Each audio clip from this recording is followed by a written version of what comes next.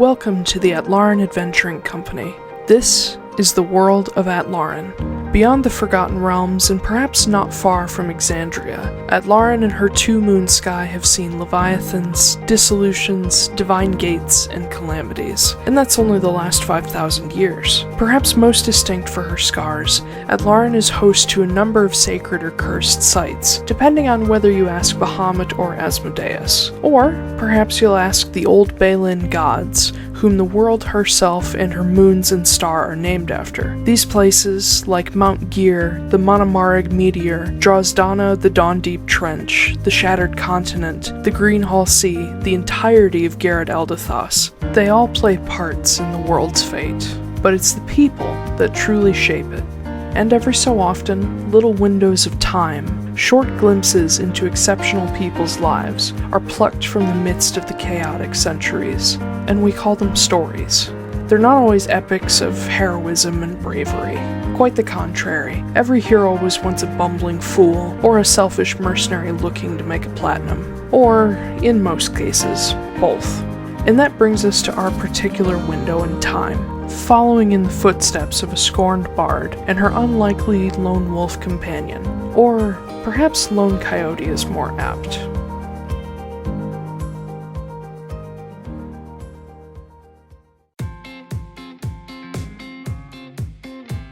MARIN VANIER, a half-elven fighter with a love of freedom and gunpowder, and a former bard relearning her musical skills. MARIN was the daughter to a frail sun-elf laundress who passed away when she was still young. Left to care for her half-sister Sylphie alone, MARIN grew up far too fast. In her desperation to keep her sister from starving, MARIN accepted help from the Alteras, and was lured into their poisonous web of abuse, theft, and murder. Forced to kill and torture often those unsuspecting and even undeserving. Eventually, MARIN dared to question her adoptive father Alistair, and was slaughtered on the spot by her brothers just before she was 18. Sylphie was left to flee alone, but 10 years later, MARIN awoke, revived by the Heidelen cult. Sickly but determined, she recovered thanks to powerful magics and the apparent interest of Cynthia Moore, mother of the new king of the Arbiters, Silas Moore III. And, by Cynthia's order, MARIN was given as a gift to Silas in the hopes that she would become his subservient partner, a suitable wife that would not question the Moore family thanks to her debt to them. MARIN, however, had the spark of rebellion in her soul by then, and wasn't about to be controlled again. When Silas proved he supported her in the freedom of those crushed by the Arbiters, MARIN reluctantly fell in love. Now with her fiancé at her back and the work to be done, MARIN is ready for the long road ahead. She'll make sure no one suffers under the boot of the Arbiters or the Heidelen cult ever again.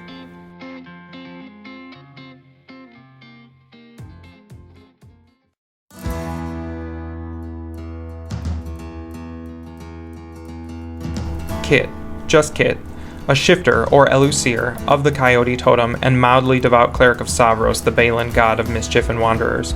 Originally hailing from Amnoblin as part of a group of natives called the Manamar and Dalmaric, Kit's people have always been harassed by the Skull, or outsiders who seek to take their ancestral lands and waters. Kit's particular tribe was attacked when he was young, rendering himself and his brother Ren orphans, and forcing their tribe to flee their home continent altogether. They found refuge in Irakel, but struggled to adjust to the change from subarctic to equatorial desert. Trusting in the sacred Mount Gear, heart of the world, to watch over them, Kit's people settled in the northern savannas. But Kit never settled. Aimlessly causing trouble to Skull and taking mercenary contracts to send money home since he was 15, Kit has become a person of interest to the Guild of Wardens, enforcers who help keep the common laws. Thanks to Dana Fioris, a former troublemaking comrade who eventually went straight and became a warden herself, Kit has quite the dossier with the wardens, and rarely struggles to find work at their guild. And now, alongside Sylphie, Kit has his own scores to settle with the Arbiters, though breaking apart an organization of kidnappers and slavers would be reason enough to destroy them.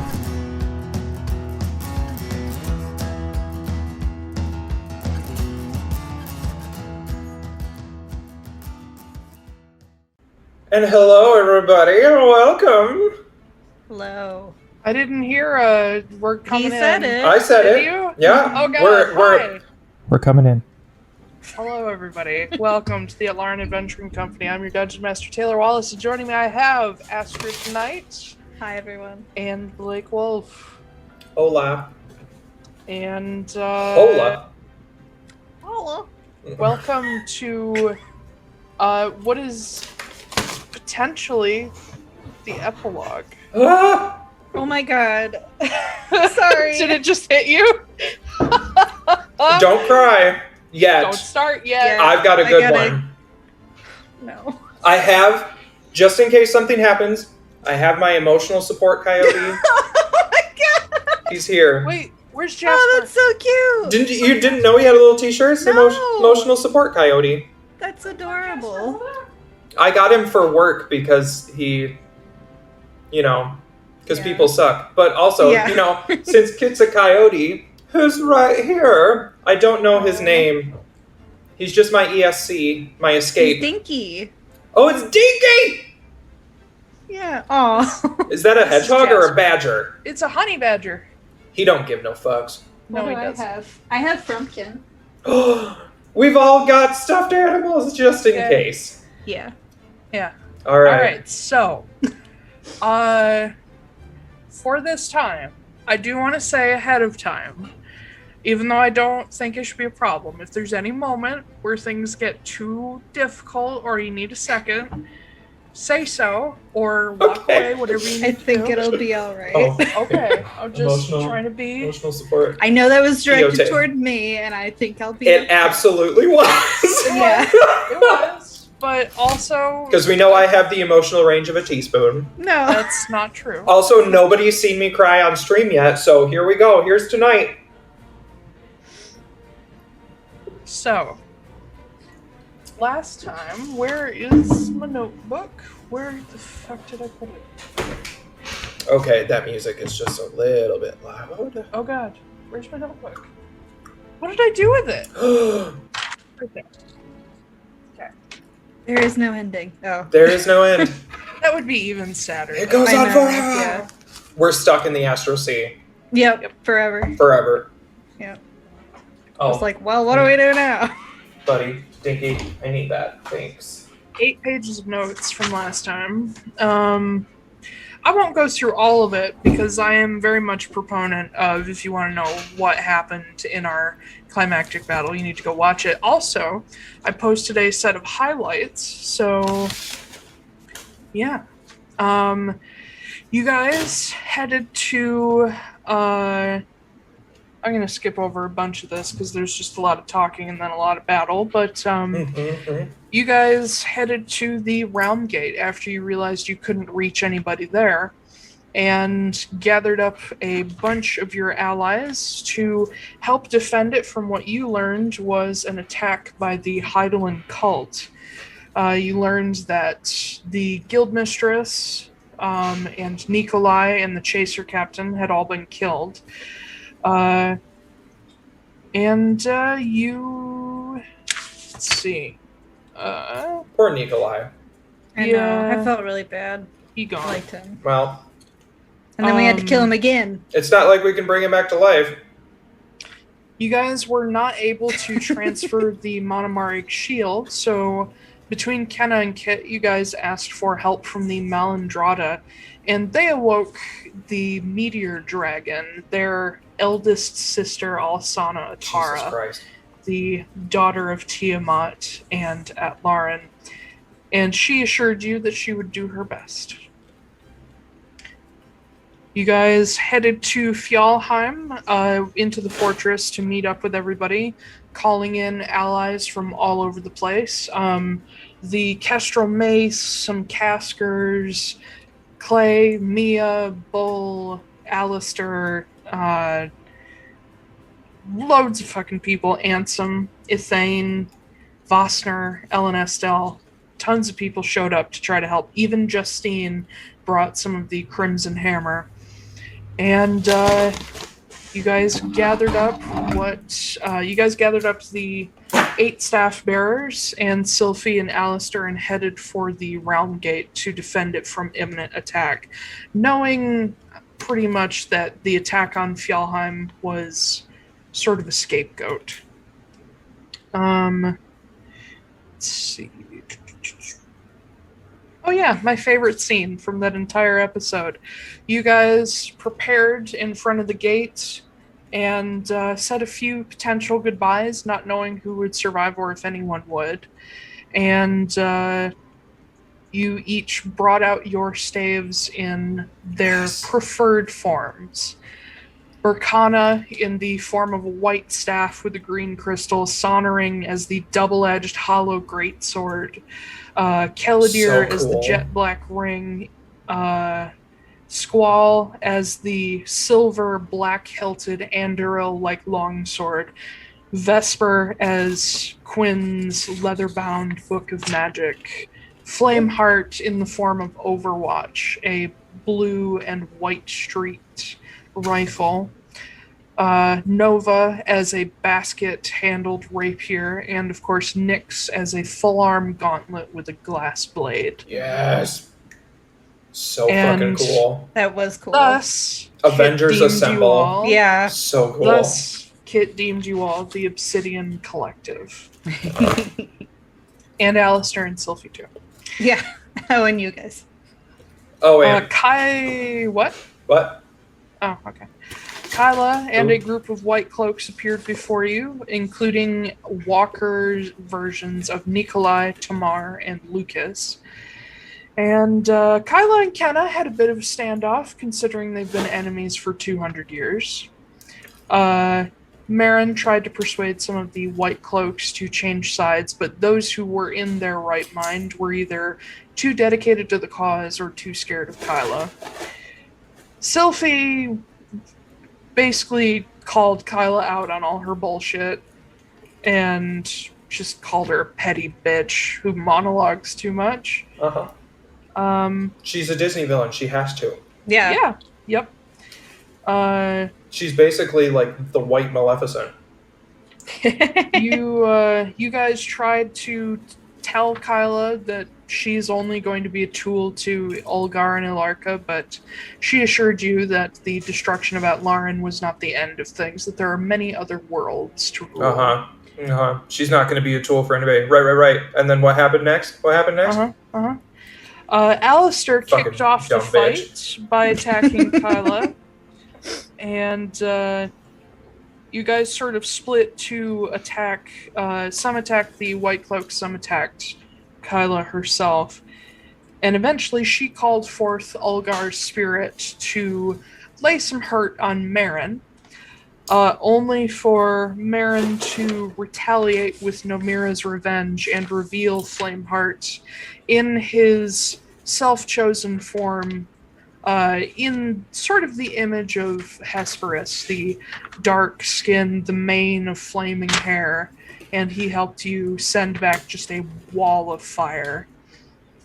The rest of the White Cloaks were defeated, and you guys focused on Kyla until eventually Ulgar got kind of sick of her shit and forced her to open the realm gate for him, at which point he killed her. And with Kenna threatening him as an ancient brass dragon and Dee as a T-Rex, he still managed to get through the realm gate, where you guys found it was very difficult to cause any harm, and so you had to chase him through. During this time, I should also mention that Kellogg had been there, but was banished by Sylphie because she's a badass. Only for her to lose her hold on him, but he did not come back. On the other side, you find Kellogg there having kidnapped Senna, which means Alsana failed in the Monomaric. And arriving in the Astral Sea, you find Kellogg facing off against Atlaran as he holds Senna and the core crystal in his hand. Let's see. Still battering on Ulgar, eventually he got a little nervous and decided to absorb the core, but did not manage to destroy Senna in doing so, which was lucky on her part. Everything, as soon as he did that, everything went dark, and you guys heard a familiar scream of triumph as Ulgar, channeling his power, made way for Ylarka, but in doing so, Ulgar unknowingly shattered himself again, leaving open a portal for Ylarka. Kellogg was still there, but not for long, as Ylarka came in and began to freeze everything, including hurting you guys, and he ripped Kellogg's tether and phylactery to Alistair away, accidentally breaking it. But thankfully, or maybe not thankfully, depending on your opinion, Alistair's backup phylactery kicked in, a success, and he survived.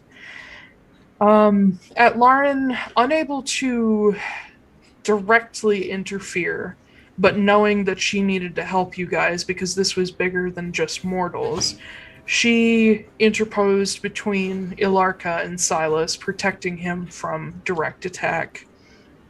And in doing so, Ylarka realized the connection between Silas and MARIN, and so decided to go after the person that the healer cared the most about. And MARIN almost got disintegrated again.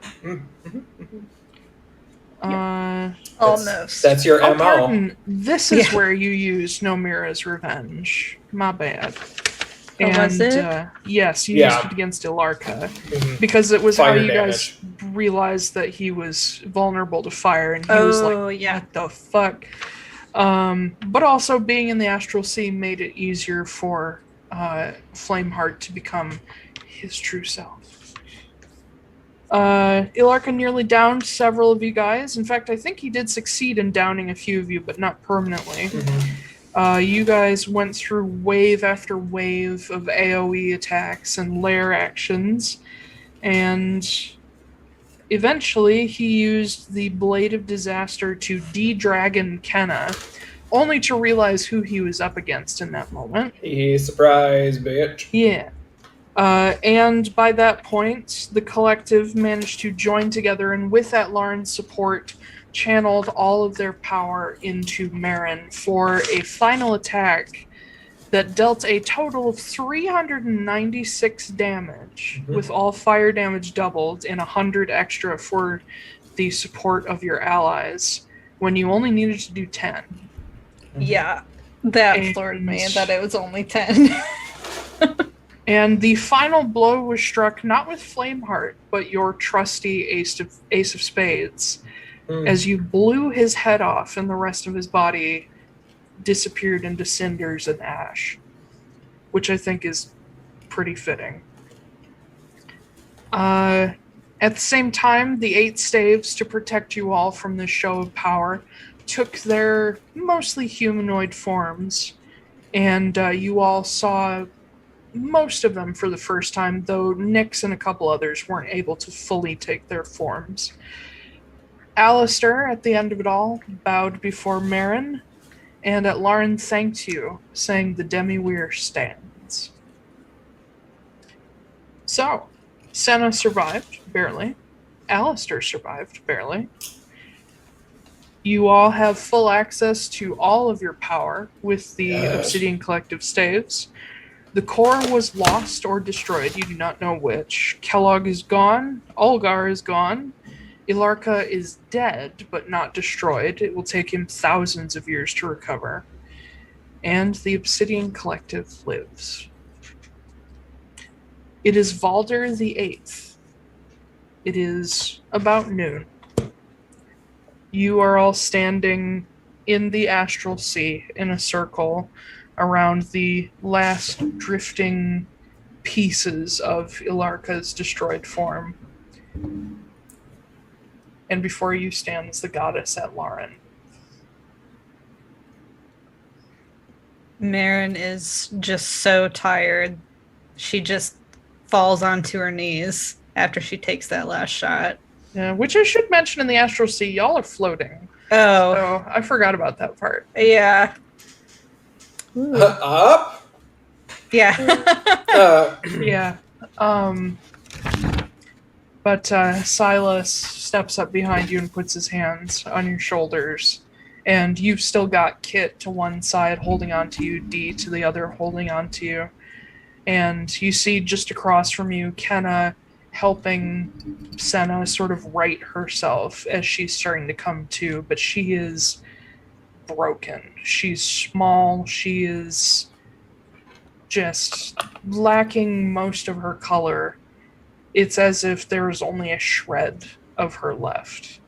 And you watch as Atlaran, this gigantic figure, steps over and leans down to her sister and gently lifts her up to her feet. And for the first time in probably about 1400 years, the two sisters embrace. And you watch as Atlaran, through this embrace, begins to channel some of her own power, even though she is slightly wounded from the fight with Ylarka, and she begins trying to gently give something back to Senna to keep her together. But now that she's beyond the demiware and not shattered for a third time, it looks like she's going to make it.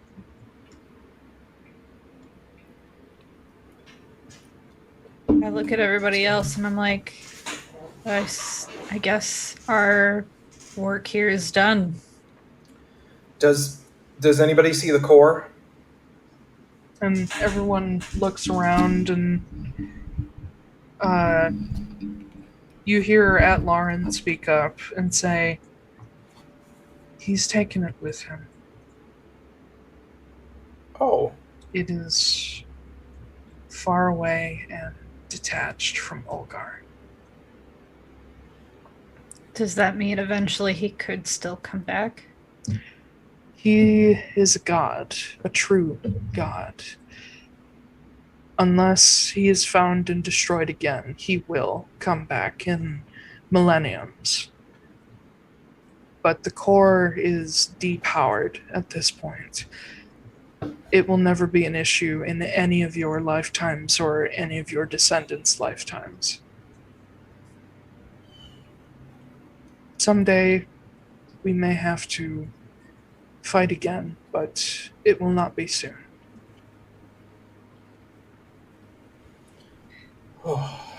Okay.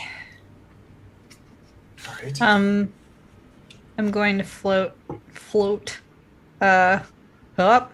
I'm gonna float over to Senna.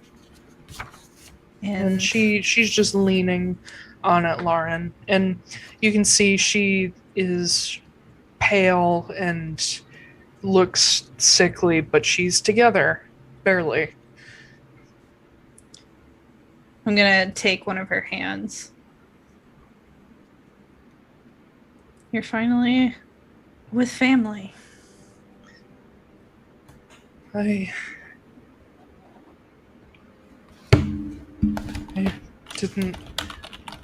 never believed it could actually happen. You did amazing things for the world. I only made up for the things I did wrong. I think you did more than that. And you changed everything for me. So I think that's worth a lot more in my book. And she glances across to where Sylphie is still kind of standing there, like, taking this in. And she's got Quinn next to her with his hand on her shoulder. She says, I guess we both come out of this with our families then. I really hope you remember him when you see him. I do remember him. And she glances across to Kenna and the fading figure of this masculine phantom that is Berkana. She says, the Voxtide gave me back a lot of what is missing. And being here, and she looks up at Lauren, I can remember more and more. Good. I'm glad. And looking back up at Atlaran again, she says, can we go see Elen? And Atlaran smiles, and you see tears gathering in her eyes, and she says, "We'll go anywhere you need to go." And Atlaran leans down and puts a hand on your shoulder, and you just feel this warmth spread over you. And even if you're not a person for gods or anything that they necessarily stand for, there is an undeniable maternal presence about her. After all, she is Mother Nature. And she presses a kiss to your forehead, says, "Thank you for Thank you. everything you've done for my family." Thank you for everything you've done for us. Speaking of that, question, not to interrupt, this is a beautiful moment. And that Lauren looks over with a smile. Yeah. Kids. Do you, what does that leaf do that you gave me? Oh, yeah. The leaf? Yeah. It's a favor. Okay. Can anybody use it? Anyone that you give permission to. I will make sure to do that. Thanks for the leaf. I think you've earned more than just one favor. Oh my god, do I get another leaf? Do I get an... Can I... Actually... I actually have a favor to ask. Yes. Do you know... Can you give me a seed that will cure Irakel?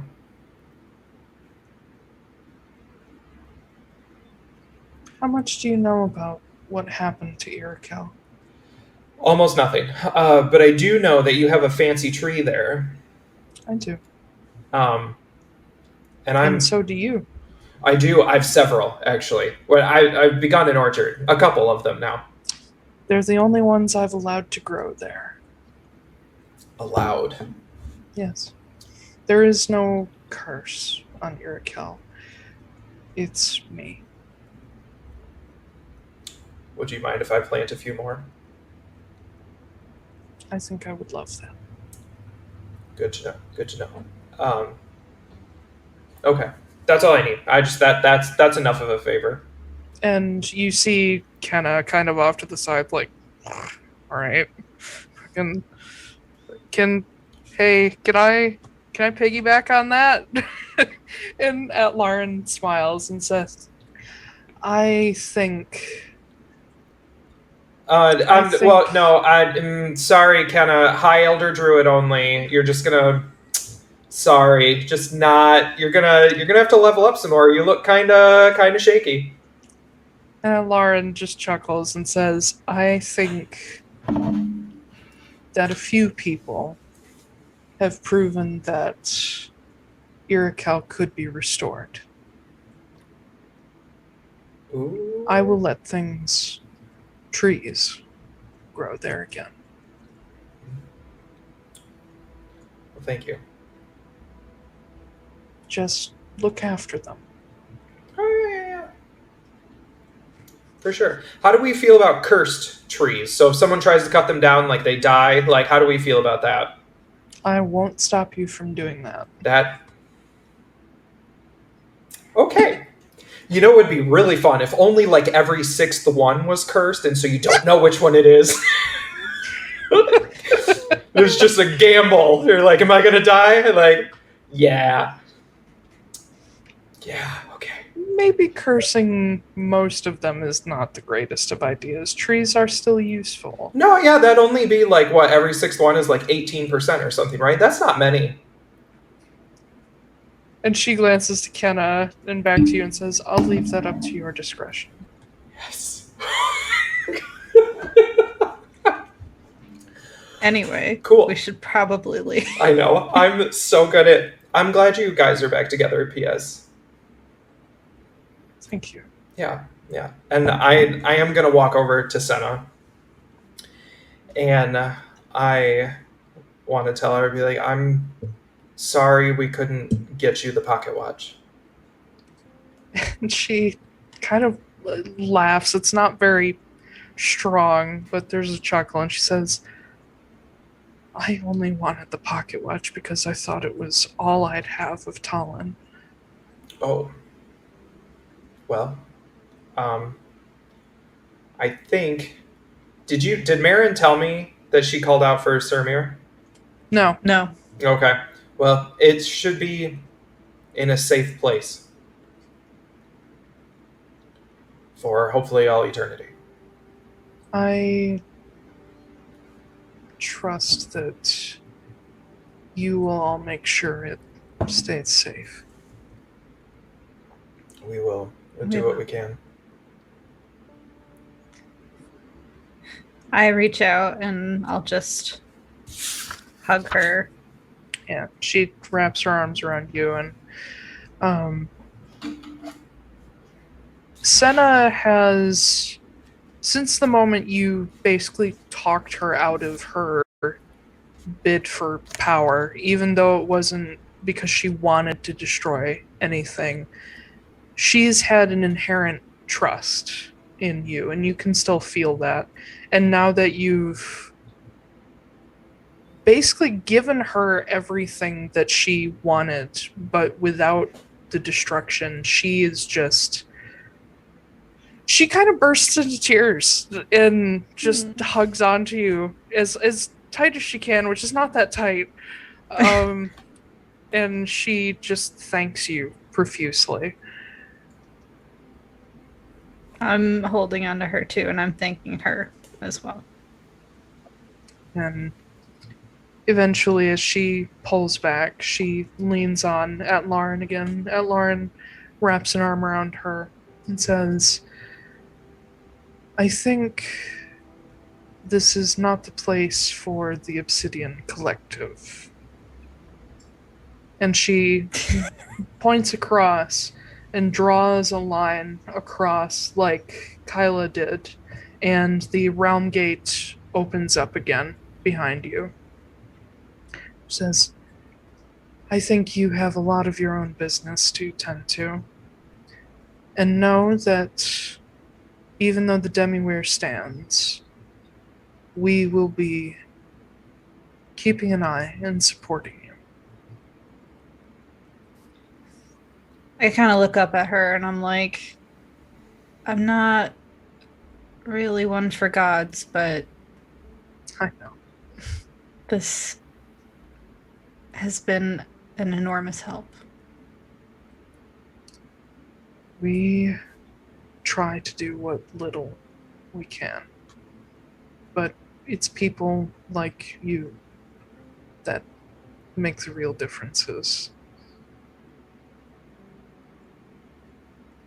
Go on. Go tell your friends you're alive and that you're successful. And she glances across to Alistair. She says, and make something better of yourself. Oh, damn. And he just sort of bows his head. Oh, you know you done fucked up when a god tells you to do better. When mom tells you. Yeah, literally Earth Mom tells you to... disappointed in you.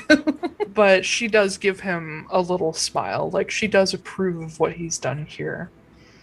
And as he goes to move toward the realm gate, she does say as well to him, you're braver than you give yourself credit for. And he stops for a moment and glances back and kind of nods and steps through the realm gate. I'll give Senna's hand one more squeeze, and then I will float my way over to the gate. Yeah, they watch you go, and Silas joins your side, and Sylphie and Quinn and Dee, Kenna, Haley, Ithane, everybody. Kit's gonna hang back to be the last one to go. Okay. And he's gonna look to Atlaran and ask her, do you know how to transfer the shield at the Monomarig, or how to put them back to sleep? I'm hoping the world isn't actually ending. The Malandrada will return to their sleep on their own. Is this why they were waking up? Yes. How about Alsana? Do we need to like knock her out or like stuff her in a barrel? Is she like a genie? Do we need a lamp? Yeah. Like, what is this? I think after the day she's had, my daughter will go back to sleep on her own. Okay. Good to know. Do you know how to transfer the shield at all? That is something that mortals learned, not me. Ah, well, that's okay. Well, And she motions toward the gate and says, "I think between you and Kenna, you'll be able to figure it out." we'll do what we can. Do you? This may seem silly, but do you have? You've both done so much for us. Do you have any requests for what you'd like to see in the world? I would like to see a similar thing to what your people and the Dulmaric have always wanted to see. A respect for life and the earth. But that's difficult. But your goals with Irakel may just help that along. And I did want to offer that leaf. Mm-hmm. It may be powerful enough for you to use to transfer the shield. Oh, good I to think know. I could lend you my power in that. Good to know. I will retrieve it. Because I did know what it was, and I just like gave it away. It's a thing. I know. Yeah. Well, of course you know. You're everybody. Yeah. I'm not omnipotent, but I know where my favors go. Oh, okay. Well, good to know. Okay. I've got some other ideas on how to make the world a better place. I figure I've been pretending to be a high druid for long enough. I might as well start doing something, right? That would be very admirable. Not too admirable, hopefully. There's still going to be of some course cursed not. trees. That's going to happen. All right, anyway, I'm taking up enough of your time. You've got like thousands of years to hang out and catch up. So like, okay, I'll leave. I'll go. Be well, kid. Bye, Senna. Bye. Glad you're alive. Mission accomplished. Bye. And you drift away. Okay. Oh, the journey through the realm gates is fairly quick, and partway through you begin actually walking through again on solid ground as people on the other side of the gate who are waiting for you will see your forms start to materialize the more gates you come through. Oh, and we look so fucking cool. Like slow motion. You all look like you just went through a blizzard. Yeah. We're also like all beaten up and shit. Yeah. Not me. I'm just like moving my hair around like I think Herbal Kenna is the Essences least commercial. wounded of all of you. Yeah. I accidentally hit long rest on my thing, but I think I was at like just under 100. Yeah. As you step through the last ring, that takes care you of the all shield. see that Lauren Moore is there, along with who else would be there? Let me grab my thing.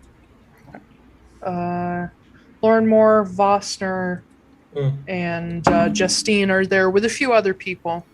Some of the Crimson Hammer, some of the Kestrel Mace, so on and so forth. A few Guild of the Gate members. And as you guys step through, Justine comes rushing up and grabs Silas, and he's like, "Oh, okay." She squeezes him. And as she lets go, she looks at all of you and says, "What happened?" Long story. We killed a god. It's fine. What? We'll explain later. Are you okay? Is everybody else okay? What happened?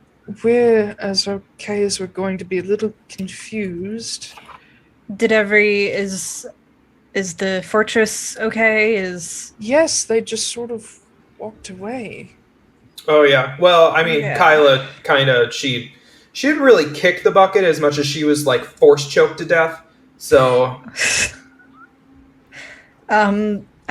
It's pretty safe to say that the Heidelen cult is not destroyed, but it's not going to be what it was. it is broken beyond repair. Ulgar So- Heidelen isn't going to be coming back. Nope. And she turns and looks at some of the other people gathered there, and Lauren comes up and hugs Silas too, and Vosner steps up, who looks, after hearing that Ulgar is not coming back, he looks tired and relieved, like literally 50 years of tension just melted away. He's gonna be And, so He sore can tomorrow. Finally die in peace. He's just gonna like die tomorrow. I mean, he's like, 86. I'm shocked he's made it this long. Yeah. Do you keep having to roll for like? You're like, if he rolls under a 15, he's gonna he gets a die. heart attack. Yeah. Well, he's a level 20 paladin, so he's hard to kill. Oh. But Damn. he steps up and looks at all of you. You can see he has some new like dings and scratches in his armor, because even at his age, Vosner does not shy away from battle.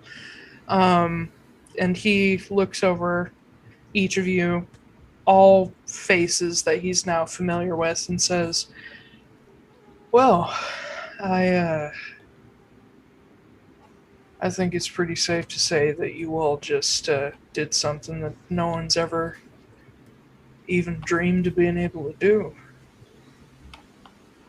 And Pretty cool. something that Ellie and our friends and I have been scared of for most of our lives. We're grateful. I mean, it had to be done. Yeah, I don't I guess. think we're quite at peace yet, but No, we a lot of work still to do. the imminent danger is gone. And I turn to Kenna, like, and the Malandrada are about to go back to sleep. Fine. Jesus. I love them, I really do. Well, but she also. Bunch- They're a little creepy, yeah. they're not creepy once you get used to them, but they're just everywhere. Well, there'll be significantly less of them now. And by less, I mean 0, eventually. I'm gonna kind of miss them. Yeah, who are you going to have to talk to down there while you're, like, trapped under the meteor forever? I'm not going to be. That's the answer. Oh, well, I got shit to do. same, though. But, I look at Vosner. Like, we've pretty much taken out all the White Cloaks, and Kyla is gone. So we're probably going to need a little bit of help cleaning them up, and because they're gonna break up and become little bandit groups, I guess now. Probably. There are still plenty of White Cloaks out there, just maybe not the senior ones anymore. And then So I also need your help finding a place for the Obsidian Collective. what? We started a club, I guess. of the wielders of the staves. We're gonna need help to keep everybody in check, I guess, or keep the world in check, or like stop it from ending again. Stuff like that. Are all of our avatars, like all of the staves avatars, still out? Like, can they be seen by everybody? No, they faded as you went through the realm gate. Okay.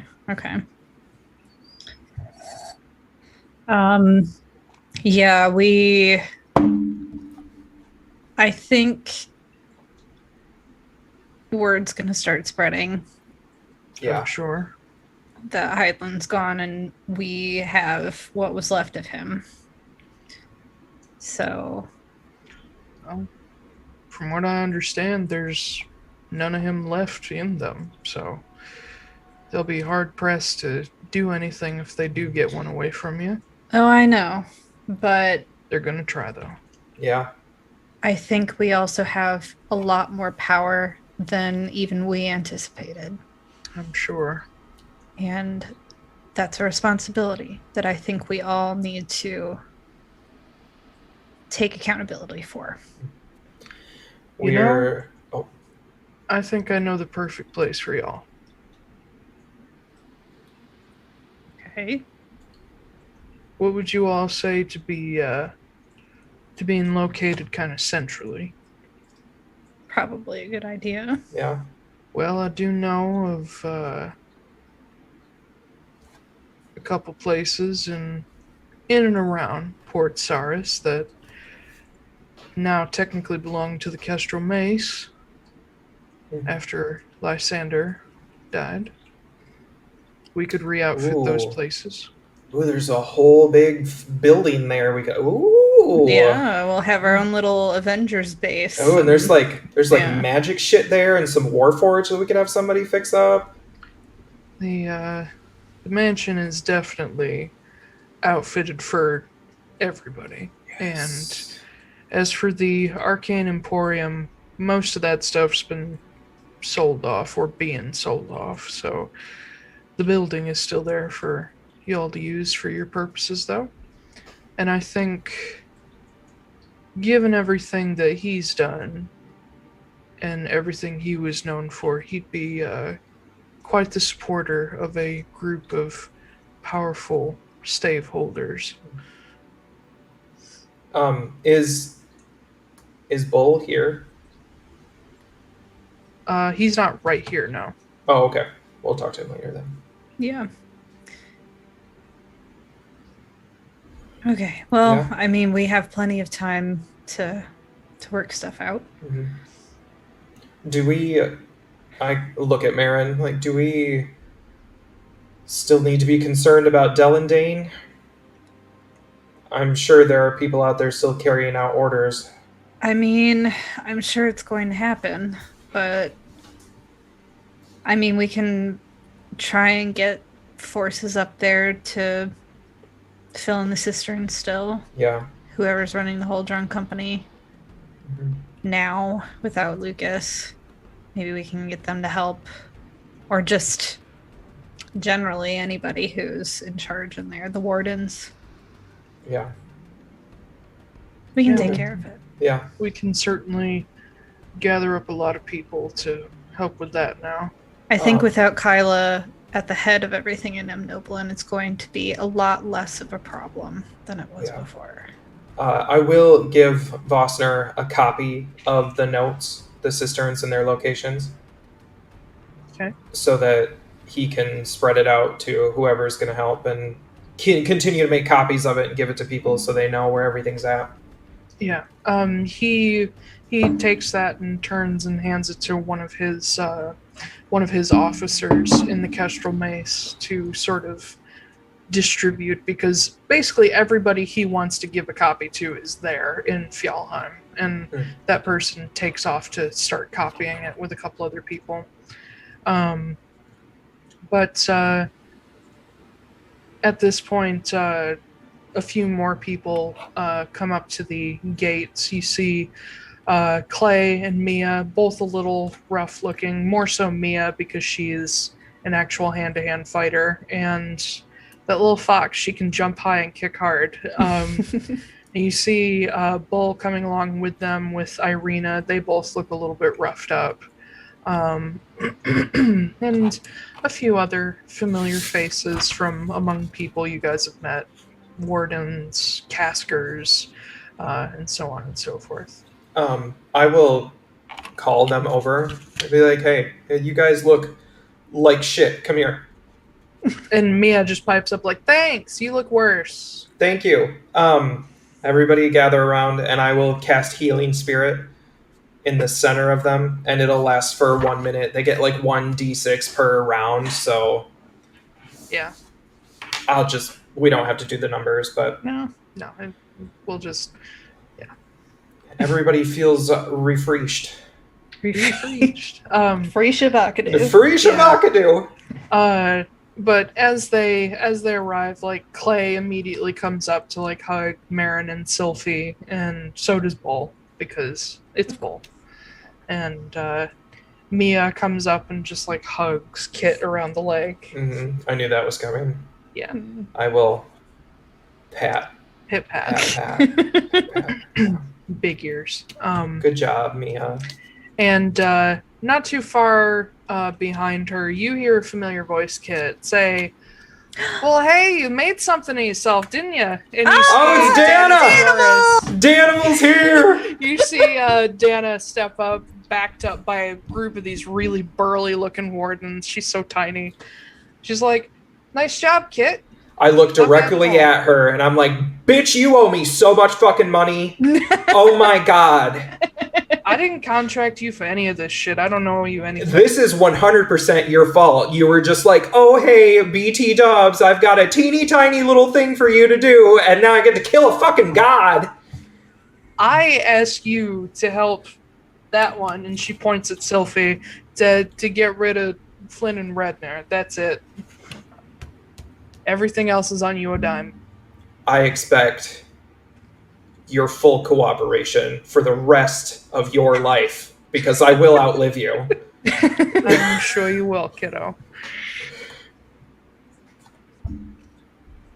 Listen, I showed up here because I heard you needed help, so Well, I consider this at least like, partial payback. I am not required to be here. You're like a hair late, but, you know, yeah. Fuck you, I wasn't a hair late. I helped hold the gate back there. Yeah. Also, can we... So we've done a little backtracking as we've all been talking amongst each other. The next time you find a weird box full of shit that you can't open, don't give it to someone. Oh, yeah, that was probably a mistake, huh?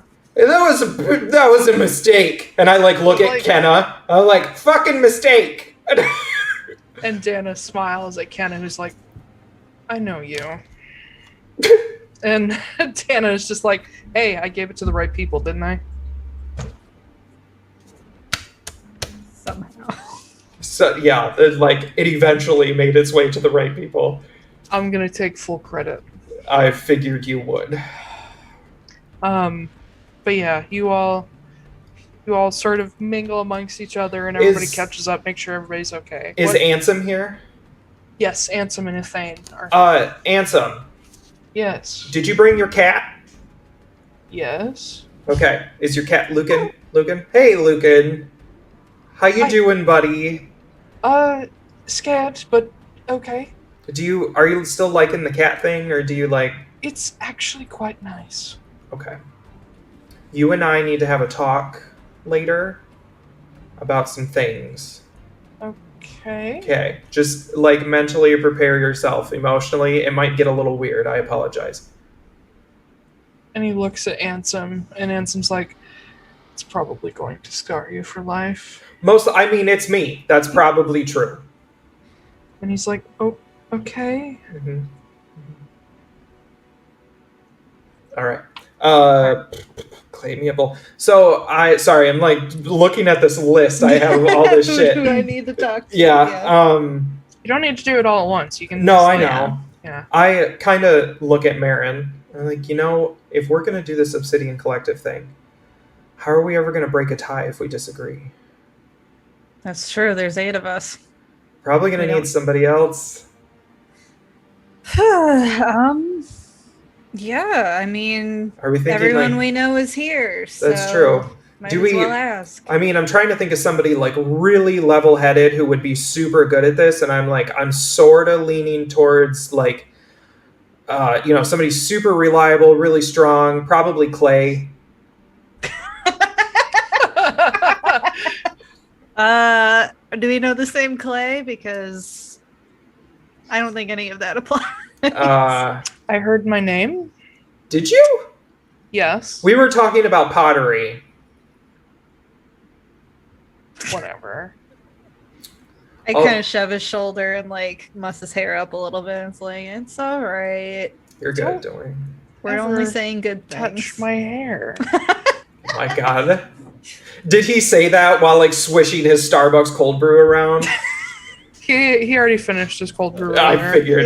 He needed both his hands for fighting. Clay's epilogue, right? So Clay created the sending scrolls. Clay is going to create the first cold brew maker. Yeah, there we go. That's his epilogue. And his side job of being an interior decorator, apparently. As the industrial age comes on, he starts a franchise of coffee shops called Claybucks. That is so offensive. I fucking love it. Just because of that, he won't be doing any of that. Oh, boo. Yeah. Okay. So who do we... I mean, all of that sounds like a big puppy dog. And I look over at Bull. Oh, He's God. currently just like talking to Selfie and like making sure she's okay. Are you sure he's not going to want to like just live at home forever? I mean, I'm not sure. I guess he but could. We could ask. Yeah, I mean, we're not going to live in Port Saris. That's true. He could always vote by mail. We could have Clay make more of these like Sunday things. I mean, there's also ways that we can get places. That's true. Or we can all get cool mirrors like Vossner has and like we could FaceTime each other. Just FaceTime each other Yeah. all the time. Okay. I mean, that's not a terrible we can always idea. ask. Yeah. He could say no. That's true. Will he though? I don't know. He's his own person. He doesn't get pressured into things by us all the time or anything. Not at all. Hey, Bull. Yeah. Hey, so completely no... Come here. Okay. Okay. Yeah. Completely no pressure. It's not like this is life-threatening or could destroy the world or anything like that.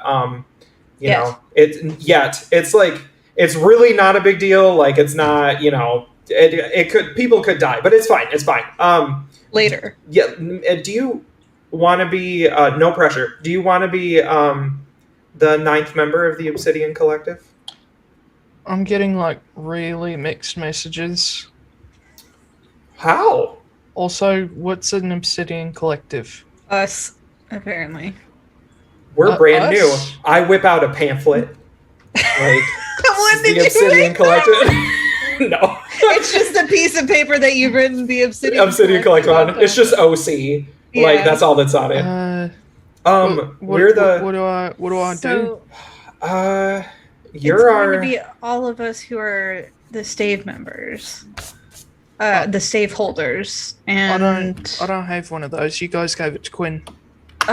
well, it might be nice to have somebody who isn't.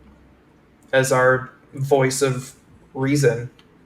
Which, to be honest, you've been our voice of reason this whole time. It's true. All of us have a ridiculous amount of power now, so it would be probably good to have someone who isn't part of that be able to keep us in check. I'm not really that smart though. You're... Well, maybe you don't know how to read very well, but... I'm okay at it.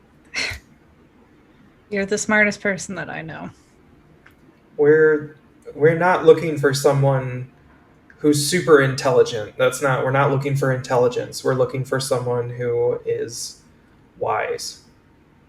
And you've been a voice of reason our entire journey. We've all kind of, at different points, started losing our minds, and you were there to make sure we didn't. So some more than others. Okay, we don't have to get into that.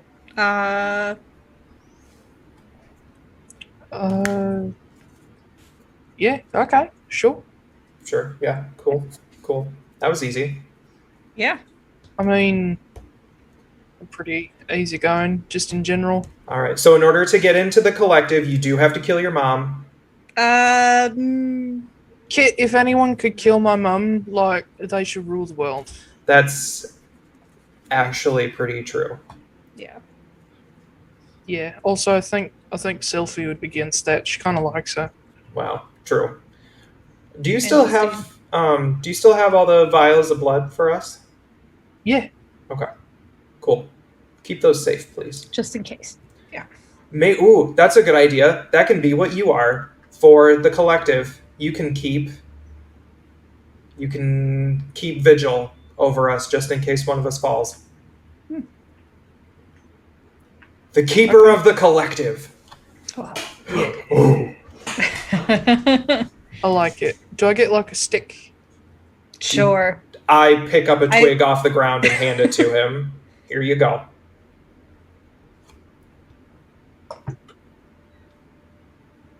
Yeah. Yeah. Do you want like a magic stick? I don't care. I don't know how to use magic. Well, do you want like a magic stick that you don't need to know how to use magic for? Sure. I hand him the wand of paralysis. What does this do? It will paralyze somebody for 1 minute. It has 6 charges left. When it's done, it's out. There you go. If one of us goes mad with power, you can just There you go. paralyze us. Or, if somebody comes for whatever, that's a good backup plan. Yeah, he like puts it in his vest. It also means that you can paralyze them and then you can punch them to death for, whole minute. Okay. Yeah. And at this point, Quinn walks up next to him and sort of claps him on the shoulder, says, "Don't worry, buddy, I'll make you a special stick." I hate you, Quinn. You're just I'm an enchanter. You're just so fucking good. It's just He's like this. He's basically one of my sons. Like, this is just how it is. Basically, is anybody on this planet not one of your children? Yes. I like how he had to think about it. Yeah, I had to think about it. That was a clay moment for sure. Like, somebody's like, have you ever met a ghost that didn't need punching and he spends 10 minutes thinking about it? Yes. Well, yeah. I think that'll be good. You can teach him how to make something, or make him a stick. Make him a fancy people killing hammer that's on a stick or something, like a rock on the end of a stick, or like a scorpion on the end of a stick. I've actually got a pretty good idea. I kind of like the scorpion idea. I'm not gonna lie. I kind of like that too. Like a little bit of glue. Just put a scorpion on there. What about a cobra? What if you like a stick, but you wrap the cobra around the stick, and it's just like the fangs at the top, and it's just like that all seems like animal rights violation. Yes, but let's be real. All animal rights groups just spend 97% of your donations on their own shit, so it doesn't matter. It's true. Anyway. They ain't saving any cobras. They're turning them into snake sticks. Anyway. Yeah. I like that idea. I like that. See what we can do. Mm-hmm. Sorry, I'm looking at everything I have. I'm gonna walk off. Do I see... we can do that later. I'm gonna go check in with Silas. He is there. He's just sort of off to the side a bit. Justine's been talking to him a little bit, but he's been mostly quiet. Okay. I'm gonna go over and I'm just going to go to hug him, but then just kind of collapse on him a little bit because I realize he catches you and he's like, "What? I'm not that strong. I forgot that I'm exhausted. Yeah, sorry." Yeah, me too. Oh, we killed God. We've killed God. Oops. You were incredible back there. Sure. No, you were. Most of that was panic. I mean, if it weren't for you, we'd be dead. I suppose. I appreciate it, but it really was mostly panic. I'm going to take him, like, 2 hands on the side of the face. Yeah. Have him look me in the eye, and I'm like, you did incredible. Okay. I'm really proud of you. Thank you for the compliment.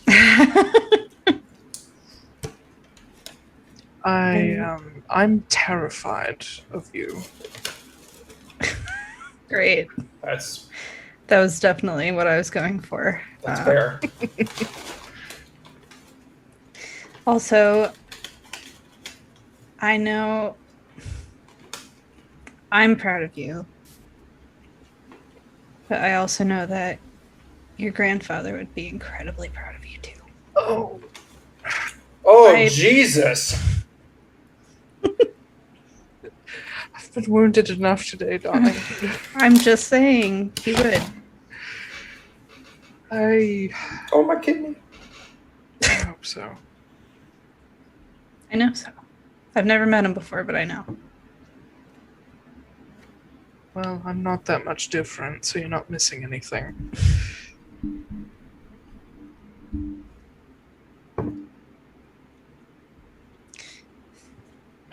And eventually, once we kind of settle down, I think I'd like to talk to Keladir. Just talk.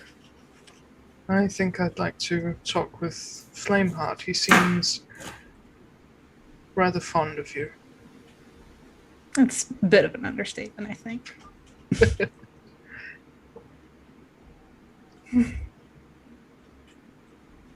I'll just kind of nestle into him a little bit. Yeah, and he sort of drapes his arms around you and just sort of leans just a little bit because you're stronger than he is, and he's just like, I'm so tired. Me too. Oh, and then I pull away from him. I'm like, What? fuck. What? Where's Alistair? He looks around. A couple other people look around, having heard this, and you don't see him. God damn it. Well, we'll deal with that later, I guess. Oh, Sylphie. I look around for her. She is currently... Who'd she be talking to?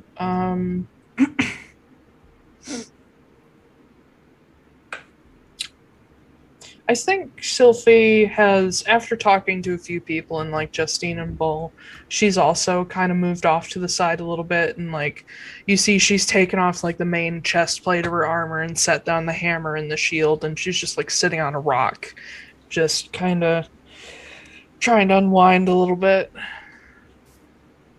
I'll go over and I'll crouch down in front of her like, you're not hurt, are you? Are you okay? I mean, I'm pretty fucked up, but I'm not any worse than anybody else. Yeah. Thanks for saving my husband back there. Sure, totally. Did I save him? Yeah, she's the one who brought him up after he went down. Oh yeah. Yeah, she used the lay on hands. Yeah, Mhm. it's like pretty nifty trick, huh? It is. Yeah. Whale Mom taught me that one. So I guess I kind of owe her like a talk or something. I think a talk would be a reasonable thing to give her. Yeah. Well, I'll get to it. But you are fucking terrifying. Oh my god. Am I just gonna We're like gonna, in the cool way. Gonna have to rename Great. Flameheart to Deathbringer. get But heart? she leans forward, kind of resting one arm on her knee and putting a hand on your shoulder, and says, I mean, I know we did it, but did you see what you did? No, I blacked out. It was really because of all of you. I wouldn't have been able to do that without all of you. It was still cool. Like I have never and probably never will again see just a couple of guns just firing just straight death at a god. That was pretty metal. Yeah. It was pretty cool, wasn't it? I guess I've never really thought of that as cool, but okay. It was cool. It was kind of cool. I don't know. Everybody did something pretty fucking crazy. I mean, Kit rode a dragon. Kenna was a dragon. D was a T-Rex. Mm-hmm. Silas and D together, like, single-handedly kept us all standing. Mm-hmm. Mm-hmm.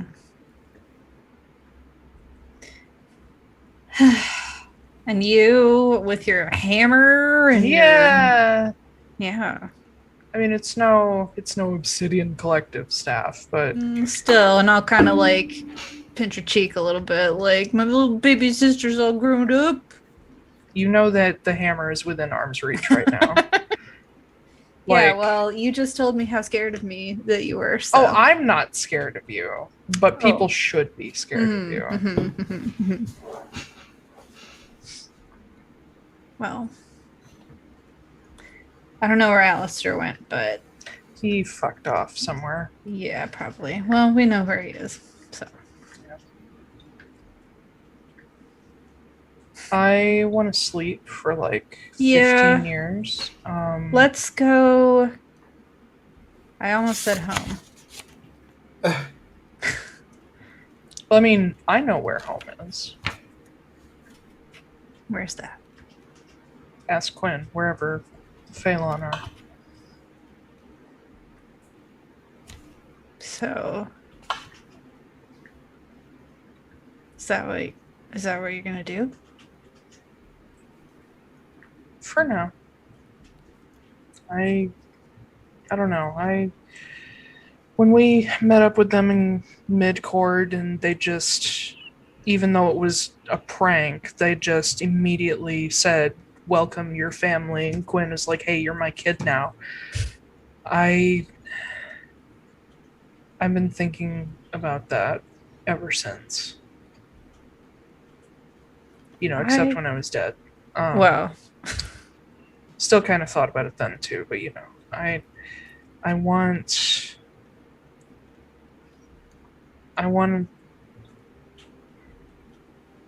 that's a lot of what I wanted when I was, you know, younger, and the only fun things we did were play music. And I mean, they're a whole like circus caravan. All they do is entertain people and travel, and that's kind of all I wanted to do, you know, before the fires of vengeance entered my heart. But that sounds like a good place to start. And then once I'm bored of that, I'm going to go to Seeger Rayfair, and I'm going to wait for Ziegler to get there, and then I'm going to kick his ass, and then I'm going to make him take me on a date. I like that plan. I look over at Ansem, and I'm like, I've made plans, actually, which is weird, because I don't make a lot of plans far in advance. Not any good ones. You're not there, shut up. I have a passive perception of 22 now. So you can just hear every conversation happen. I'm just like whispering under my breath and like I think Silas and I are gonna live in Constantis for a while. Okay. But I don't want to leave you. We have time now. We do, and we have plenty of it. And that means that we can spend all the time we want to together, and also all the time we want doing things that we want to do. And no one can stop us anymore, because if they try to stop you, they're just going to fucking be destroyed. And if they try to stop me, they're going to be about 5 inches shorter. So I'm not going to say I'm not scared of anything anymore, but I'm certainly not scared of anything that regular life can throw at me anymore. You can go be, Miss Guns A-Blazin', and I can go be, that sexy bard. And we can get together whenever we want. And what if we start off... I don't really think I gave this whole vacation thing a shot. No, you didn't. Why don't we spend some time with you and with the Phelan, too? Cool, you can get to know my dad better. Yeah, I mean, I love Quinn, but I haven't talked to him all that much, I guess. He's really sweet, isn't he? He is. Yeah, I mean, he basically in no uncertain terms has adopted you too. I mean, yeah. He seems to do that with just about everyone. Yeah, but he doesn't do it flippantly. No. Just because he has a lot of kids doesn't mean he doesn't love any of them less. And I think that's exactly what I need. I agree. We'll finally get to know what a big, loving family feels like, I guess. It's going to be weird to learn how to live in that kind of situation, but I should have told you how our wedding went. Holy shit. Yeah, I still haven't heard about how that went. There was some kind of tiefling guy? Yeah, apparently he knew told Mom. Me anything. What? Apparently he knew Mom, and then he heard that we were getting married, so he was like, "Oh, let me give you a big wedding or whatever." Did he talk like that? Yeah, just like that. Just like that. Can we meet this dude? Sure. I don't know where he is, but okay. Just say that you're getting married, and he'll probably show up. You and Ziegler later down the line. No, absolutely not. He has not earned it, and I doubt he ever will. Okay.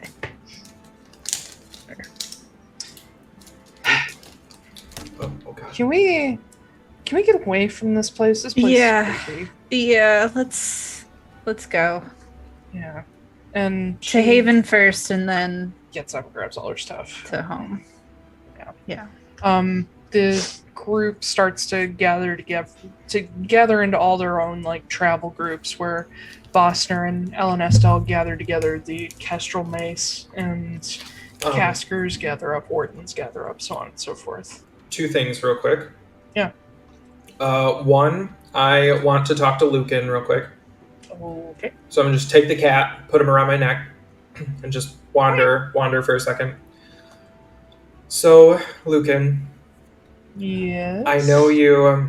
I'm sorry if this is going to be a little hard, but I know you had talked about your younger sister, Elaine. Older sister. And that you never believed that she would be part of this. And I have some good but also it's bittersweet news. The good news is that she was never part of it of her own free will. But they did resurrect her and use her. But if you want me to, I can bring her back to you.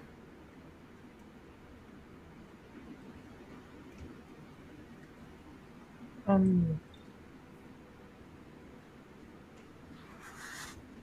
you haven't seen Nadvia or Sarek? I don't know about the other two.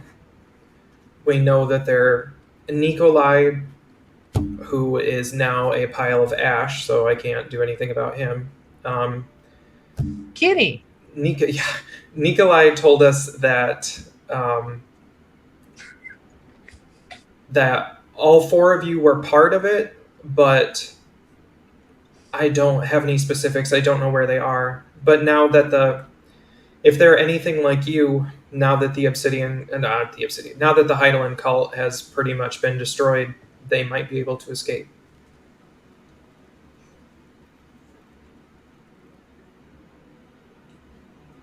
I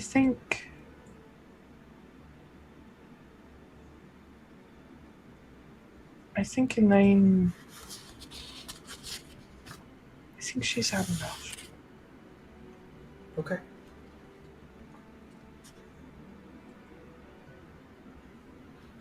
Yeah.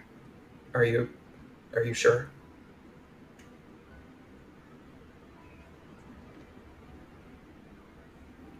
Okay. I will take him over with me. You know what? Where are you staying in Constanos? Yes. With Ansem? This is going to sound really bad. I have a piece of her. And we can lay her to rest there when we come to visit you.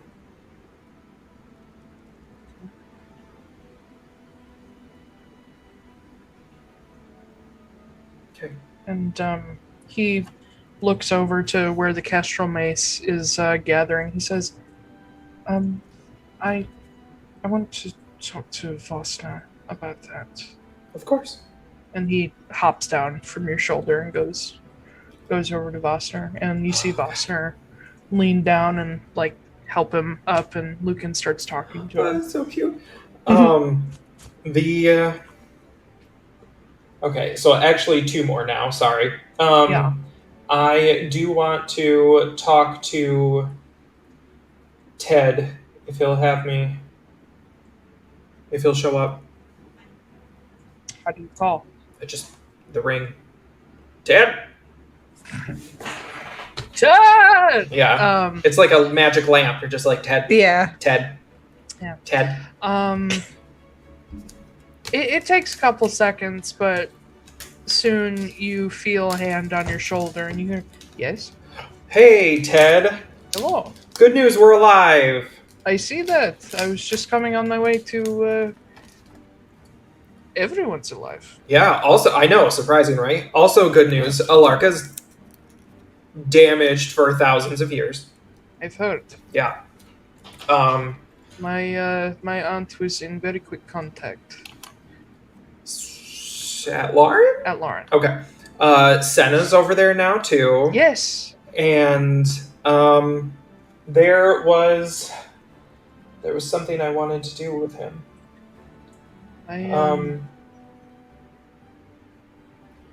Do you want me to keep this ring? Do you not want it anymore? No, I do.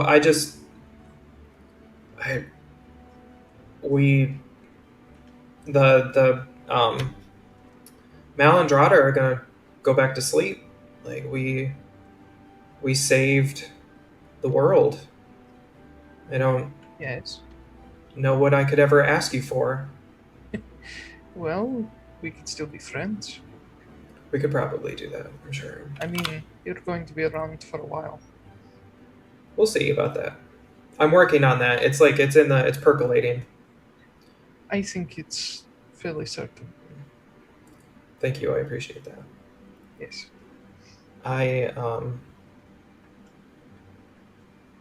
Yeah. Well, thank you for all your help on this. Thank you. I don't think we could have done this without your help along the way. Well, You were the only reason we got the Ordenhide in the first place.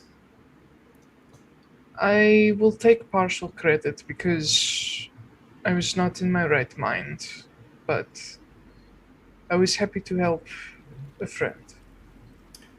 It's really weird that this whole adventure started with a murderous goose. Yes. Did I ever tell you why I killed that person? No, I've heard the story from Sylphie. I didn't see the person, but I've heard the story, and I'm very curious. Why did you kill them? So, that person was a knight of the Order of Ivormane, and they were on their way to cut down Atlaran's tree. Bitch. So, I stabbed him through the face. Wow. Yes. I mean, good for you. Thank you. That is good on you. I didn't know why I did it. I knew it was because of the tree, but I did not know why I cared. Now I know why I cared, but at the time I did not know why. I do have a favor to ask you. Yes. I want it to be kind of a surprise. Do you remember who Sylphie was with? There was a tabaxi she was with. Yes, little black cat. A little black cat. Jax, yes. Yeah. Do you know where he is? Yes. Can you bring me one of his bones? I know it's a weird... Just any bone will do, preferably a small one. You should also do either. He might also be buried with someone else. So, if you want to bring me a bone of each... I might be able to do that. Third favor. So sorry. This is why I called you originally, and I completely forgot. I apologize. Can you bring Ren to Haven? Yes. Thank you. We're going to go to Haven now, and we'll meet you there. Well, I can move Ren, but give me a little while for Jax. That's fine. I have some things I need to take care of, and I have family to get back together with now that they're no longer in hiding. Take your time. There's no rush. I have a favor to repay. Right. Ren will see you there. Yeah, we'll see you. And they give you a big hug. I hug him back. And I pull a stray goose feather out of his coat and toss it and still molting all over the place. I think that will be happening for a while. All right. And they look over toward Sylphie and MARIN, who at this moment are still talking, and they smile and they say, "I will come back to visit when things have calmed down." And they disappear. The last person I want to talk to is Vossner. Okay. Just quick question, Vossner. Is there a temple or someone you trust to Tiamat? Yeah, in Ralden. Oh, that's right. Are you going to Ralden anytime soon?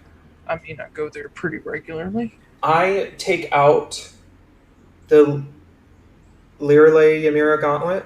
Ymira Gauntlet, yeah. Ymira Gauntlet, yeah. And I wrap it up in something this is a relic of Tiamat. It is one of a set, and it is very cursed. And I would like it put away forever. Okay, well, you came to the right place. And he reaches out and takes it, and you see him turn to Ellen Estelle, and he's like, "Ellie, can you put this somewhere safe?" And she reaches out, touches it, and sort of turns her wrist, and it disappears. She's so fucking cool. Wrist pocket. Yeah. I hate how cool she is and also like ridiculous at the same time. Yeah.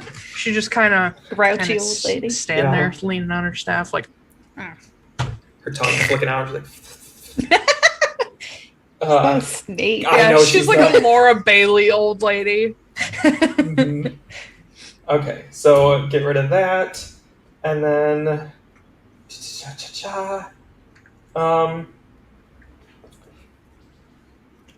sorry, last thing.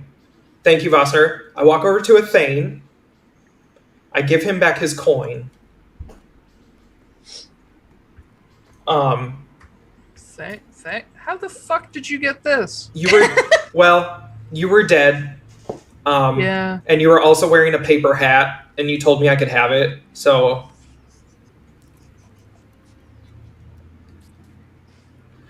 thank you for letting me borrow it. I'm glad I didn't have to use it, but thank you. Yeah, it's a one-charge deal, you asshole. Oh, I know exactly what it is. Yeah, What? If it would have saved your life, you would have been proud I used it. Yeah. Okay.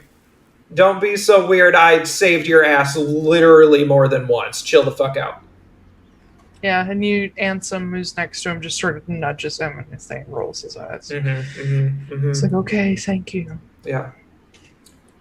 You're Gonna welcome. be seeing a lot more of you for the rest of my life, I guess.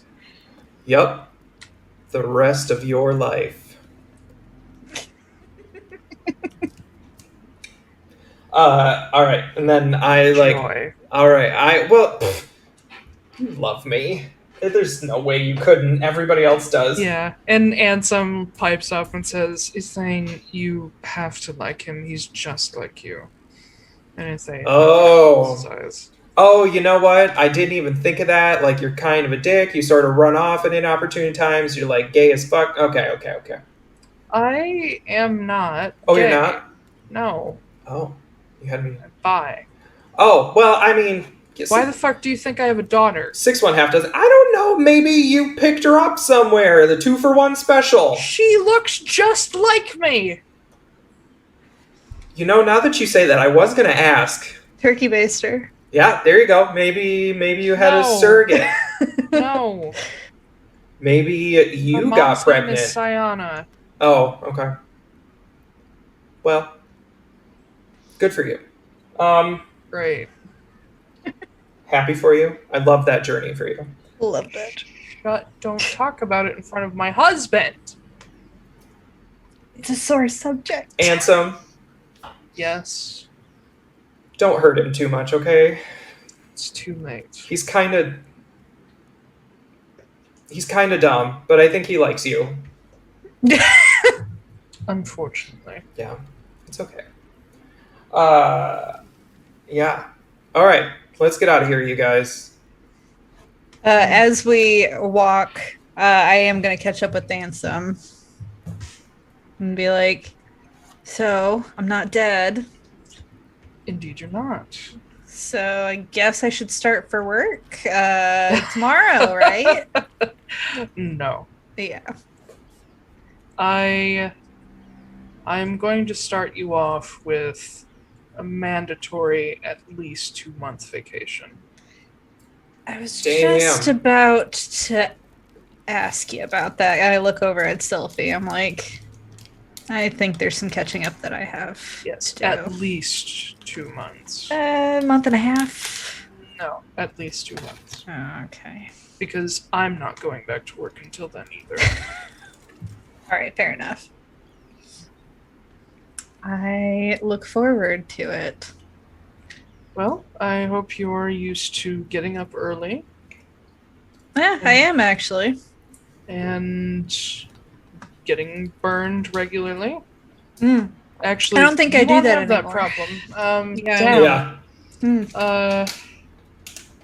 Yeah. No, you'll be the perfect fit. Sounds like the perfect job for me. Well, considering how often Jessa comes around and blows things up, I'll have you deal with her in the future. There we go. All right. Well, I stick out my hand for a handshake. He reaches see out, you. shakes your hand as well. See you then, partner. It's boss for now. We'll see what happens in the future. We'll see. And I'll run off ahead of him. You guys head out, and with the help of a number of more powerful casters, everybody is able to get to where they need to go. The entire Obsidian Collective and any applicable partners head to Haven to make sure things are good there, whereas the Wardens, the Casters, the Kestrel Mace, and some of your other friends all head off to their respective homes. I do snatch the Jade Circlet back from Kenna. Yes. This is mine. I never said I wanted it. MARIN yells over, he got it from his girlfriend. Oh, really? Yeah. We have another person to kill. Anyway, yeah, the Obsidian Collective heads up north with a few people in tow, including Sylphie and Ansem. But Clay, Bull is going to come with you guys because it's Bull. But Clay and Mia head back to Calicar with Irina to make sure she makes it home. And they will catch up with the Phelan caravan later because they want to join in too. And a bunch of people go their separate ways for now with plans to catch up later after everybody's rested and no longer dying. So you guys head to Haven. With Kit being the Elder Druid at the moment, and of course Kenna's abilities, you are able to teleport directly under the Monomarig. Yes. So much power. Gives me a feeling of power! And as you get there, at least this area seems relatively undisturbed. The faux hide is still sticking out of the tree, but the tree has begun to magically regrow its needles without overgrowing. You do not see any Malandrata down here at the moment, but everything is still just sort of peaceful. Though you do notice along the edge of the pool in there that the waterfall flows into, there are signs of a scuffle. Like some people came through here and there was some fighting. And you do see a few dead people in white and gray cloaks. Oh, well. That are currently being removed by a number of people from Haven. And as you step in, Kenna looks around, sees these dead bodies, and is like, "Oh, that doesn't look good." Everything's still standing. Well, as far as we can see down here. Annika? And she sort of yells and her voice echoes. Alsana! Alsana! And you eventually hear a voice answer back from toward the waterfall. You can just hear it over the roar of the water. And the curtain of water splits open, and you see Annika Macambaro step through. She says, "You're alive. Oh my god. We got kind of overwhelmed. It's okay. We took care of it. It's fine."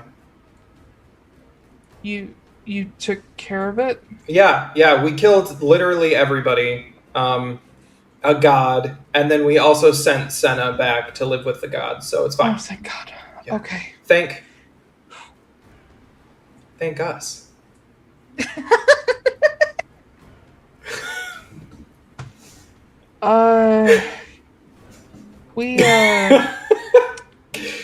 We obviously kind of failed. It's fine. Kellogg showed up, and there were already these white cloaks attacking, and I don't know what Kellogg did, but he managed to overwhelm Alsana, and she's wounded. She's okay, but she's wounded, and a number of the Malandrata were killed. But, I didn't know they could die. Yes, it's very hard to kill them, but when you're backed up by a god of winter, it's possible. I turned to Kenna. I'm like, should we be bringing them back to life? Or is is the permanent sleep okay? They're basically minor itty bitty tiny gods. They'll be back someday. Oh. But Yeah, okay that's still kind of scary. Well, Kellogg's dead now, though, so, like, he should be fine. Well, hopefully they sleep for a few more millenniums, and that'll be enough time for them to come back. And she steps toward Annika and says, "Where's Alsana? Is she still awake?" And Annika nods, says, "Yes, she's watching over the rest of the Malandrada that are going back into the barrow. I guess already? they know that it's over, but Yeah. we managed to keep Haven from burning You guys best they tried. did what we needed you to do. They still did some damage to the town, but it's no worse than what the Voxtide did to it." Yeah. I kind of like side-eye, like, yeah, What? it's a fucking mess. Yeah? Yeah. Did you have any better ideas? Couple. Like at least 5 or Well- 6, but, Shut up. it's okay. Um, Should we... and you Oh. do notice, actually, as you look at her with your high-ass perception, there is a dim, ever so slightly green phantom following Kenna Oh. Oh. of a large, muscular man. She's got her own security. Her bouncer. I look at Kenna and I'm like, as much as I absolutely adore having everyone bow down to me, and being the high druid of the world, I would like to not have this shield anymore. Yeah. Who do you want to give it to? And I also have an idea. I have a couple options, and she looks at Annika, who's like, "No, absolutely not." And she's like, "Well, I was thinking maybe Rhea." And Annika stops and is like, "No, that's not a bad idea." Okay. I mean, there are a number of druids from Green's March that I would trust this with, but I think we need somebody more powerful. Or at least somebody who has more potential. I was thinking about offering it to my brother, but I'm not sure if he's ready for it. And Kenna turns and looks at you and is like, "Isn't your brother like 15? Yeah, but he's already an elder. Like, he's pretty advanced. Wasn't that because somebody died, though?" Absolutely not. It was because I named him the Elder, because I'm the High Elder Druid of the world. Obvi. I would love to work with your little brother. He sounded sweet. He should be on his way here shortly. And at that moment, Of course. on cue, Yep. you hear, "Here he is!" And you just see Firin pop up with Ren, and Ren looking like, Hey, Ren! "Why does this keep happening?" Well, at least it's not a goose this time, right? "Who is this?" The goose. And Firin this is just like, "Hello, friend." This is Firin. This is the Titan of Death. You're actually What? You're actually dead now. We're all dead. This is heaven. This is a really bad heaven. It's actually pronounced Haven, but it's okay. And Firin just blinks out. See? It's all over. Anyway, so you're alive for now. So first, do you have the leaf that I gave you? Yeah, Can I have it back? sure. And he takes out like a journal and opens it up and takes the leaf out. I will take it delicately. I'll be like, you and me are gonna go do some stuff. But just, don't go anywhere. Stay right I don't here. even know where I am. No, I know. You're in Haven. Is Rhea here? Annika speaks up, says she's somewhere topside. She's helping out. I turn to Kenna and I hold up the leaf. I'm like, I can transfer the shield. Look at you. Mm-hmm. Because I'm the High Elder Druid. This is gonna get real. So much power. Oh my god.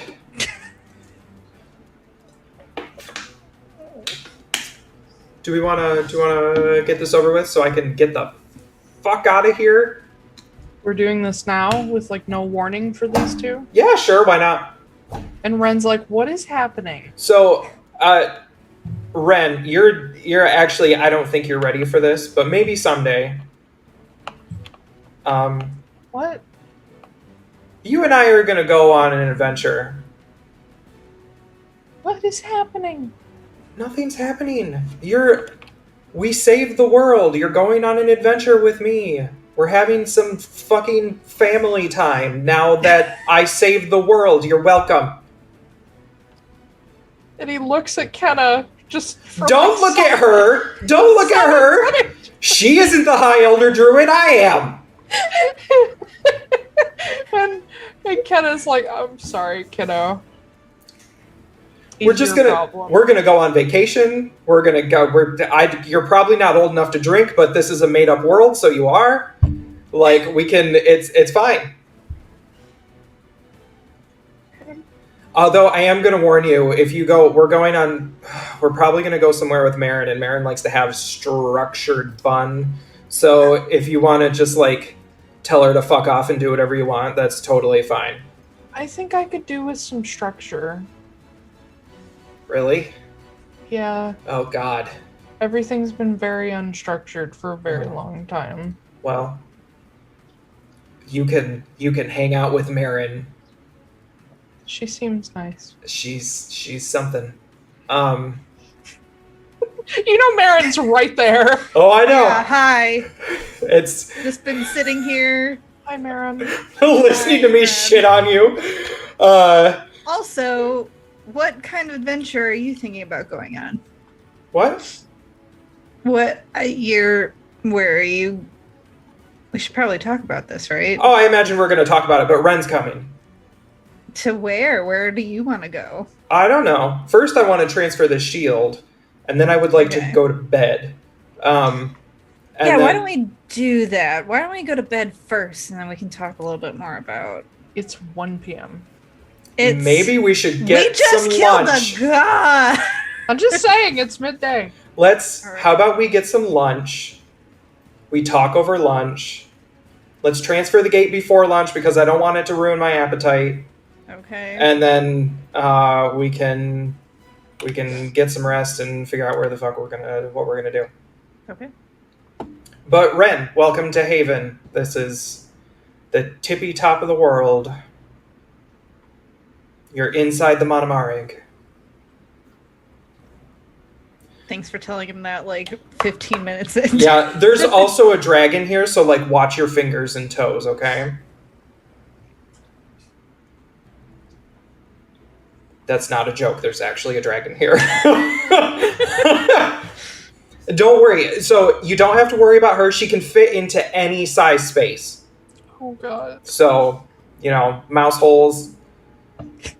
it's not comforting, kid. Keyholes.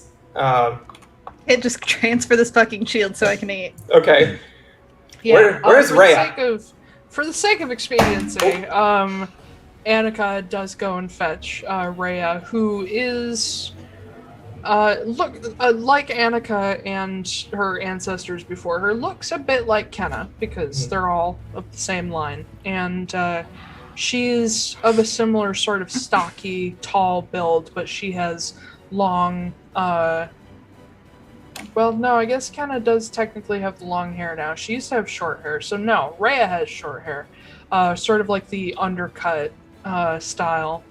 And as she comes down, you see she's got quite a few more scars than Kenna. and she wears much more like battle-ready, like leathers and Ooh. not the robes. And she carries a pretty hefty war axe and a round shield with the Macambaro green and white. But as she comes down, you do see that she does have like an almost like druid style sash around her, and it's like across one shoulder and around her waist. But as she comes down, you can tell that even though she looks pretty grizzled, she's only a little bit older than you, Kit. Oh. And she comes down, and Annika gives her a quick introduction. And as she ends with you, Rhea looks at you and says, Kit, hi, I've heard a lot about you. I'm sure you have. Yeah, it's nice to meet you. And she steps up and offers out a hand. Oh, I will shake her hand. Like, oh my god, somebody with manners? This is nice. Yeah, they run kind of thin in my family. Yeah, I've noticed. Have you fucking met this bitch? Oh my god. And I point to Kenna. Yeah, she's my great-grandma. Good lord.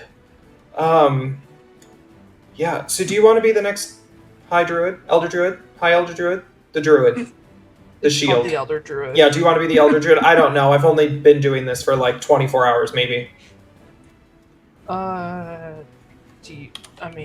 And she looks at her mother, and Annika's just like, not me. And and Ray's like, sure. Okay. Well, you're never going to be able to leave here ever again. So, welcome to Haven. That's not true, but okay. Oh, isn't it?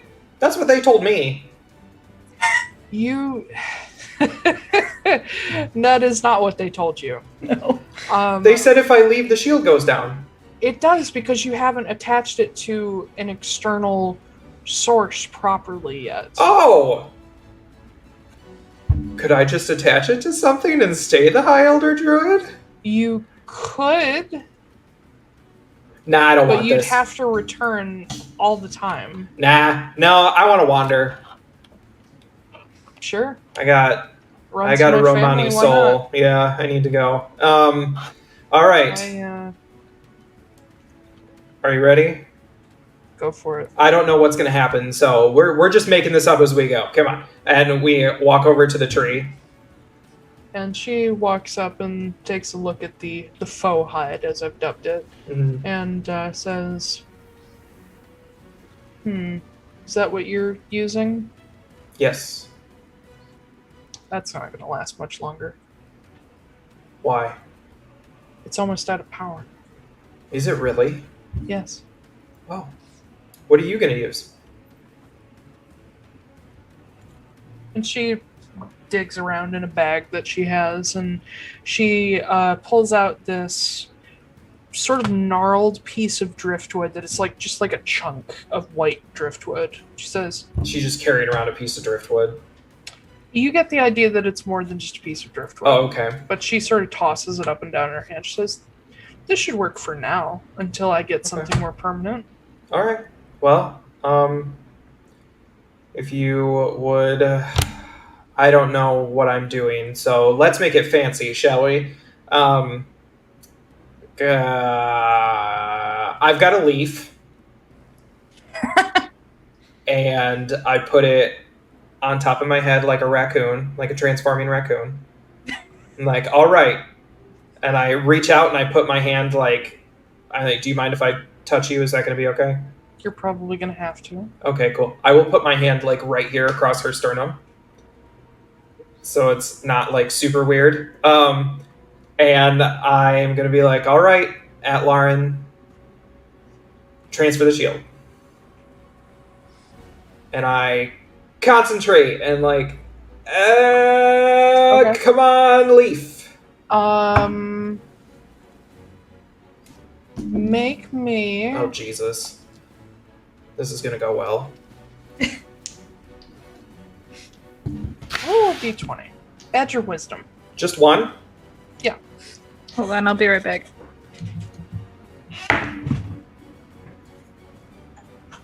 11. 11. With Yep. your wisdom? With my wisdom. Unless I can add proficiency, like, it's just wisdom. Nope. You don't know what you're doing. You don't get proficiency. Yeah, I have absolutely no idea. Okay, so mark off all of your spell slots. Okay. There's not a whole lot left, so... Okay. And give yourself 2 points of exhaustion. Jesus, okay. Yeah, it takes a lot to transfer this shit. 2 points of exhaustion.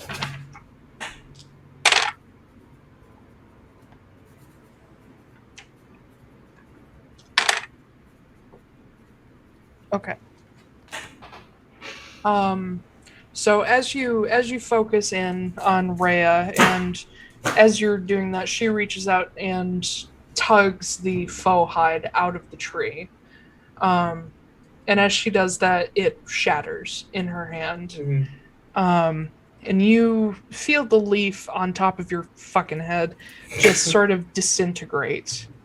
And in a feeling not entirely unlike when you woke up with Nyx the first time, Mm-hmm. You feel suddenly energized, and then all of that drains away as you see this coursing teal. Oh, wait. Sorry. I'm going to make this better for myself. Okay. I'm going to use... Shit, what is it? Oh, it's not a saving throw. Never mind. Continue, I'm sorry. I was going to use one of Nyx's abilities, but I don't think any of them will actually help. Do you want to use luck? I can use luck. Yeah. I have the lucky feat. For the first time. Much better, 21. Okay. So don't take those points of exhaustion. Yes! Okay. This coursing teal light starts to spiral out along your arm, and you see it form like these vines and roots and leaves over your arm. And as it begins to flow into Rhea's chest, you see several of these. She has some of these like scarification tattoos on her as well, that you see some of them light up, and you get the idea that maybe it's enchanted ink. And those light up, and it just sort of spreads over her, and the last place it closes over her face. And as you finish and you feel not exhaustion, but just like a wave of tiredness come over you, she turns and she places this piece of driftwood in the hole left by the faux hide. And you see it start to sprout its own new white roots that wrap around the tree and like fill in the hole until eventually it darkens and it looks like there was never a wound in the side of the tree at all. And you feel a sudden weight just lift off your shoulders. You feel like 20 pounds lighter. And you see Rhea sort of shift her shoulders and take a deep breath and settle into this new feeling. And at the same time, she looks up at the tree and puts her hand on the side of it. And you've gotten the idea for a long time that this tree has some kind of significance to it beyond just, one of the largest tree down here. And you see as she places her hand on the side of it, you see a handprint light up in another spot, and another one, and another one, all differing sizes, but all with similar shape to her hand, and similar even fingerprints to her hand. And you see all of the previous Macambaros, the previous Elder Druid's handprints light up on the side of this tree. And as she pulls her hand away, one more handprint is left. And then you see right above hers in a different color, because all the rest are teal, you see your own handprint light up blue, because you never got to place it. I will. Do I reach up and touch it? You can. Okay. It feels cold. Like familiar cold, like Nyx. Oh, okay. And they all fade away. My God, I'm gonna be immemorialized forever. Well, cool. That was fun. Yeah, have fun. Have a good time. This is normally a big, like, citywide ceremony, and Could, I reach in my bag and I pull out a handful. Nope. You know what? I'm going to use shape water because I have that, and I'm going to pull water out of the pool. I'm going to throw it above us and turn it into snow so it looks like confetti. Be like, congratulations. I like you. You're cute. Thanks. Thanks. Yeah. We're gonna go get some lunch. Are you hungry? Do you want to eat? I think I'm going to talk to my grandma, Which one is that? Inaya. Is she the? She's the dead one. She's the dead one. Okay. She's the one who was murdered for the Sephenhide. Yeah. Tell her I said hi. I'm sure she'll want to know about you. Probably. I do have a favor to ask you, actually. Yeah. Are you using the seeing pool to see her? Yes, the visiting pool. Visiting pool. The next time that lights up, will you send me a message? I have a gift to give to someone. Okay. I mean, probably do that for you pretty quickly. Oh, you can just light it up? I can do it tomorrow. It'll take a little doing, but just let it go naturally. It's not something that needs to happen right now because everybody's exhausted. So just let me know. I'll be back someday. It'll be up next month after the full moon. Okay. I'll be back. You are welcome anytime. Oh, as if you had a choice. I was trying to be polite. I know you were. I'm fucking with you. I thought you said I was cute. You are. You're confusing me. You're not my type. Well, obviously, you're not my type either. You're like, like a fucking built like a sequoia. Thank you. Yeah, I think it's probably a compliment to most of your family. So, yeah, okay. Bye. You head up with everybody else. A wonderful meal made by Quinn and Bull, because Quinn is, if you can believe it, a way better cook than Bull. Shit. By the two of them, plus Silas, because why not? A veritable feast is made. Also bolstered by the fact that several people in this group have the ability to create food and water. Mm-hmm.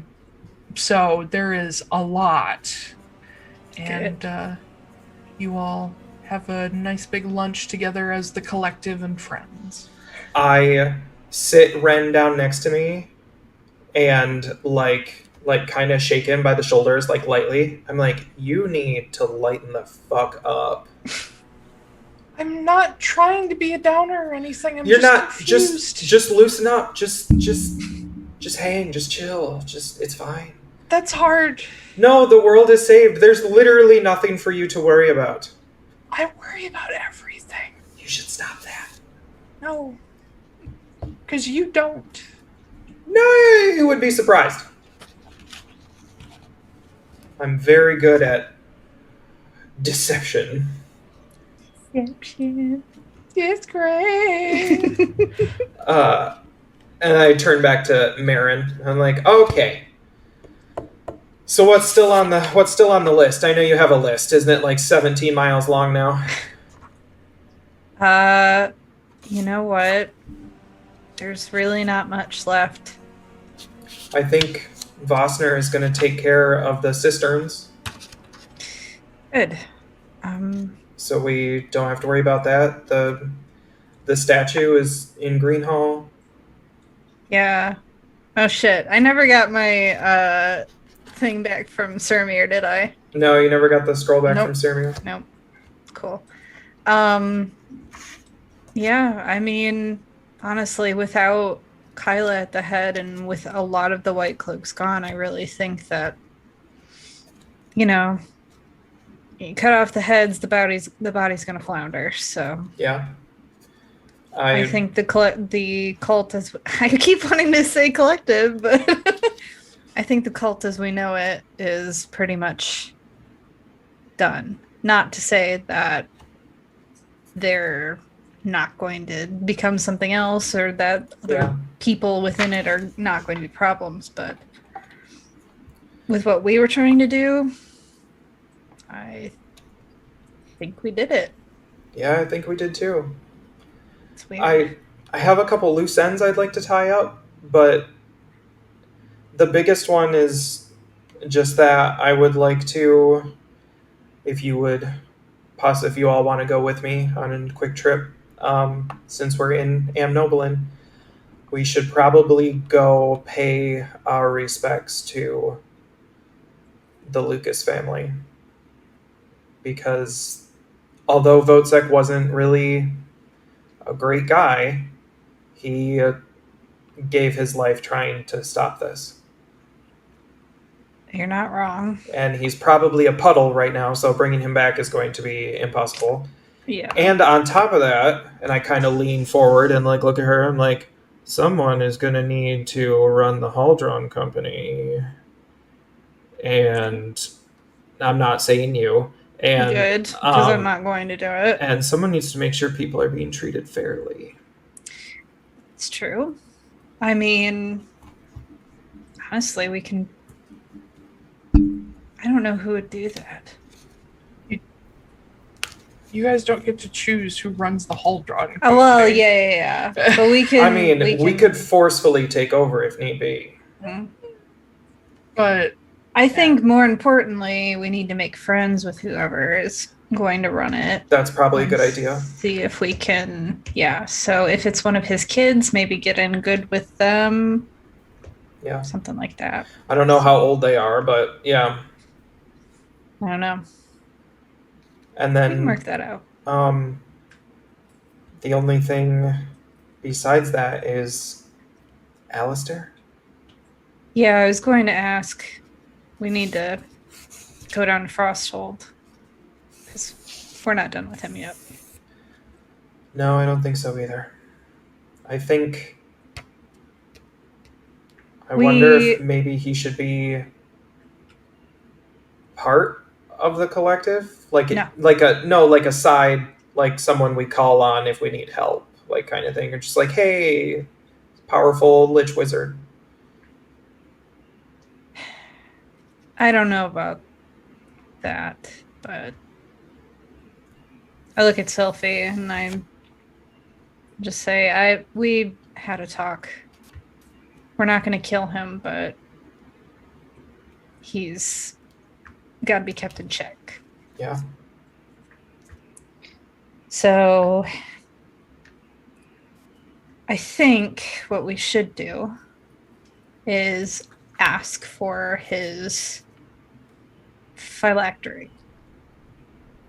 We keep a hold of it. He can do whatever he wants to do. And if he steps out of line, we destroy it and we destroy him. He's already made one. He could just make another. Well, that's why we keep an eye on him. That's true. Make sure he doesn't do that. And we have the ability to keep an eye on him. You were able to see him. That's true. And if he wants to prove that he's turning over a new leaf, he won't block us out. I think that might be a good idea. And then whenever we get around to it, once we're, done cleaning up, we can start putting together the collective and figure out what we're going to do, or if we're going to... Yeah, that's the other thing. We're going to take a break, I think. Yeah. We talked, and I think we're going to travel with the Phelan for a little while. Okay. I don't know what you want to do. Well, Ren needs some training. Because Mhm. even though he's an elder, he's like... He's a kid. He's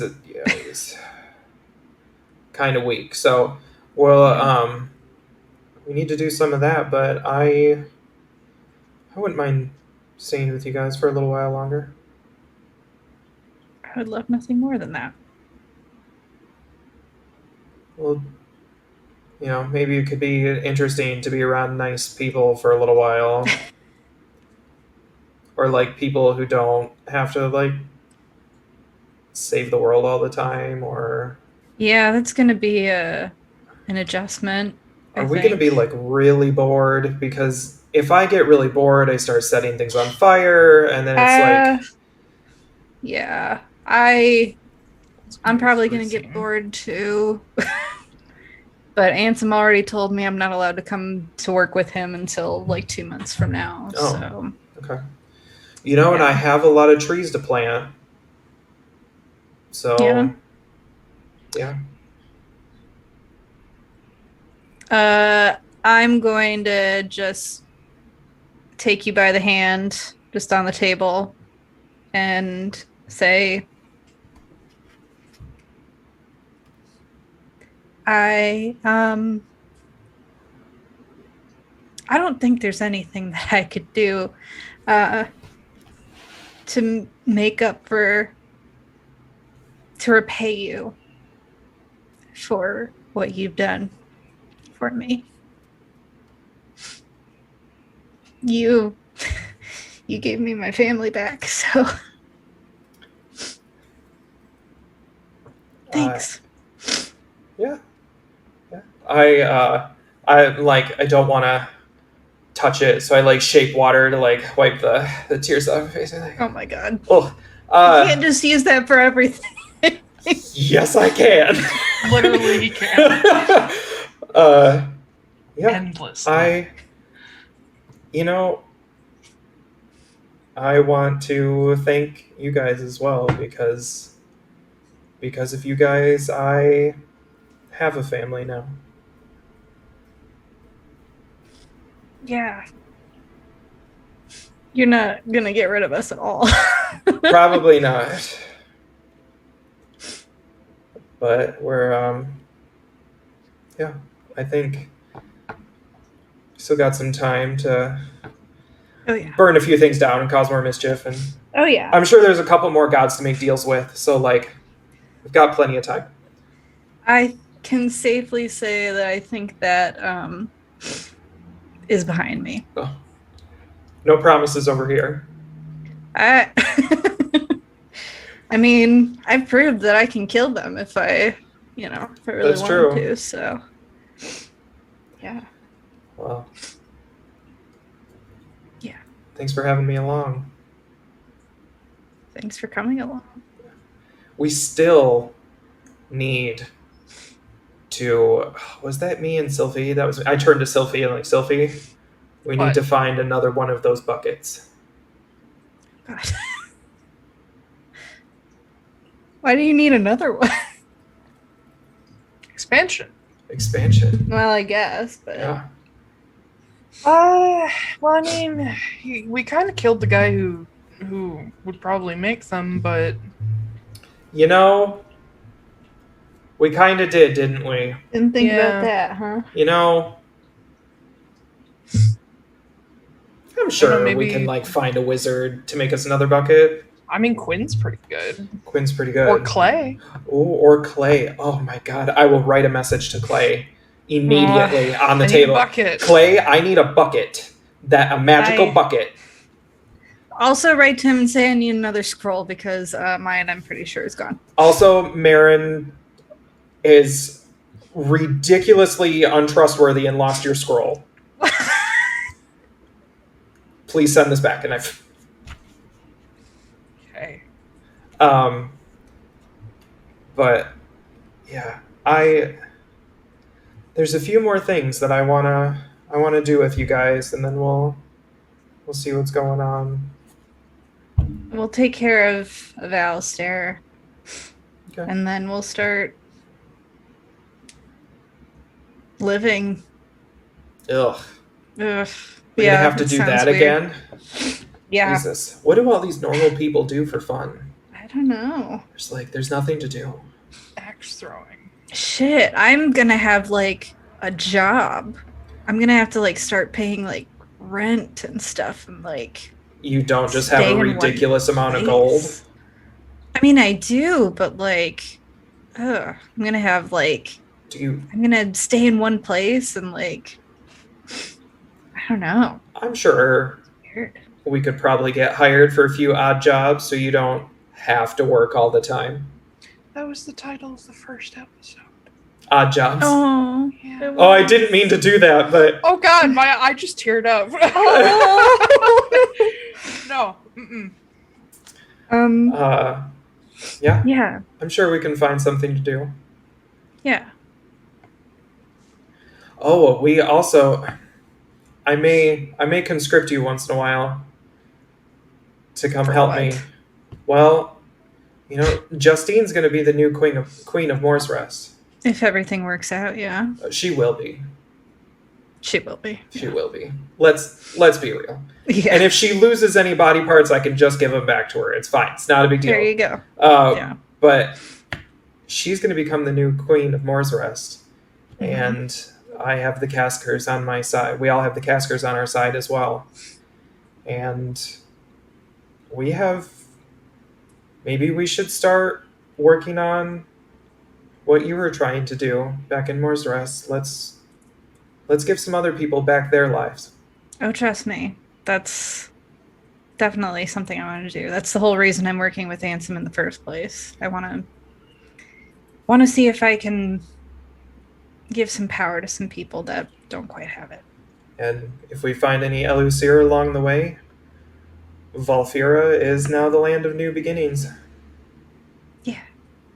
I like that. And if we get in good with the Lucas family, maybe we can scale back the whole drunk company. Yeah.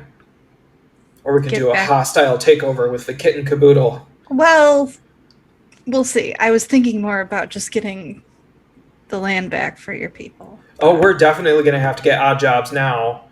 We have a boat. We have a boat to pay for. That's true. I mean, it's kind of been paying for itself. That's true, but we need more boats. Oh God, how? Oof. I mean, so just like you know, while we're fighting gods and stuff like that, I have all this time to just sit around and think. Yeah. And you know, there's between Sylphie's obviously gonna end up with Ziegler. So there's Don't give him that credit. so Ziegler is making money. We're paying him. If we want to split everything else and just not going to need to make any money ever again. Yeah, I mean, with what I want to do, I don't really want to have people pay me for it. So I guess that's what my portion is going to be. I will definitely charge for everything. Great. Yeah. Cool. I'm going to become a fortune teller. With water. Okay. Yep. Just You should practice that while we're... Do you want your fortune read? read? Sure, why the fuck not? Okay. I will use shape water. And I will pull water out of one of the glasses or goblets, or whatever the fuck we have, tankards. And I will turn it into like a solid ice sphere. And just have it hovering right in front of you, like slightly rotating really slowly. And it's got like little spheres like swirling around it in different directions, so it looks like super cool and atomic. Ooh. And I'm gonna be like, all right, I see your future. Okay. There's some stuff that's gonna happen. Wow. Oh my gosh. Okay. Holy shit. Hang on. I see a face. It's a woman. Mm-hmm. I'm actually just staring at Marin's reflection in it. She looks just like you.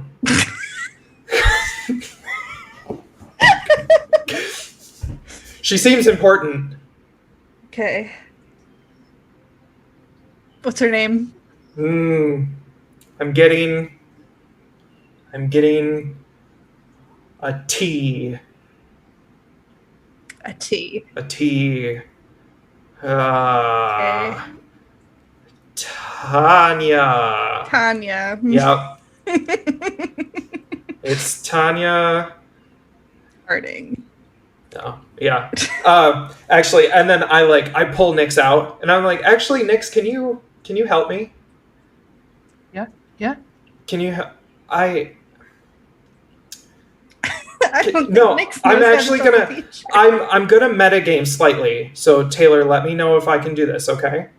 Okay. Okay. I'm gonna ask Nyx to help me with like a scry, but I want to adjust it to push it into the future a little bit. That's not how Scry works. No, I know, but some sort of magic. I just want to like lean into the future slightly. Hold on. If you want me to make a check or something.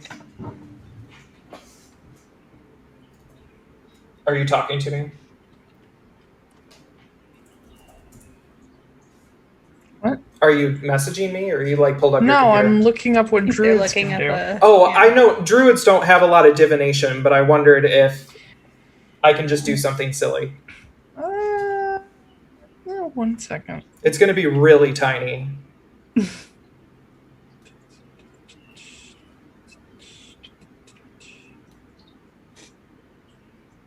I mean, they do have foresight, but that's only for like the immediate future.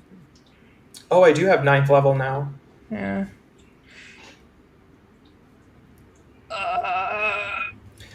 Rule of cool. Rule of cool. Go ahead and make Oh man, this is kind of pushing the rule. It's gonna be so fucking minuscule. Like it's Okay. really tiny. Okay. Make me an Arcana check. Oh Jesus, that's literally my worst one. You're the one who wanted to push it. Natural 20. Luck. Yeah. 17. Okay. What are you trying to do? I am going to stare into the ice crystal. I'm going to look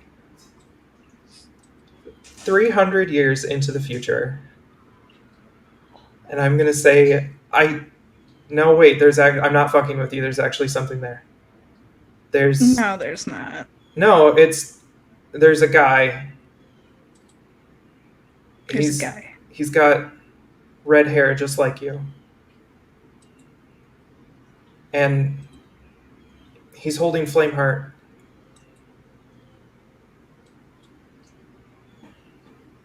Huh. Insight check. Do I believe it? Go ahead. Do I have to make a deception check? No. You're not lying. I mean, He doesn't know that he's not well, lying. That's true. What's my insight now? Oh, I fucking know. 24. 24.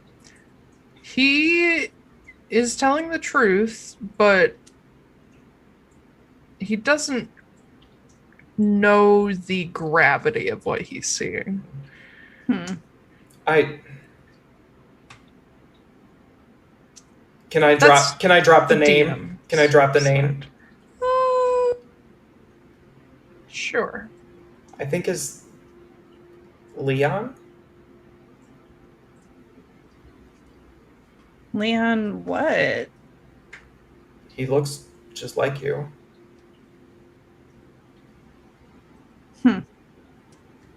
Well, I don't know. I look at Nyx and I'm like, what was that? Yeah.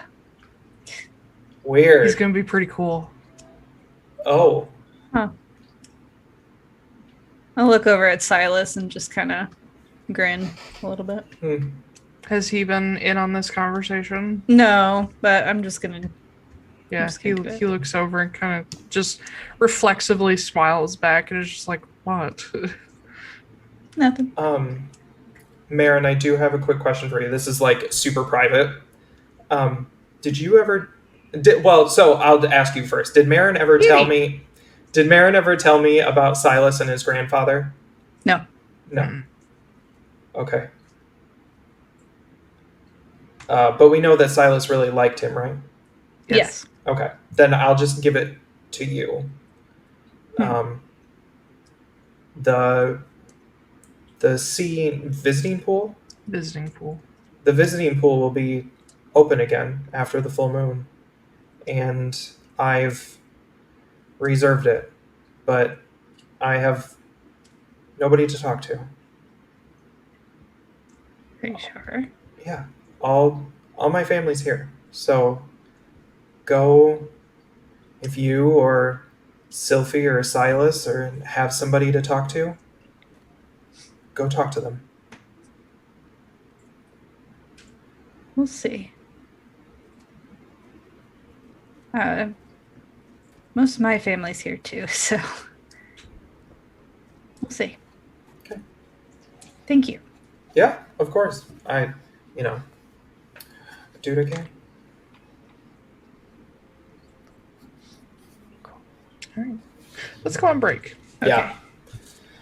Okay. And then once we get back, we'll start to go into more of a critical role style, talking some stuff out, maybe a couple vignettes, Okay. kind of thing. All right. Well, we'll be back in 10 minutes. That puts us at 7:37. Yes. All right. See you guys in a bit. Bye. And hello, everybody. Hello. Hello. Hello. Hello. Hey. Sorry, that was intense. No, All it's okay. right, kids. Let's do this shit. Is this not playing? Play. Discussion. Okay. What? Sorry, the background music is like real quiet, so I'm trying to fix it. So, There we go. what are your immediate, like, within the next year goals? Okay. Do you want to go first, Marin? Let's do MARIN first. I know we have to go see Alistair at some point. Okay. Okay. I'd like to do that sooner rather than later. Okay, so I assume after a little break at the Monomarig, you gather up Sylphie and Silas and head out there. I go with you, so. Okay. Yeah. Oh, I was about to say we gotta get there somehow. So Yeah. I see. You tree stride yourselves to Frosthold, to one of the trees on Gungnir Island. And on this particular day, it's still in Valder. It's not too long away from your break, and it is a sunny summer Antarctic day. So it's cold here, but it's not like winter cold. It's not far enough south. You guys are still a ways out of the Antarctic Circle. And you see Gungnir Island is full of greenery and its little trees, and there appears to be a new project that the kids have taken up, planting little flower beds around the edges of the tower. Aw. And as you arrive a little bit afternoon, you see the four children, Zhao, Ava, Bart, and Chen, all covered in dirt. Currently along the edge of the tower. It looks like they're about half done building little flower beds around the outside, where they've stacked up a couple bricks and then filled in the flower beds with dirt and mulch, and they've been planting flowers that have already grown and then planting seeds in other places. And a couple bushes have been put in that are probably a little bit too big for them to put there, so you gather maybe Alistair helped. And the four of them are currently digging, and at some point you see the little halfling boy just like sling a handful of dirt at Ava, who's this beautiful white snowy or not snowy but barn owl Aarakocra, and it like stains her feathers, and she's like, Bart, and she like slings some back at him. She has one broken wing, so she's just doing it one-handed. And you see Chen kind of like duck out of the way, this cute little blue tiefling girl, and Zhao breaks them up. And as you guys are watching this, You see the door to the tower open up as Alistair steps out. He has a basket in one hand and some sort of like he has like a bucket of like fresh water in the other and a bunch of cups hanging off of it. And as he steps out, they all look over at him. He's like, "Oh, Ava." Oh.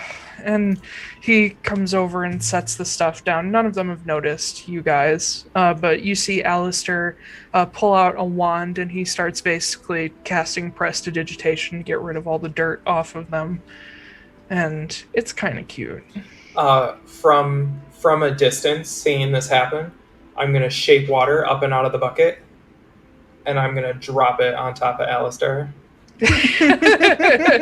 You see, Bart notices this because he's the little troublemaker, and he just watches it go up, and you see this big grin spread across his face, and he sees you in the distance. He's like, and he's like, ah.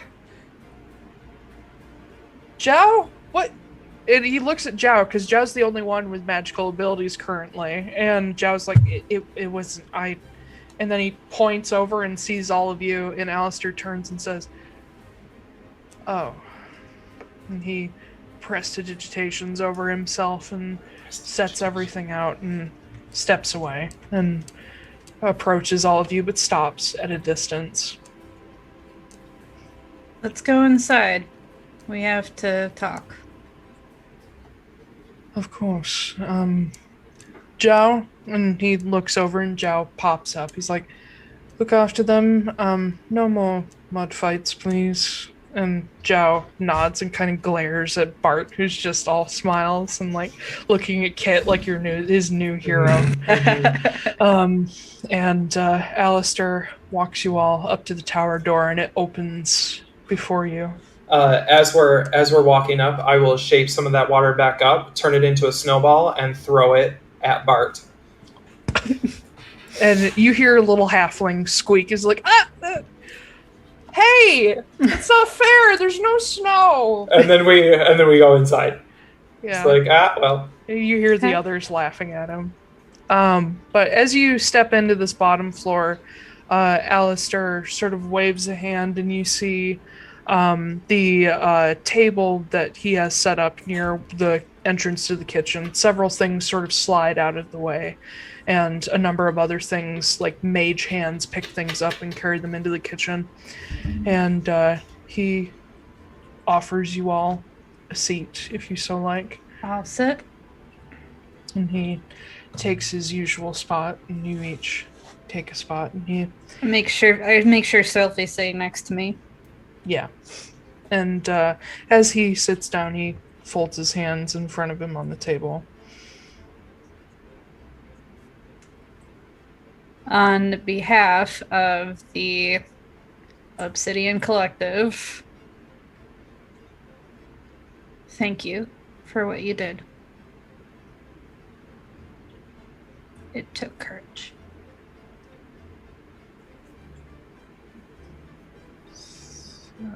You're welcome. There you go. Good job.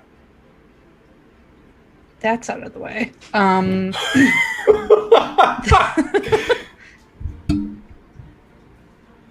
Sylphie and I have been discussing.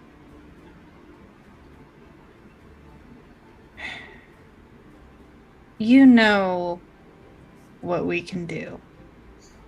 Now, you've seen it firsthand. Yeah? Yes. If we so wanted to, we could destroy you. I'm very well aware. We're not going to do that. And Alistair doesn't betray much, but you do see the shoulders drop ever so slightly. I think what you did was a start to something potentially good. But we also don't think that you should go around unchecked, because you still did pretty heinous shit. And maybe you're on the right path, but there's still consequences. What is that? Sounds like Stupid people. neighbor children. Yeah. Yikes. That's the kids playing outside. Yeah. Joe! Stop. He'd be yelling at Bart. Yeah. I can't do.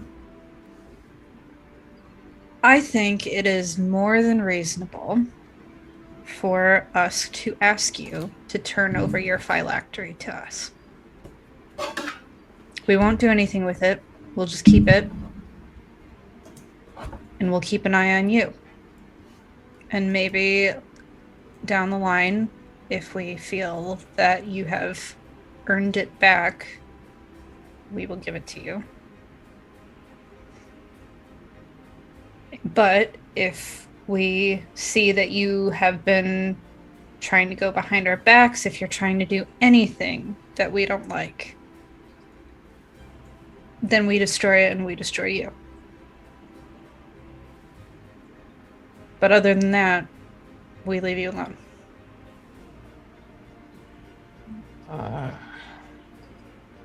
I kind of like flip my jacket to the side so that he can see Flameheart sitting in its holster as Ace of Spades. Ace of Spades, yeah.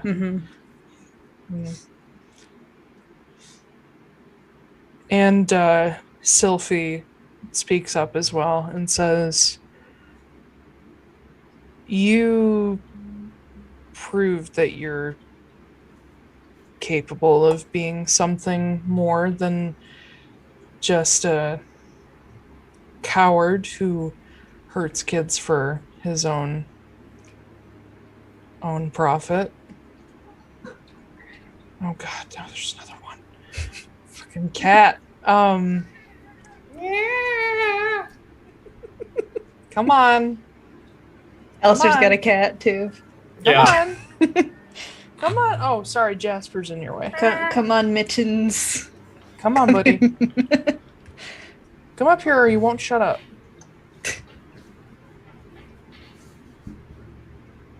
Anyway. Sylphie was yeah. Sylphie says, we're never gonna forgive you. We're never gonna forget anything. But, god damn it. I have hoped for a really long time that Titan down. I can't do this. I hoped for a really long time that, like I told MARIN, those couple little moments when we were kids that you seemed to give a damn, I hope those were real. And you're never going to be our dad. You're never going to be anything but an enemy we let go. Because we have more mercy than you do. But it's obvious those kids love you, and they're not scared of you. Which means they know a different Alistair. And I'm willing to let that Alistair live. And Alistair, who has managed to hold her gaze through this, that you can definitely see probably shame creeping into his expression. He says, I don't know if they love me. I don't know if they ever will. But then he reaches up and clicks the closure on the necklace and pulls it out from under his shirt. I hope that maybe someday they could. Because I'm tired of being hated. And he slides the phylactery across the table. I will grab it and put it in my bag of holding. I think that's a wise choice. We're going to check in on them, too. Talk to them without you around, just to make sure. Honestly, I want pretty little to do with you still. But we'll have someone check in on you. I do have to ask that if someone else unrelated to all of you comes after me, what will you do then if I show up? I mean, I'm sure we'll want details, but I'm sure. as long as you give us no reason to keep you dead. I just want to make sure that they're safe if that happens. They will be. I looked at ELUSIR, like, if you send me a message, I can be here in an instant.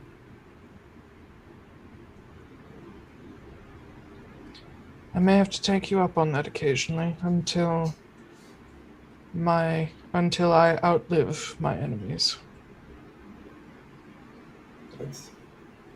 Just let me know.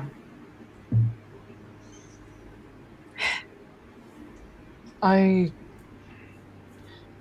can't say anything that will change the way that you feel about me, and I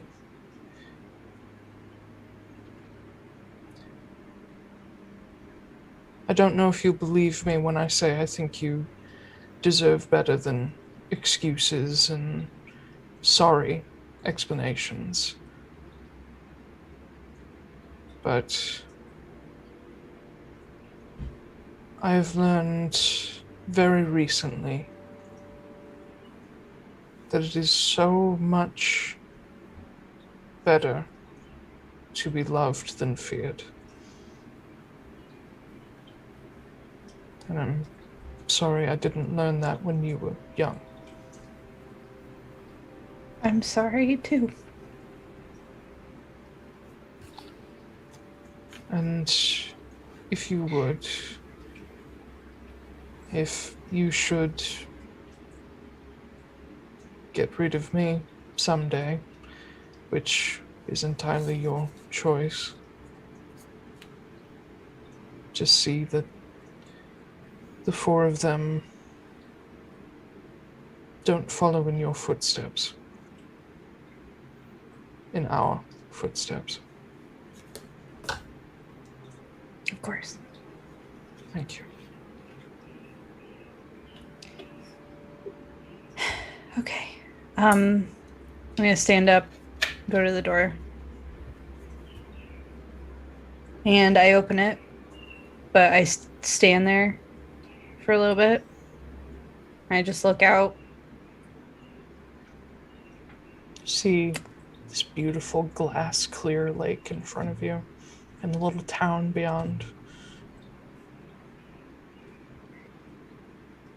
I say over my shoulder, I spent 10 years of my life afraid of you. I probably have, I don't know, 80, 90 more left for me.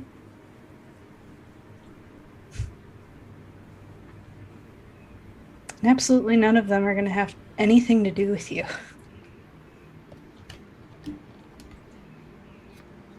I think that's pretty damn beautiful. And then I'll walk out. And Sylphie follows in short order with Silas. Before we go, as everybody gets ready to like gather up to a tree or something, I'm gonna actually look over at the kids. They're still digging around and planting things. I kind of call over, like, I'll be like 2 seconds. Okay. And I walk over to Zhao. And he's helping Chen, because she's the littlest one. He's helping her figure out how to put the flowers in without, killing them or overburying them.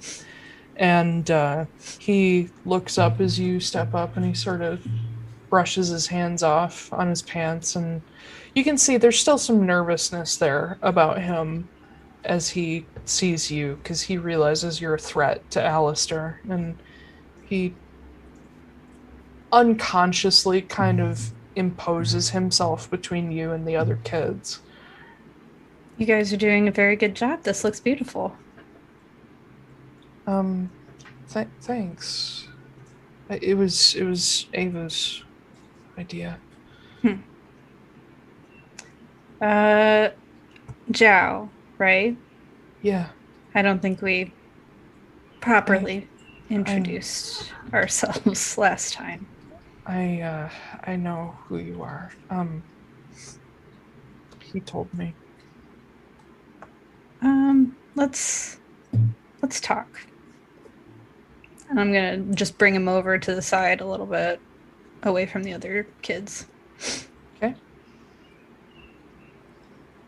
I want you to know we're not the bad people here. We're not gonna hurt Alistair. I promise.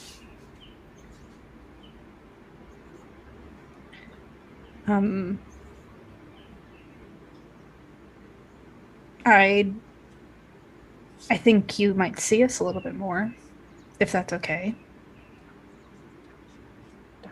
Down.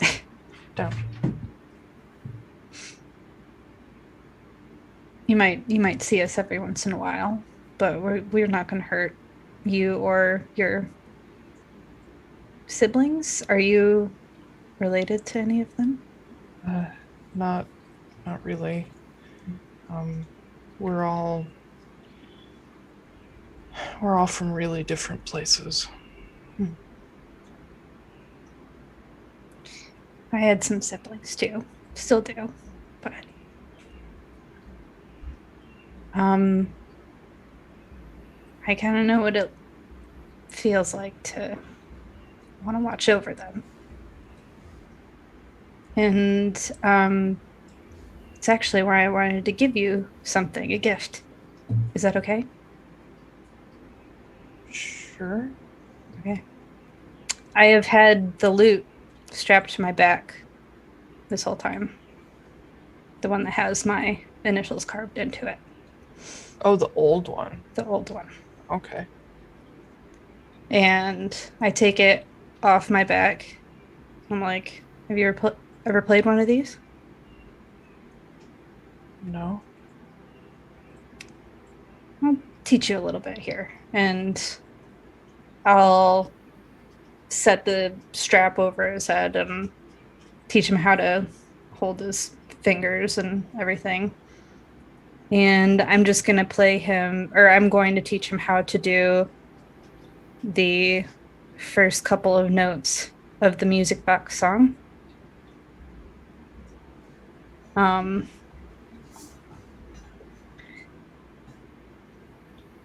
I used this a long time ago to come on, I gotta get through this. I was gonna say, don't you fucking start. I used this a long time ago to protect my sister. And it was kind of the only thing that I could do for a long time to give her something happy. in a really dark, scary world. And I look over at Sylphie and say, she's all grown up now, and she can protect herself, so I want you to keep it. Use it to protect them. And he holding the lute, which, even though he's like 12, he's still pretty small, so it looks a little big on him, a little bit goofy, but he'll grow into it. And he kind of looks back toward the other kids who are all like looking at him, like trying to figure out what's happening. And he's like, I'll do my best. And that's plenty. But also make sure to take care of yourself, okay? I'll come back around and teach you some more songs if you want.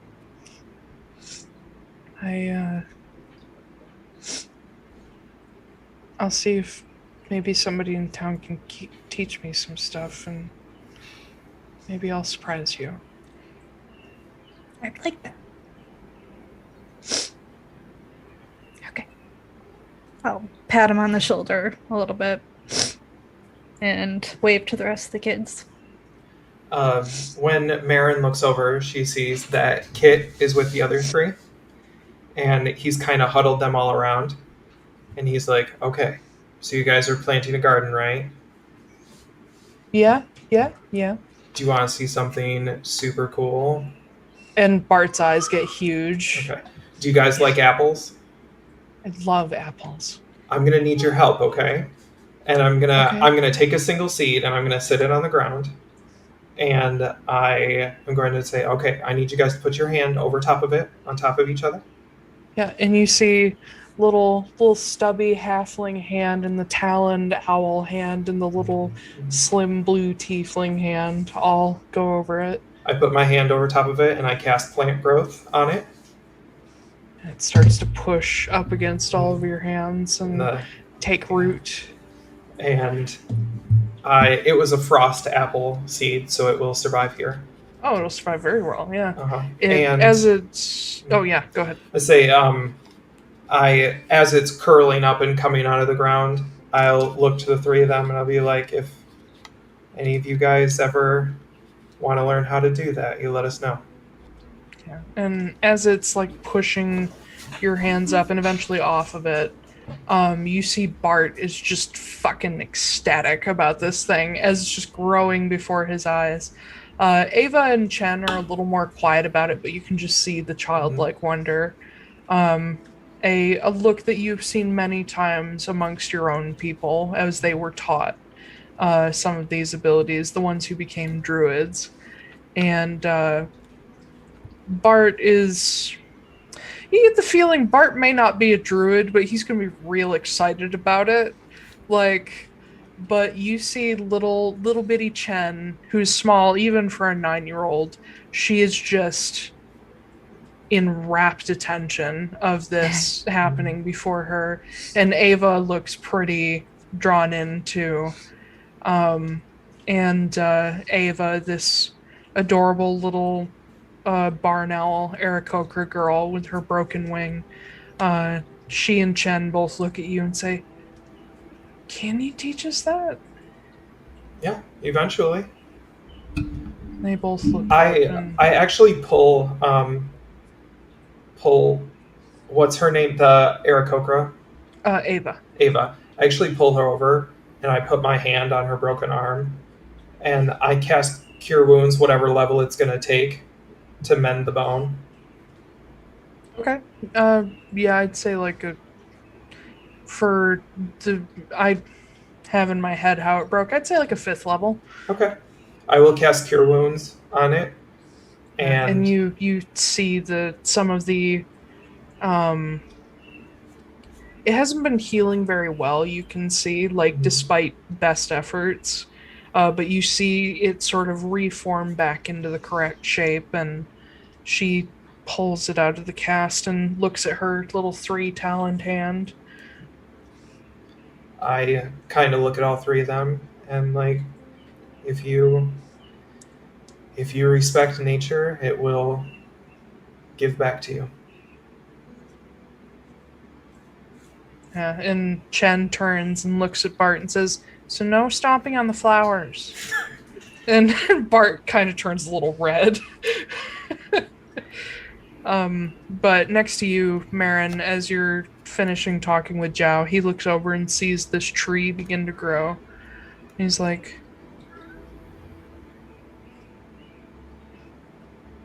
I think I'm gonna ask Mr. Altera who you guys really are. No, we're not that special. I think that's a lie.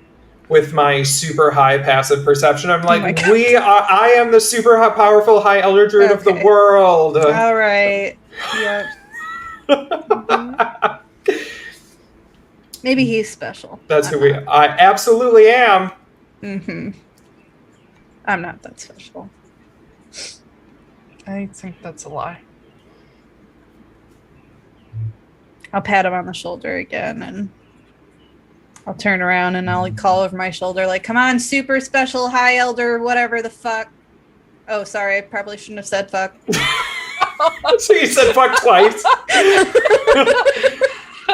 and you see Bart like get real excited and yeah. Fuck. And Sophie's like, "Okay, come on, don't teach them bad things." Sorry. I kind of, as we walk back to the tree that we came through, I like side eye the kids and I'm just like snap the tree open and just walk through it like with a flourish. And you just see all four faces just go, Yeah. wow. And then just as we step through, I'm gonna shape water and send another snowball back at Bart, and then drop the. And you hear ah, and yeah. Mhm. Okay. So after that, I assume that's about the time you go on your Phelan vacation. Yeah, before we do that, when is the visiting pool up? Oh, It that would be the next full moon. Start of the next month, yeah. Okay. I will just tell Silas at some point. Kit offered us to use the pool Okay. whenever it comes up, so whenever he wants to, if he wants to do that, it's up to him. All right.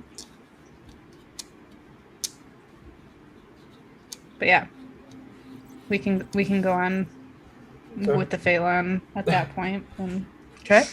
whenever. So for Silas speaking to his grandfather, That's what I figured he would do. do either of you want to be there? I mean, I would. I would leave that to be a private affair. Okay. Because I'm gonna have to talk to myself. Yeah. I mean, I don't think if you Well, want wouldn't to. I be able to not hear him? You wouldn't be able to hear Silas the First. No. Yeah. So let me. Yeah. I can do a quick version of that. I would say I don't know if you can just do like a synopsis to Marin or something. Yeah, Okay. that's what I'm thinking. So at the start of the next month, which I believe is Orn.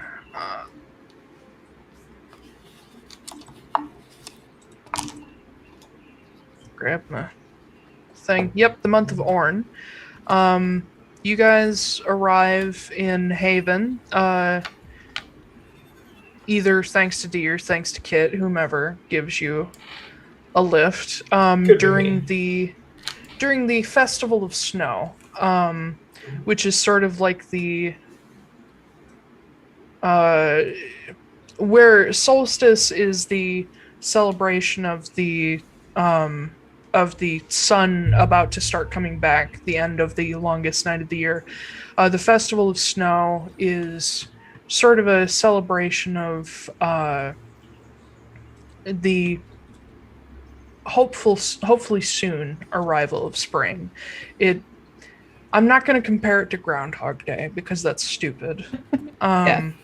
But it marks the halfway point between the solstice and the spring equinox. Gotcha. And so on the 1st of Orn, you guys arrive in Haven to find that the city, while it suffered some severe damage between the siege of Haven and the attack by Kellogg and the White Cloaks, it is beginning to improve again. The bridges, which had to be blown out again because of the White Cloaks, have been rebuilt. At least the wooden structures have.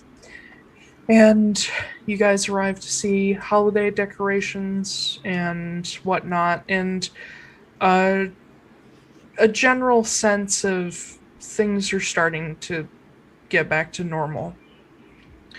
It also helps that regardless of when you visit the Haldron Company, the deal made between Lucas and Kit are honored in that Haven is left to its own devices to the Dulmarig. And so while there are Skull there now, they do not run the place. But you get into the Monomarig, welcomed by the High Elder Druid Rhea, and of course the High Ultra Mega Super Saiyan Extra Special with guac on the side. Yep. Druid Kit. And I imagine Kenna's around, but you get down into the chamber below, or the bottom of the Monomarig to where the visiting pool lies. And you see that a lot of the damage that was caused when Inaya was killed, and a lot of the damage caused in the siege and whatnot else, has been mostly repaired. But things are mostly the same otherwise. And you see the bioluminescent lit visiting pool laying there in wait. I will give his hands a squeeze and just be like, okay, I'll be back here if you need me. Okay. It'll be good. I don't know if I know I've been thinking about this for weeks, but I don't know if I'm ready. You're ready. This. You're ready. You said you wanted to speak to him when you thought you were worthy of it. And you are. When I thought I was worthy of it. Well, right. You're supposed to listen to me, right? Yes, ma'am. And he gives you a kiss before he steps toward the visiting pool in the quiet halls beneath the Monomarig. And as he steps up and you see this phantom appear behind him. You have not properly met Keladir yet. Silas has sort of been letting her rest after all 8 of you, all of your partners, have been just drained since the fight with Ylarka. But you see this tall, slim, feminine figure appear beside him of similar height. And she's still sort of staticky and almost ghostly. But you can see she's started to create her own persona, and you see what is the start of like the creation of some sort of long coat that she's wearing, and you can see the outline of long hair, but otherwise her features are very difficult to make out. And as Silas reaches out his left hand with the black triangle on it to try to figure out how to use the visiting pool, you see her reach out and sort of put her hand on his arm, and you see the whirlpool start up in the visiting pool until eventually a figure rises out of it that if you did not know any better, you would think was Silas.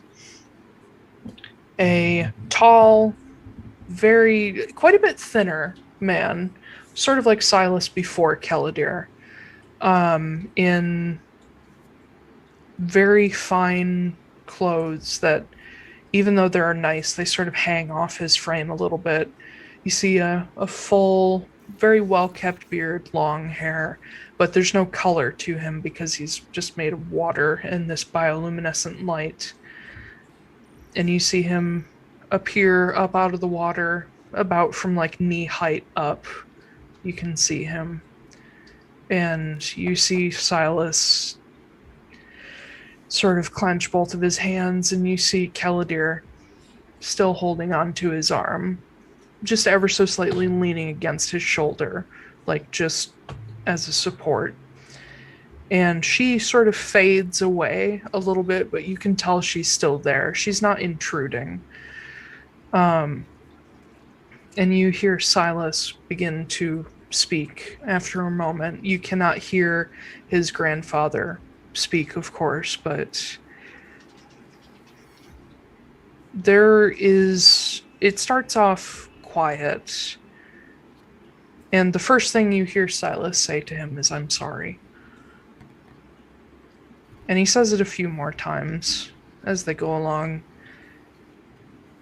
And you watch the body language of this older man who does not seem angry. He doesn't seem disappointed. He doesn't seem anything but happy. But stoic. And Silas, knowing he doesn't have that much time, tells him that he knows now what Delthair did to both of them. And he understands his grandfather's closeness with Delthair, but he also understands that Silas I's reliance on Delthair was not out of love or trust. It was control. And this doesn't surprise his grandfather at all.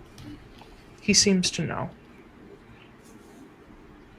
And at some point, you get the idea that Silas I apologizes to him. And you hear Silas choke up a little bit and say, You didn't do this to me. You were just trying to do what was best. And as it draws to the end of the 10 minutes, Silas tells him about you. And tells him that he has married a person that has taught him how to understand his own worth. And understand that he is capable of not only helping himself, but anyone else. And there's a moment where you can actually read Silas I's lips, and you see the words, "I'm proud of you." Shortly before he sinks away into the visiting pool, and Silas is left standing as Keladir sort of slightly rematerializes into this transparent phantom. And she looks over at him, her head sort of over his shoulder.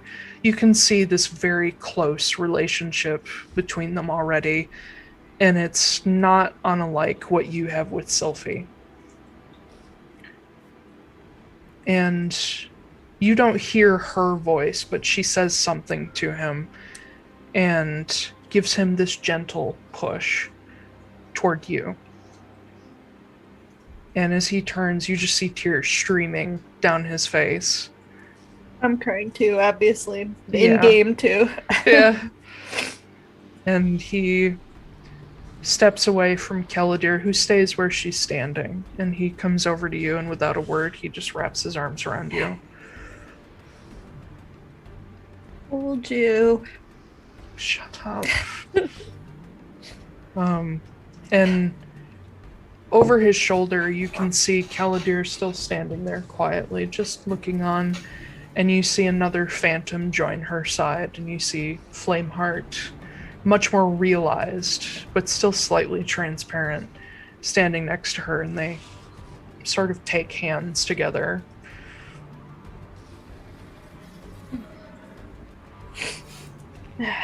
Sorry.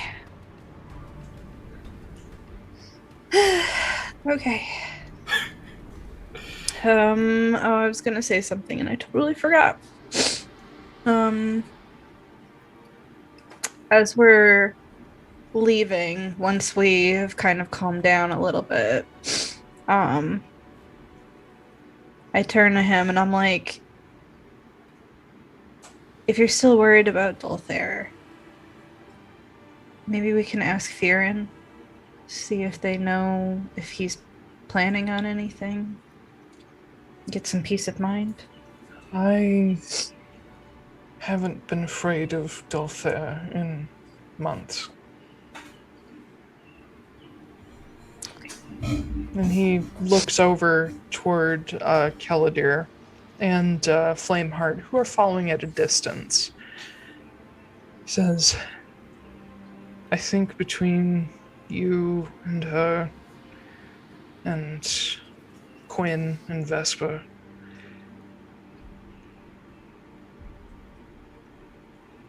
there's nothing he can do to me anymore. Not without my say-so. You're right. Okay. And I'll leave it at that. Okay. I won't bring him up ever again. Yeah.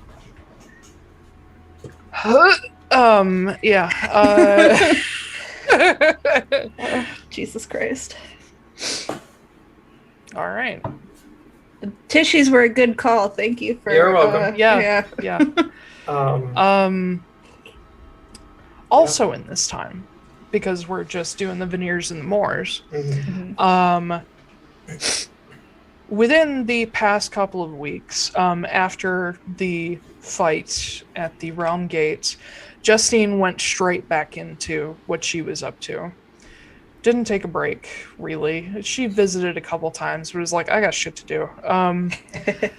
And you hear from her fairly often because Silas keeps in touch, and she, of course, knows sending. So she checks in like every few days just to say, you know, it's going. We're getting there. But shortly after this visit to Haven, you get a message around the 18th of Orn or so, and she tells you guys that they have taken Bower Castle. The Crimson Hammer, led by Justine and, of course, the sort of ringleaders that you used to work with, managed to get a hold of a few cannons provided by one Ansem Molinarch with some encouragement from a special somebody. And they managed to just basically blast the doors down and get in. And it didn't take too long after that for them to get their hands on Holt Moore. Now, Leroy Moore, who was in the custody of the Caskers, is still being held, but he is basically being held until he and Holt can be taken care of at the same time. They intend to, unlike them, put them through proper trial and not just be executioners. And after Holt is captured, the Caskers invade Moore's Rest at Justine's request, now that they have basically an open door. It doesn't take terribly long for the now headless arbiters to scatter away from Moore's Rest, knowing that they can't possibly hold the place anymore, but they take most of their ships with them. Leroy and Holt are placed before a judge who is not Justine. It is someone unrelated to the entire the entire thing. And they are tried as slavers, murderers. Of course, Leroy is tried for the murders of his own family members. I don't remember if Holt killed any of his own family members, but I'm sure he has. And Lauren, Silas, Justine are all there to watch as they are not sentenced to execution, but sentenced to life in a prison. They are sent off to Port Nataline, where the Caskers are at their strongest, to be held by a combination of the Caskers and the Wardens.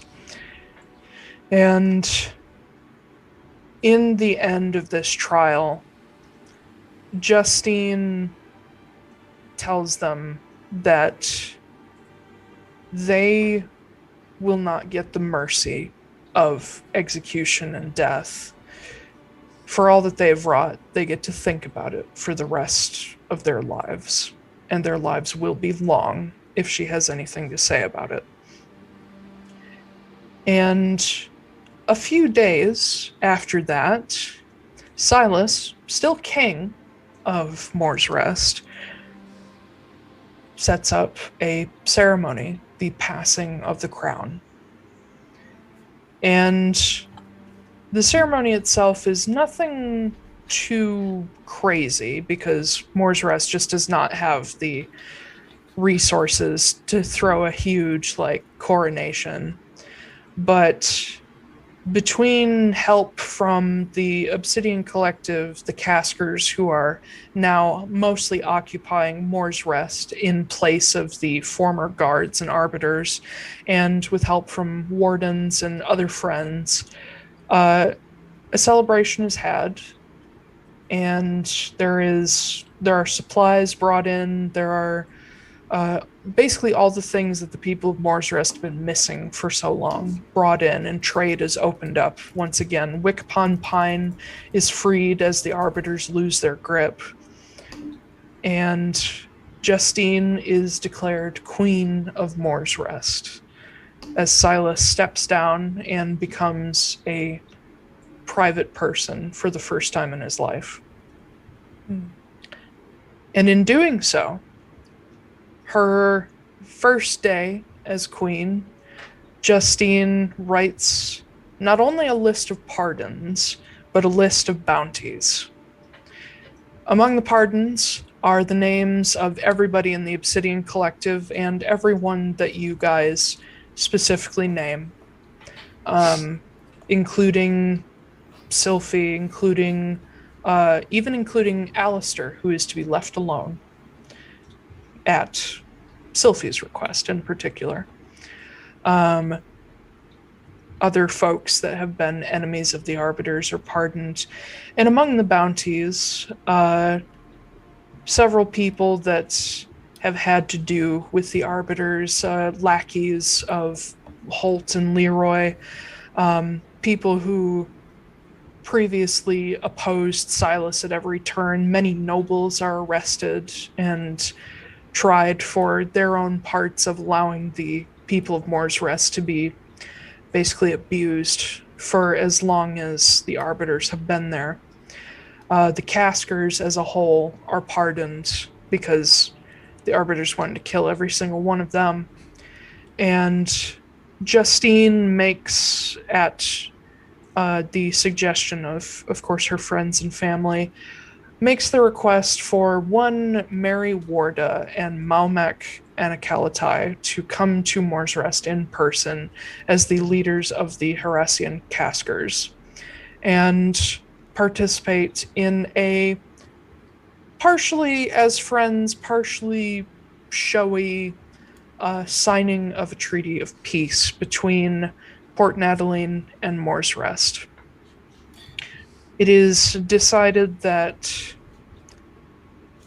when it is suggested to Justine to change the name of the town, as her predecessors before her have done. Previously it was Ron's Rest, and it had been other names before that. She declines. she decides to keep the name, not in honor of her family, but as a memory of what has happened and what will never happen again. And this, unfortunately, has the added effect of stirring up more issues with Authedriel. Not that Harris doesn't have all of its issues with Authedriel, but that's a story for another time. I will say, when Justine wakes up on her first morning as queen, she will find that the main courtyard in front of the front gate is now destroyed, and in the center of it is a towering lemon tree that is in full bloom, and at the base of the tree there's a stone that is there that has an inscription on it that says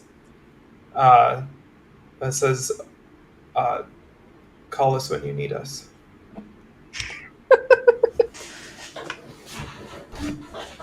Justine makes damn sure that nobody touches that fucking tree. Damn right. It's in full bloom, and it's a lemon tree. That entire fucking island smells like lemons. Oh yeah. Yep. The courtyard is repaired, but around the roots. And it becomes not dissimilar to the fountain in Minas Tirith. Okay. That beautiful single tree and the pool and the stone courtyard. And I would imagine, not in Justine's time, but later on as it becomes a historical landmark, there may be a special guard delegated to it. Because I like my Lord of the Rings. The Lemon Brigade. Gross. And they had lemonade. Yes. Moore's Rest has a new fucking export. There we go. Lemonade. Yep. I think probably lemons. Nope, just lemonade. They actually have a lemonade stand like floating in the ocean outside Moore's Rest, and they're like 5 cents per glass. In the coming months, as the new year turns over into DF in 201, the spring equinox passes, exactly a year since Sylphie and Jax met up and crashed an airship. On that day, yes, I asked. I've been hunting this entire time for supplies while we've been traveling, and I asked Silas to help me. And together, Silas, me, Marin, Sylphie, probably Ren, because I'm just dragging him along at this point. We go to, was it Port Saris? Yes. Okay, yeah. We go to Port Saris, which is actually where I planted a tree. So, yeah. We go to Port Saris. I, remembering Sylphie's stories, I take them all to a small bakery run by Mercoptera. And we have brunch or breakfast or whatever the fuck there. And I tell Sylphie to buy some extras because she has just for the road. Okay. Just for the road. Sure. Okay. And then we go out into town near the tree, and I take out a single tiny bone that Firin found for me, and I sit it on the ground, and I've got like an extra set of clothes and stuff, and I gesture to Silas and like, if you would please. I also hand him the 1,000 gold diamond that he needs for this. I've been saving up. All right. Any what? Who are we?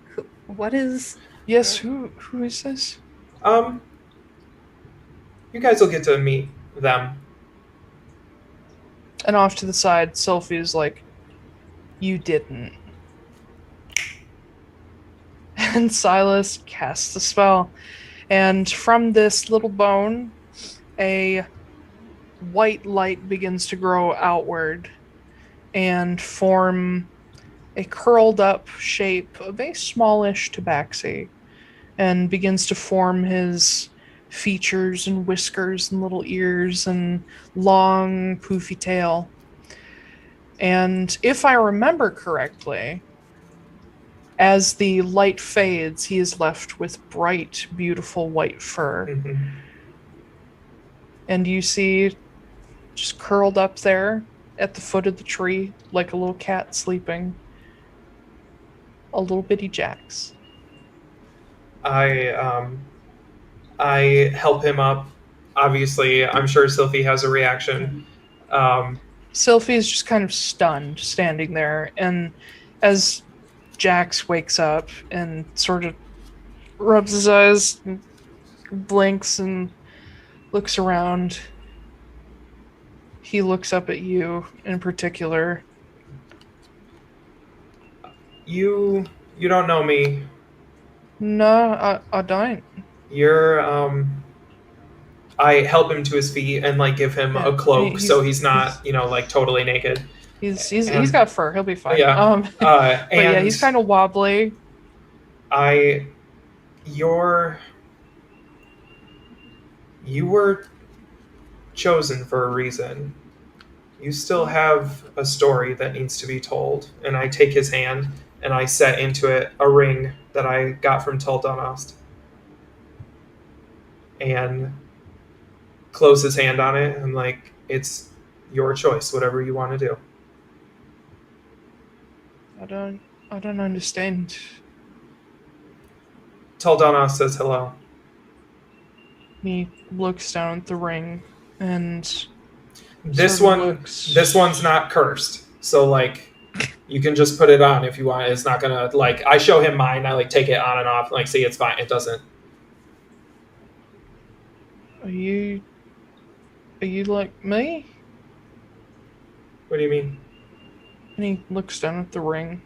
Oh yeah, for sure. I'm Kit, by the way. Nice to meet you. Hi. Also, we have a box of donuts. I'm sure you're hungry. He sort of looks among the group, and he sees Marin and Silas, who he has no idea who they are. I look at Sylphie. I'm like, is this him? And Sylphie's just standing there stunned as Jax looks at her. And she obviously looks quite a bit different. She's built up a little bit of muscle. She wears at least a couple pieces of armor at all times now, just because that's just how she is, and also looks cool as fuck. But she's standing there staring at him, and he's like, "Hi, Sylphie." And she just steps up, and it's like, and she puts her hands on his shoulders like she can't believe he's actually real. Just like, oh my god. Hi. And she pulls him in and hugs him. He's like, ow. Oh, be careful. He's going to be fragile for a while. He's like, sorry. Oh My god. I'm so sorry. Hey,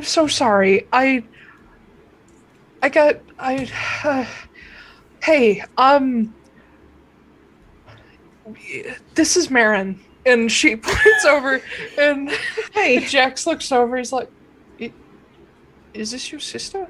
And Sylphie's like, "Yeah, I got her back." Yeah. And he's like, "Hi, I'm kind of overwhelmed." I am too.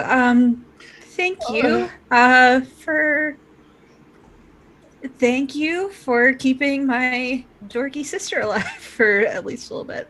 I mean, to be fair, I kind of did a bad job of it. No.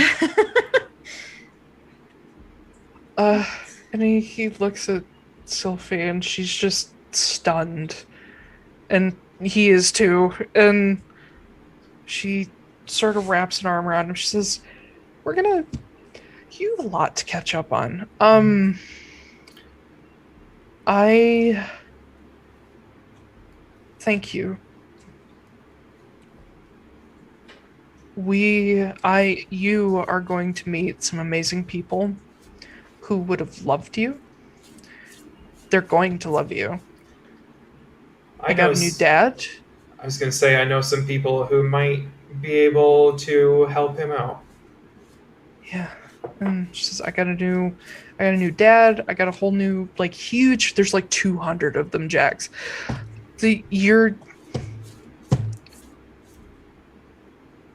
I found a place to belong, and I'm gonna help you find yours. And Jax just looks up at her, is like, okay.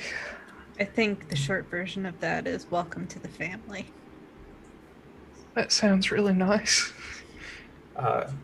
As all of this is getting really nice and overwhelming, Mhm. I lean onto Sylphie's shoulder very casually.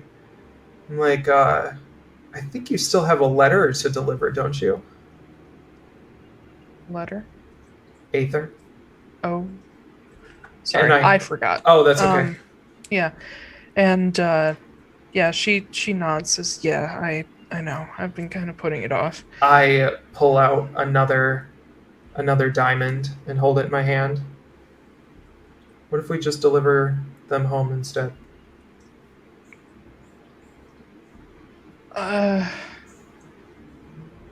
That's a lot for one day, but yeah. I mean, we don't have to do it today. We can do it like in a couple of days. We do no rush. And she looks at Jax, who's looking at this kind of curiously. She says, so I think it's pretty clear we kind of fucked up on that particular mission. We can fix that. Yeah, from what I've heard, it sounded like a real clusterfuck. Yeah, and Jax is like, sorry. I pull out a little metal rod with a button on the end of it. I'm like, but if you guys want to do it again. Oh God. Put it away. Sylphie actually like busts out laughing. We've got a 1 in 100 chance of Hunger of Hadar again. Yeah. Okay, all right. And Sylphie looks at Jax and says, that's not... We're not going to let that stuff happen anymore. We're going to work on this, and you're going to be great, and we can fix any mistakes along the way. We can do that now. I'm like crazy in with Taldunos now. And so's that idiot. And she points at Kit. Whenever you're ready, or if you don't want to, you don't have to, but that ring, all you have to do is go down to the beach. Put that ring on, there'll be a little orange fish that is waiting for you, and if you ask him to take you to Taldunos, he will. Okay. Really weird, just have faith in the fish. I mean, that's a just that's a shirt. Have faith in the fish. Maybe I should make that. And there's like a little clownfish underneath that says, "Have you seen my son?" Like, have you seen my Jax? He says, I think I might do that, but I think I need a little time to get used to this first. Yeah, no problem. We can get a place right next to the donut factory. Yeah, actually, a donut sounds really nice. Good, Sylphie. Donuts, please. Yeah. Okay, and she like opens up the box for him, and he just crams one in his face. Perfect. White, pink frosting all over the white fur. Yeah. Let me know when we're done with that, because I've got a couple of the things that just have to happen. So. Yeah. Within like the first year. I'm gonna I say have like one more thing within. I'll say because Aether, especially because Aether's player does not play with us anymore, we'll say that is done. Okay. And we don't need to worry about Corverin. Yeah. But I actually, like, on the list, I have everybody written down, and next to Corverin, I just put an X. I was like, yeah, no, we're fine. No, he's fine. We had Corverin for like 2 episodes. It's fine. If anybody ever asks about him, like, Dan is like, he's fine. Yeah. But yeah, wife and kids, he's doing great. Yeah, he's doing great. Sylphie does spend quite a bit of time just with Jax, helping him get used to things, and he decides to, just for the sake of figuring out what the hell's going on and understanding everything that's happened in the past year. He does stick with the Phelan caravan for a while, and Quinn immediately is like, "Oh my god, you're so cute, you're mine." Yeah. But not too long after that, in fact, about maybe a month later, it is, what is the name of the thing? Let me grab it. It is Dothriel the Fifth. Delantane. Delantane. Mm-hmm. And on this day, after in the previous months working with the Huldron Company and sometimes the Atlaran Mercenary Company, you guys had managed to secure the destruction of at least 5 more cisterns, and in close enough succession that they could not be quickly replaced. Come Dellandane, there are a few people who are keeping a close eye on the activities of the remaining Heidelen cultists in the few places that they're still in operation. And in Ardsfarn, where previously the Jarl's own child was going to be sacrificed, but thankfully they were saved. You guys eventually hear from the Guild of the Gate, who is sort of running this operation of spying on them, now that Kyla isn't around to tell anybody that there was a spy in the first place. And of course, even though Nikolai's dead, he had his own crew in there. It is reported that Dellandane, as a whole, fails. Another sacrifice was used in the Jarl's place, Jarl's child's place, unfortunately, but upon their death, nothing happened. And while this person could not be saved, it very quickly spread through the remainder of the Heidelen cult that the cisterns do not work anymore. None of the remaining sacrifices worked. And with the addition of having lost all of their active walkers on Valder the Eighth when Ulgar fell, the cult begins to go into a panic, realizing they have nothing now. Many of them who had Ulgar as a patron already knew they lost their powers, with none of their important walkers anymore, and none of their puppeteers able to do anything. They lost all of their influence in rich and powerful spaces. The few who were of their own volition in these spaces were soon found out as the cult began to be infiltrated by outsiders who could no longer be detected thanks to the lack of Ulgar's protection. And not that we're going to skip ahead this far, but in the coming 50, 60 years, the cult all but evaporates.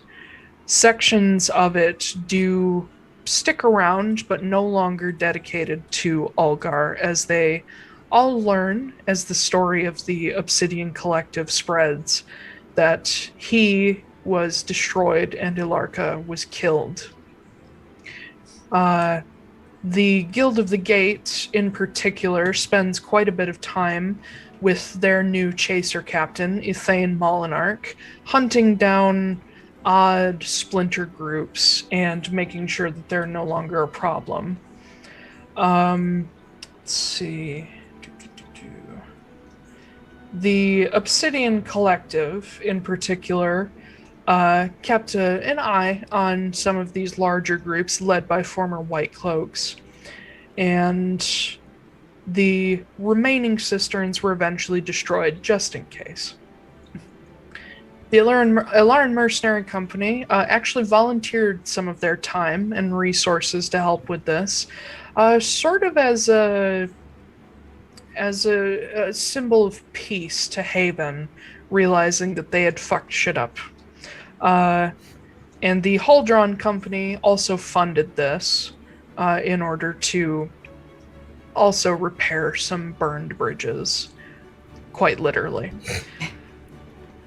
I will say that by the year 501, the Heidelen cult doesn't exist, and there are only small groups fruitlessly worshipping Ylarka, Sov, Guillaume, and Styonyx, and a few small crime families descended from former White Cloaks.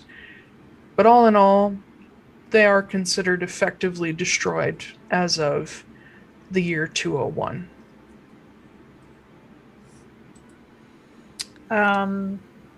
But after the year, or in the year 201, as you guys are taking care of your own business, what's going on?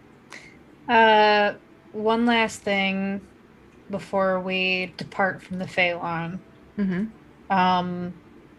I would like to finally go to Baphomet Temple and talk to Talon. Okay. Not hard to do. Yep. Between your connections with the Crimson Hammer and just general access to very magical people, you learned that the Crimson Hammer does have their own teleport circle there. So you are able to go there pretty easily without too much help. Who do you take with you? I imagine Silas, and then, I don't know. I feel like Sylphie would be bored. She's busy chasing Ziegler. Yeah. I don't know if Kit wants to come. Doesn't seem like something he'd want to do. I'm probably running around with Ren. Well, leading up to this, I will say that Surmir does eventually get back to you. Ah, good. It takes her a while. It takes her a few months to get back to you, mostly because all 8 Titans have returned, and Teldonost has been busy sort of sorting things out, and Surmir, being one of the few that was still around the whole time, is helping with that. But she does get back to you not too long before your visit to Baphomet Temple, because she finds out you're planning to head there. And she doesn't visit you in person. The Titans are starting to figure out their balance with the mortals and how much they can really interfere. But there is a morning as you get up, just a normal day, where you are woken up by someone knocking on the outside of the caravan wagon you're staying in. I'll open the door. Yeah, you crack it open and you see a very beautiful, long, white-haired drow standing there, loose shirt, just sort of looking over the camp. Oh, hey. Hello. Hi. I have something for you. Oh no. Yes. And he, Ted Fearon, steps up and says, I'm sorry it's taken us so long to get back to you, but we've been a bit busy. Family reunions and all of that. Yeah, you know what? We've been having some of those too, so. Surmir sent me, and he hands over the golden scroll. Oh. Thanks. And then pulls from another pocket a tarnished but beautiful antique, probably as old as clockwork itself, pocket watch, circular, with almost like a shell, like a spiraling shell design on the top. Ooh. And these sort of balanced scales carved into it, and on this long silver chain. Oh. We, as a family, we decided that with Senna returned home, we decided to dispose of the statue, only to find that it had already been rendered inert. Oh. It broke apart. Oh. I think that may have been Senna's doing. But we were able to retrieve this. And I don't know if it does anything anymore, but I'll take it and say, well, I guess better go give it back to its rightful owner then, huh? I'm curious how things are going with them. Me too. We talk to them all the time, but Senna and Talon have been quiet. We'll see. I hope that means good things. I hope so too. My uncle Talon, he is my father's brother. He's very important to me, and I hope what you did has helped him heal a bit. I hope so. Well, I am going to go ask Queen to make me some egg rolls. And they walk away. Poor Quinn. He's gonna have to make egg rolls forever. Yep. I imagine Fearon's Till he going to dies. visit every so often for quite a while. Just be like, your egg rolls are the best egg rolls, so. Yes. What if he's like haunting that poor lady that we found one time and hired her to make egg rolls all night? I will tell you for free that while he is not haunting her, he does appear in different avatar forms every so often. It's just like, I heard about you from my friend. You're so good. He just sounds like Dracula every single time. Yep. And she's just like, okay.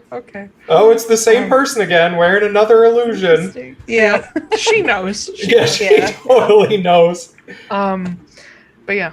Eventually, you guys head off to Baphomet Temple. Just you and Silas, because it won't take too long. And when you get there, the teleport circle lands you smack in the middle of that bridge from your dream. And because that was 17 episodes ago, let me paint you a word picture.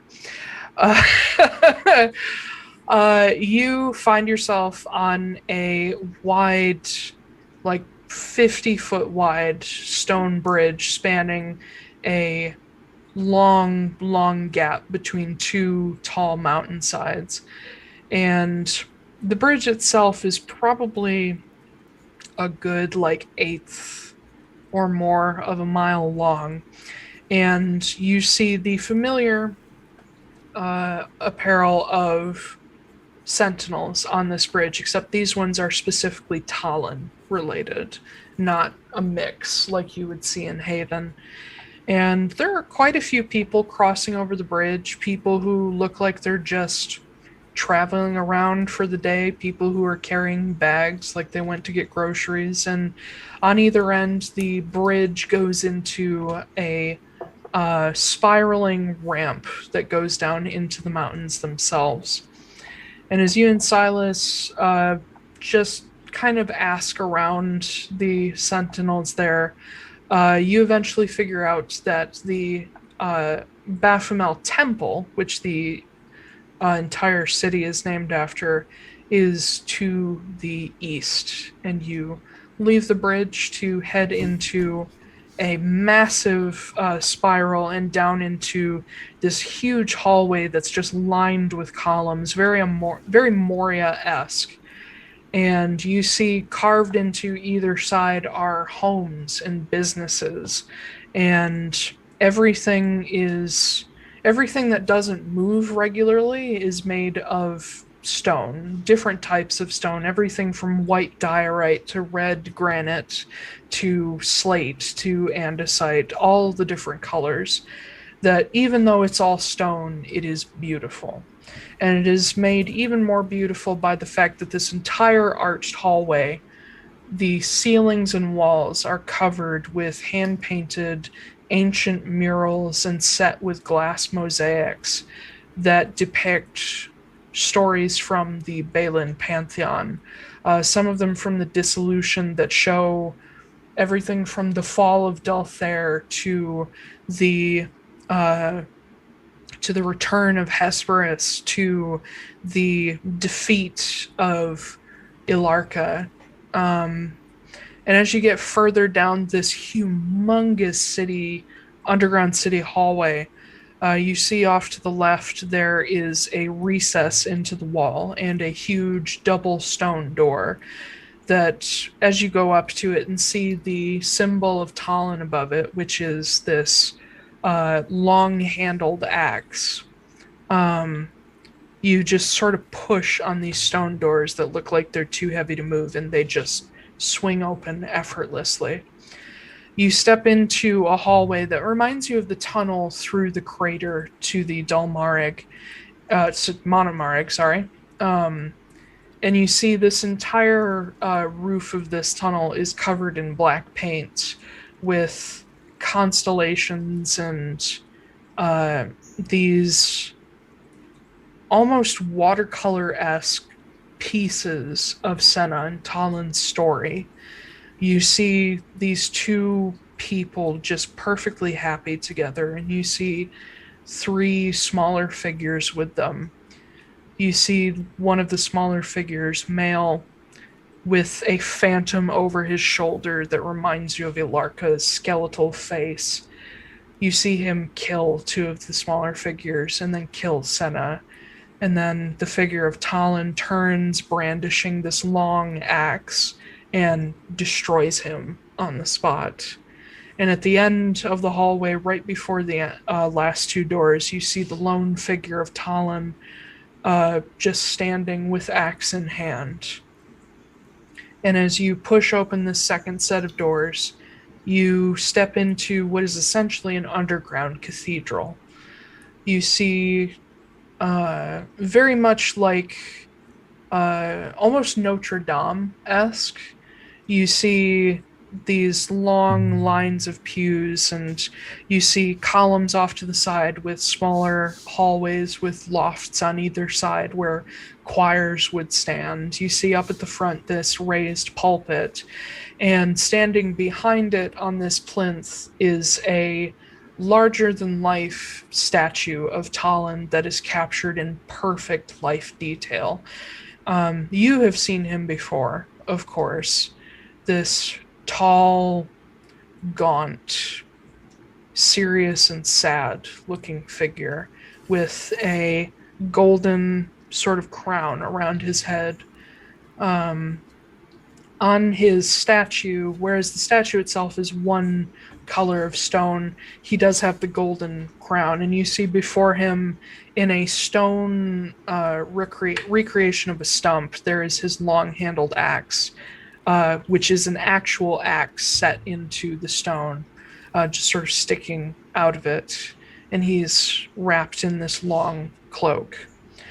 At the moment, there's no one in here, except for up at the very front, just sort of sweeping quietly, is a shorter, sort of rounder woman in gray and gold robes, and she's just cleaning the place up. It looks like these are sort of off hours for the temple. I'm going to take out the pocket watch, and I will step forward to the statue of him and just set it down by his feet. And the woman, this priestess, looks up and says, "Can I help you?" Oh, we're just gonna talk to him. Would you like a moment alone? That'd be nice. Yeah. Of course, of course. And she picks up her stuff and heads off to a side chamber. And Silas steps up and takes your hand.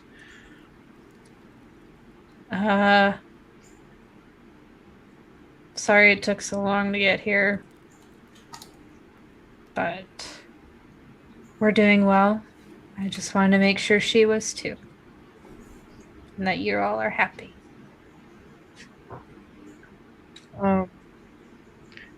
The watch sitting there, and if you've found out over the past few days or so that it is indeed inert. It no longer has an enchantment. Something happened to it and the statue. Oh, thank God.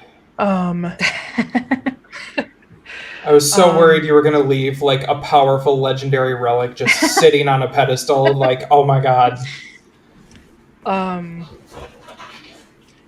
As you're standing there looking up at this large statue, and it's quiet because you're underground and no sound makes its way this far, even from the city outside. Silas looks up at Talon and says, "It strikes me how similar I am to him, or could have been."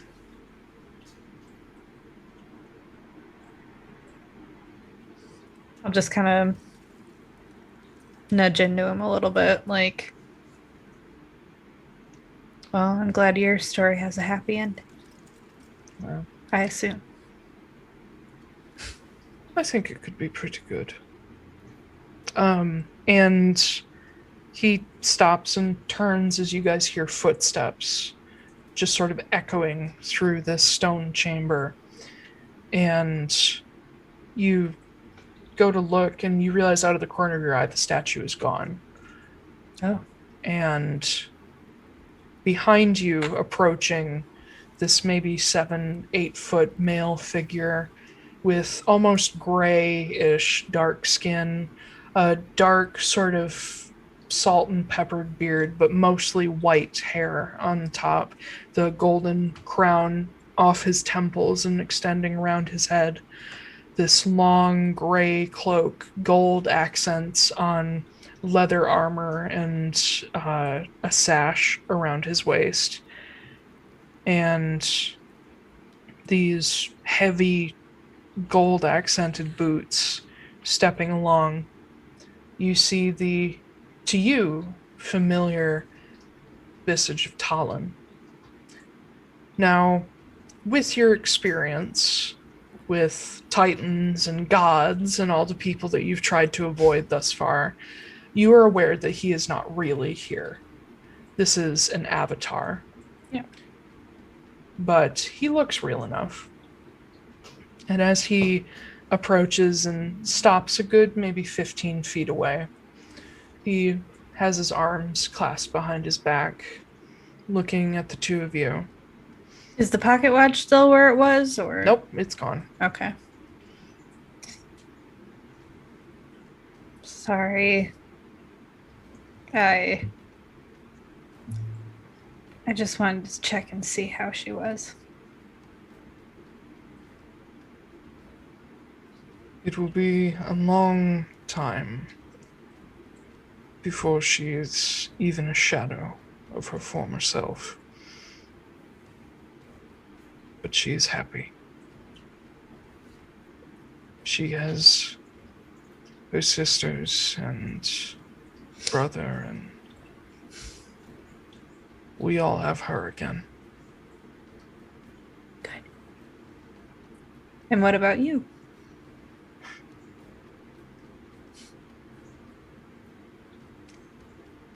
There are things that we are still discussing. And there is centuries, millenniums of memories and hurt to deal with. But she may be different now.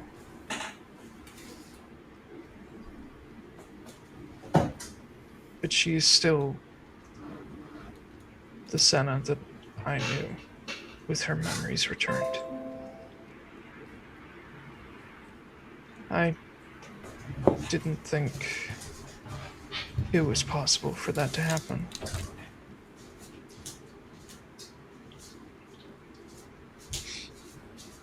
I don't know if we'll ever be what we were.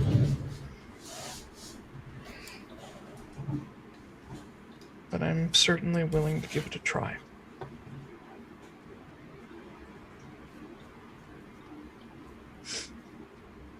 Good. You have restored the goddess of knowledge and mystery to her rightful place. And you've put back a piece of the Balin family.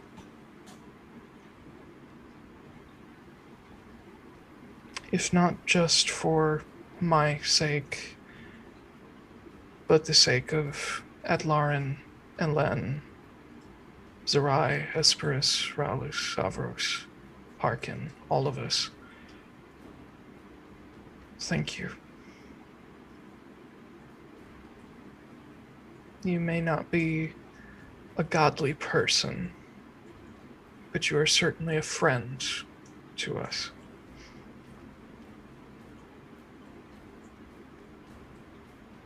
I don't think you all are half bad. You don't know us at all, then. I'll take Silas by the hand. I'll go to leave. But then I look back and I say, did that pocket watch, when it had its power, did it do more than just stop time? Yes. You could go back and change things?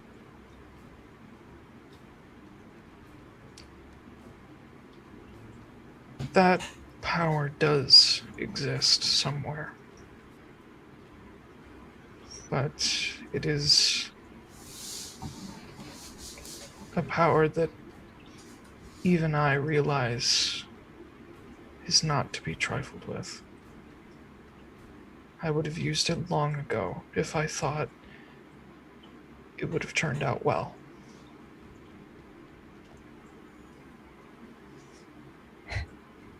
A year ago, if you would have dangled that in front of my face, I think I would have taken it. But I don't know. Life's pretty good. Even though it hurts. I'll agree. It took a long time to be good again. Or ever, in some cases. But I think that because we know how bad it can be, it makes even the simplest moments so much better. Yeah. You appreciate the little things. And he... Oh, I said I'll squeeze Silas's hand and look up at him like, yeah, I agree. I wish you two well. And my offer still stands to you. I will not ask for your loyalty or patronage or any of that, but if you should ever need my help, you've earned it. I appreciate the offer, but we've been doing pretty well on our own. Yes, I imagine you could handle just about anything now. Be well. You too. And he turns and steps toward the plinth, and it's almost a trick of the light that your vision blurs and you blink and suddenly the statue is back. The pocket watch is gone. And all is as it was. All right.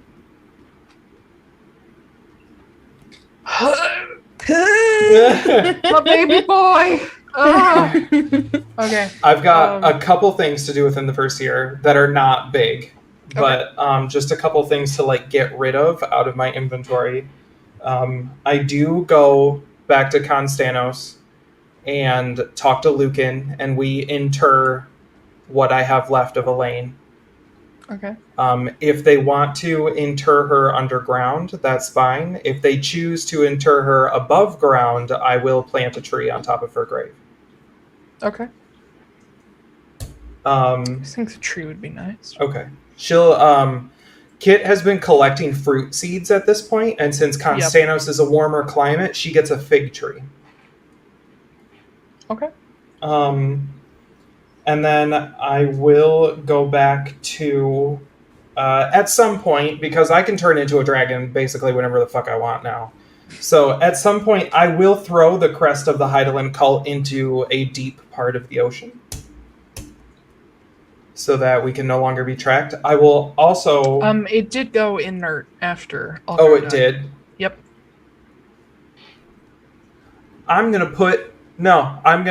The crest of the Heidelen cult and the white piece of stone with the Yara rune on it are left in the care of the Obsidian Collective.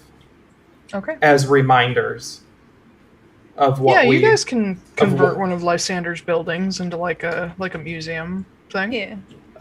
Just as reminders of what happened. And then the third thing I wanted to get rid of is I want to go see, I think it's Valark, Roanna? Valark is the older one, yeah. Yeah. I want to go see him, and I want to trade the mechanic jumpsuit from the Stormthrone crew for whatever he'll give me. And you don't have to tell me what it is. It can be something that Kit keeps, and it's a surprise. I don't care. But I do take it back to him. I have a really good idea. Cool. I will let you keep it. Okay. And the other thing... Oh, sorry. 2 more things within the first year. I imagine we would meet up with Ziegler at some point. Oh, yeah. No, Sylphie, like a couple months after I going figured. back, Sylphie did take off for a short while and just said, I'll be back. Don't wait up. The Phelan caravan does move around a lot, so they're like, are you sure you're going to be able to get back? And she's like, don't worry, I'll have a boat. She's just doing a hostile takeover. Knowing where the kit and caboodle runs. That's right. Knowing where it runs, she goes up to Seeger Reafir and waits a couple days for Merrigan Ziegler to show up. And you all hear the story secondhand, because Sylphie makes some friends in Seeger Reafir and eventually tells the story, and you guys grab it from a couple other people too, like especially Jessa San, who was around Seeger Reafir at the time. But as you know it, she found herself at the blue-footed booby, and because that's gonna be a thing. Uh-huh. And just fucking spent a few days gambling, drinking, and waiting. And when the kit and caboodle came into harbor, she made her way down there, not drunk, thankfully, but just sauntered her way down there, didn't ask permission as she jumped aboard the ship, and she dressed that motherfucker down in front of his entire crew. And shortly after that, after she stormed away from him, not giving him a chance to apologize or explain or anything, he caught up with her at the bar again and quietly offered to buy her a drink, which she accepted. And they spent most of the kit and caboodle shore leave talking. She doesn't give away much more than that, but she says they did mostly talking. Mostly. And when he finally said, "I'm sorry, but I gotta go," boss says, "I gotta go," she jumped on board the kit and caboodle with him and said, "Great, you employ me now." And they made a run back to Volfira, where she left the kit and caboodle and caught up with a few people in Volfira itself. A couple friends of you guys also went to Volfira just to start new lives. And she eventually wandered her way back to the Phelan caravan, but every couple months or so, she goes back to one of those two places to wait for him, and then they fight, and then they make up, and that's how it goes. That's how it goes for a couple years.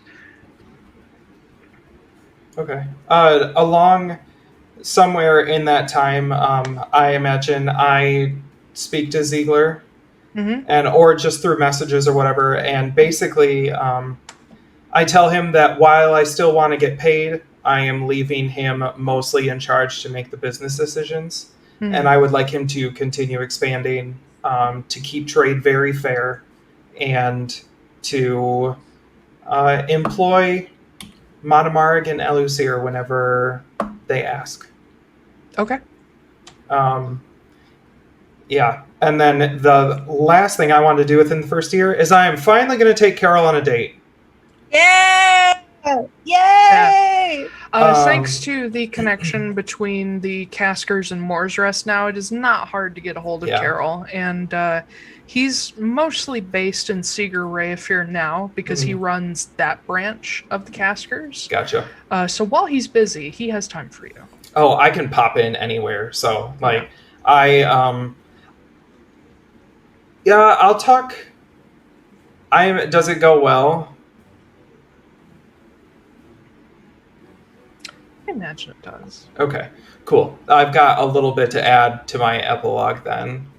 But I will let him know that I am not a housewife type and that I have a wandering spirit, and that's what I will be doing.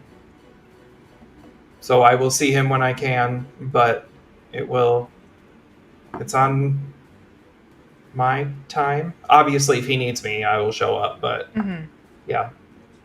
Yeah.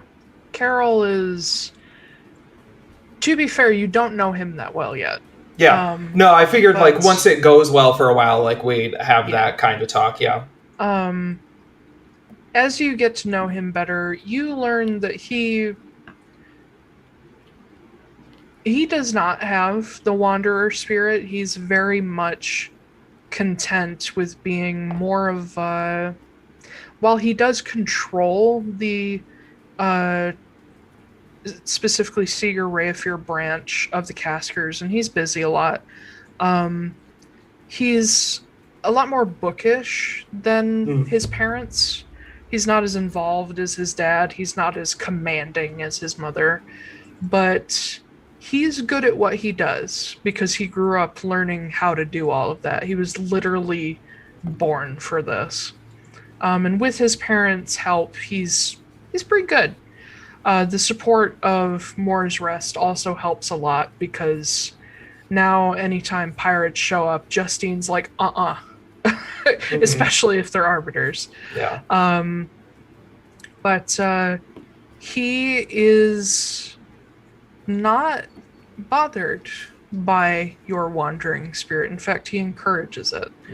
And he basically tells you after you get much closer and sort of decide to stick together, he tells you that he will be there. And you are welcome anytime. Okay.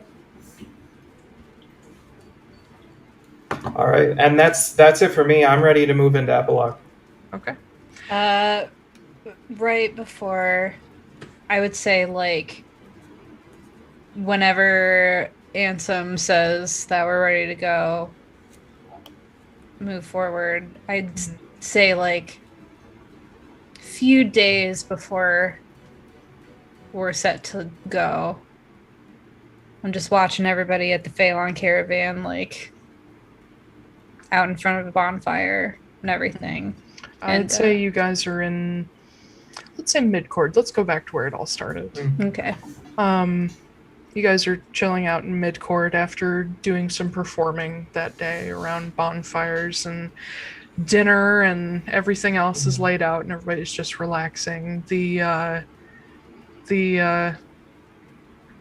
Quinn and pretty much all of his kids among the caravan are all kind of gathered together, and Quinn's telling stories, and it's become normal for you, but it hasn't gotten old. Yeah. And I'll I know Flameheart is probably just like hanging out there Oh yeah, with me. that's another thing. We had to go into Keladir and Flameheart. Yeah. And Nyx. Yeah, I have a little Yeah. bit of that. Yeah. But as I just watch all of this, I'm like, yeah, if this is retaliation, I think I like it. You're saying that to Flameheart? Yeah. And in this time, you've gotten to see Flameheart become more and more corporeal until just very recently he is fully visible to everyone. He can hide himself when he wants to, but to most people he just looks like a person. And he is sitting next to you, this very handsome male figure who never wears a shirt, because why would you? Very dark, rich, warm brown skin, this mane of fiery hair, these orangish red eyes that look like yours but without the blue flecks. He, after spending time with Dee and learning more and more about Hesperus, he sort of has taken on a little bit of that image, but he just sort of wears like vests and loose pants, never shoes, because why would you? And he's just sort of sitting there next to you, leaning on one knee and looking out over the camp, and says, yeah, this is some pretty good revenge.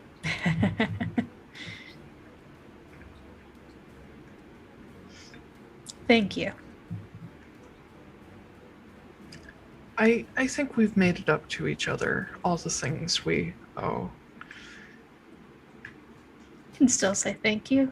Yeah, I guess. Yeah. I still can't believe I spent over 1,000 years being that thing, the Fjordhide. I can't imagine why I ever wanted that, why I never wanted this. I think it's easy to let anger and hate take over. It's harder to let go and to love and to be kind. And he sort of leans on your shoulder. He's been very much like a big brother. He says, I think once we get you settled in Konstanos and everything sort of evens out and we all get our own schedules, I think I might hop along with Sylphie for a couple adventures and go out and see things. I'll always be literally a word away if you need me. Oh, yeah. You should go out and see things. I think I might take Keladir with me. She'll hate it. Oh, if Silas can do it, she can do it. Yeah. She'll want to see all those quiet forests and whatnot that he likes. Yeah. But it's a big world. Yeah. You two should see what it has to offer. I want to see what it's like now, so that in 100 years, 1,000 years, I can see what you guys did to change it.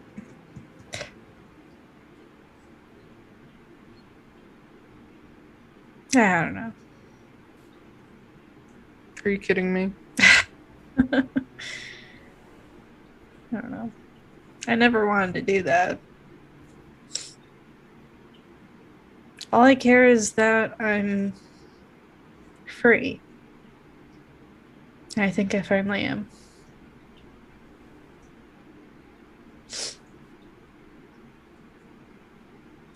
And if I change the world along the way, fine. he gives you like a little light, like boop shoulder punch, and it's just like, good job, kid. Oh yeah, you're like less than a year old. Calm down. I am 1,400 years old. Thank you. By some standards, but by all standards, I'm literally 1,400 years old. Whatever. I'll shove him back. And as for Keladir, it takes a while to get to know her. She's shy. She is what you imagine Silas would have been like if he wasn't forced to be charismatic and political and all of that. She's quiet and reserved, and you can see all of the possibility of even maybe what Silas was like when he was younger. And she is above all gentle.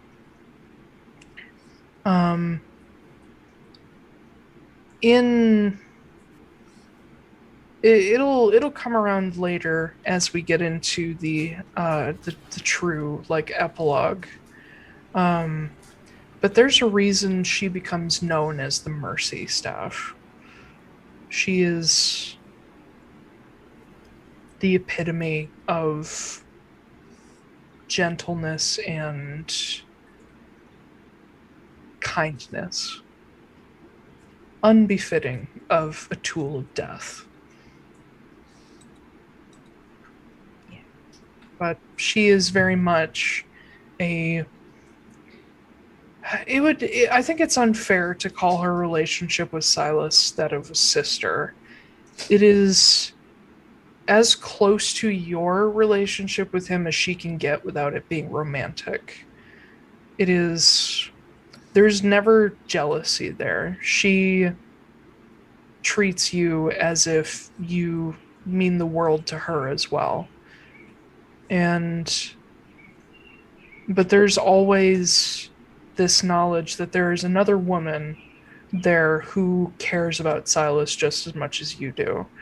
And sometimes when you're away, especially later on as you get more into your work with Ansem, there's a comfort in knowing that at all times Keladir is keeping an eye on him, and he takes comfort in Flameheart looking after you. And both of them, these staves turned people, are family, and they remain family for the rest of your lives. And the same is true of all of the other staves. Nyx takes a little longer than the rest of the staves to find his self, because shocker. he can't fucking decide. But eventually, it's because he's a Pisces and decisions are hard. Yeah, he's also probably bi, which makes it even harder. Oh yeah, probably for don't sure. Don't ever ask a bi person to make a decision. Nope. No, but, never. You said you had an idea for how he would come to look. I had an idea for how the staff will take his final form.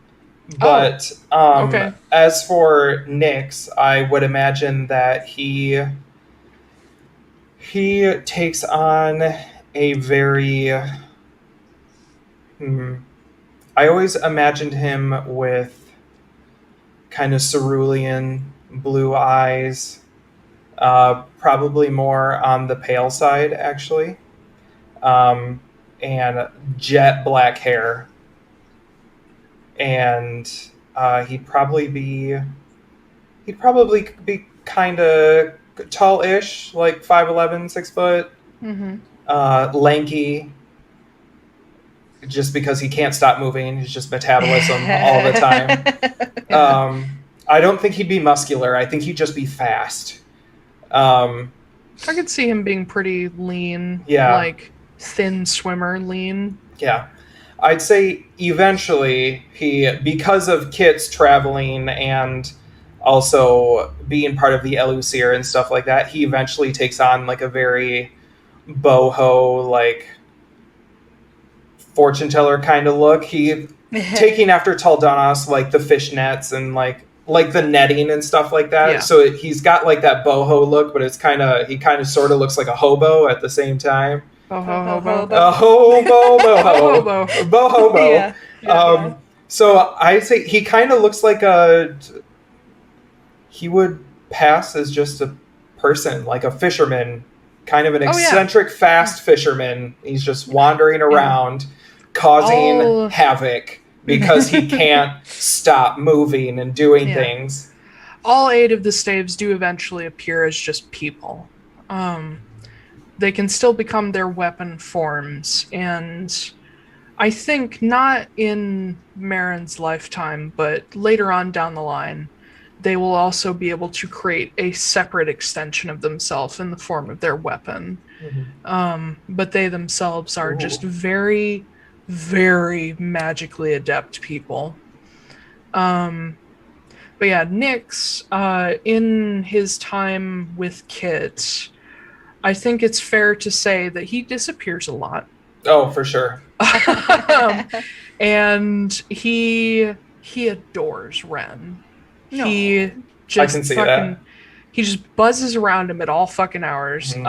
It's because Ren is one of those people that's like, I don't like cats, so cats love him. Yeah. And Ren is like, I'm too calm for crazy people, and so Nyx is just like, you're my best friend. Like, yeah.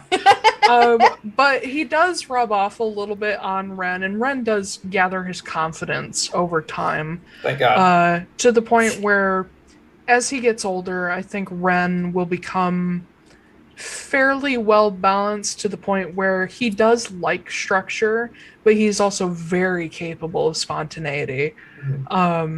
And having to keep up with you fucks, he's probably pretty fit too. Yeah. So, yeah. But Nyx, being that these staves in the Obsidian Collective do become famous with time, the staves, it's almost unfair to call them staves now, but I don't know what else to call them.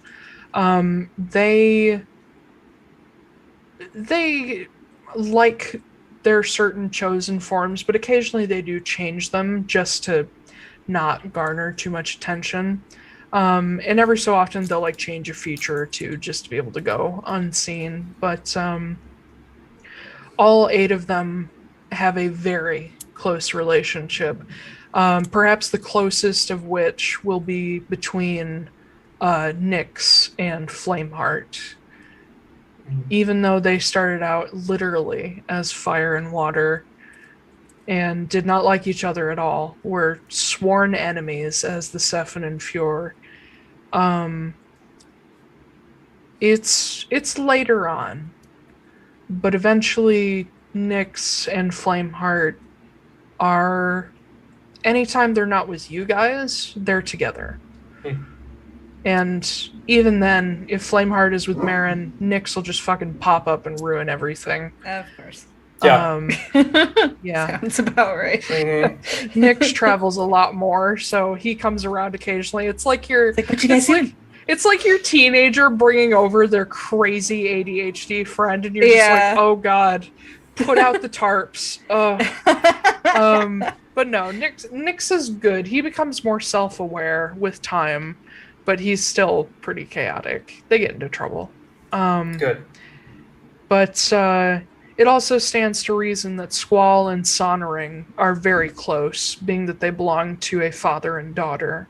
Vesper and Keladir are nearly inseparable.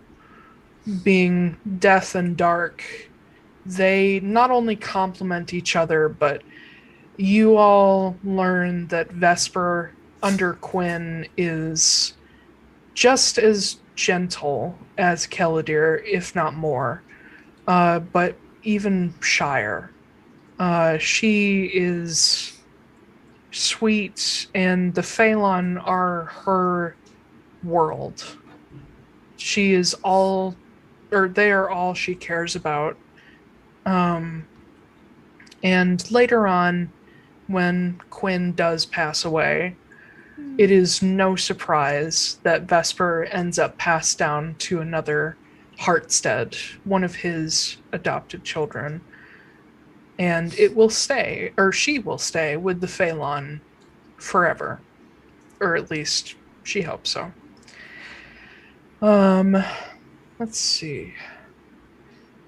Marin, you do have a fair bit of contact with Nova. Less so D because she's fucking busy and you're fucking busy. I mean, High Priestess of Hesperus and all that. But Nova comes around quite a bit because they and Flameheart are complementary staves. And the same is true of course, Nyx and Berkana, but they're together all the time anyway. Let's see. I think that pretty much covers them, at least for that.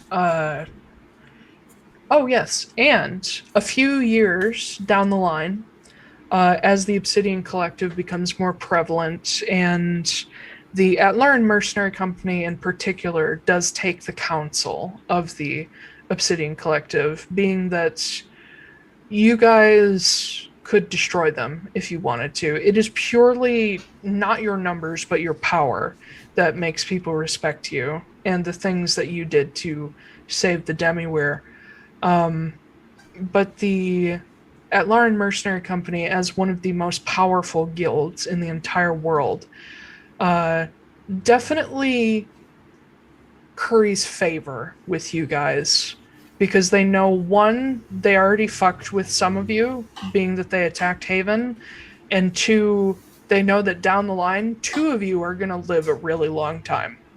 So they don't want to mess with that. Yeah. But a couple years into your very prestigious sort of place on the world stage, Bull, who has been your 17th member, because they're counting all the staves and you guys, he is gifted Echo.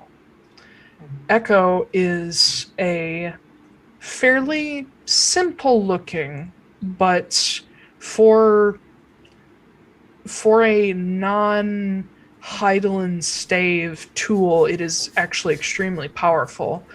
It is known as a void focus. It sort of not copies, but imitates the power of the core staff. And this is gifted to Bull by Quinn, with, of course, the approval of the Obsidian Collective. The staff itself is not sentient, and it is meant to be a staff of sort of balancing the other aids. But it does have a special power that Quinn has built into it in these amplification and sort of, what's the word? Channeling abilities. When specifically the 8 staves are brought together with Echo, they can all be channeled together like they did with MARIN to cause not just damage, but great change. Quinn designed this specifically with future worldwide issues in mind. The idea that the staves themselves could solve problems if their bearers could not.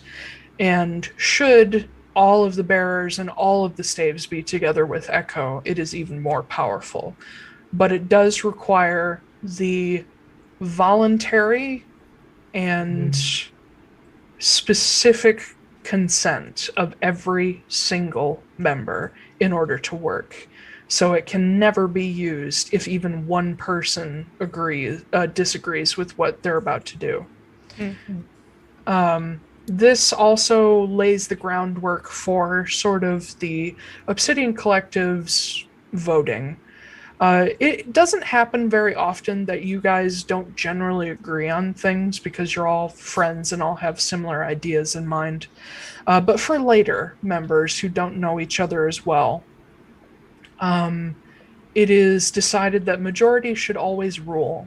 But in the event that uh, a major decision is being made, a greater majority is needed.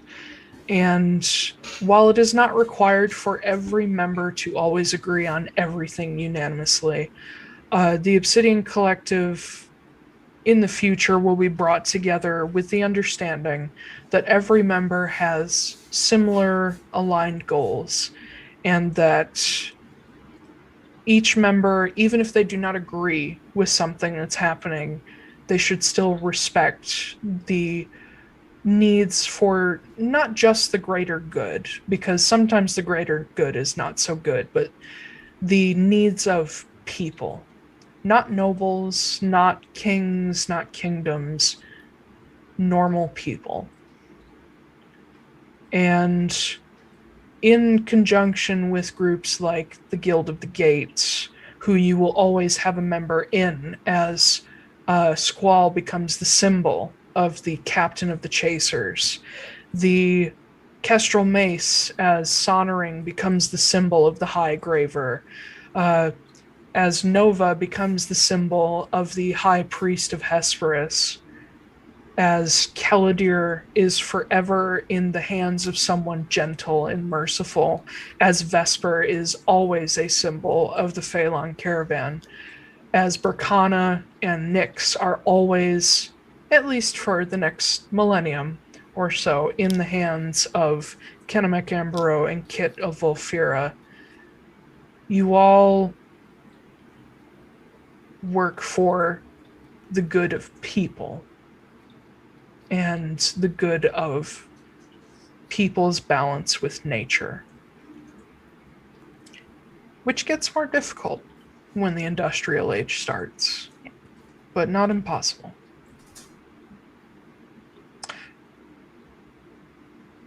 Anything else you guys want to do within the first few years before we really jump into the true epilogue stuff? I will say also, the night before I leave officially to go work with Ansem, I imagine I have a new loot that I've bought.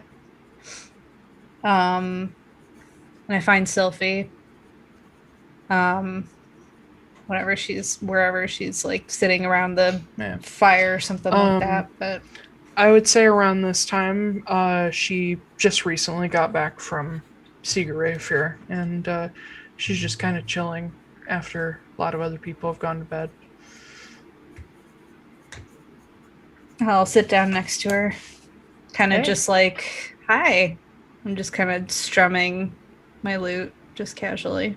You have noticed that since you guys joined the Phalon, she has been actively practicing and playing and performing.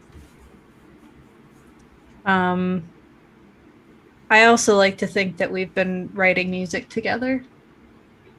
I'm like, so are you going to be totally lost without me? And I'm going up to Constanos for a while. Have I been lost without you when I went to Sigurd here alone? I don't know. Have you?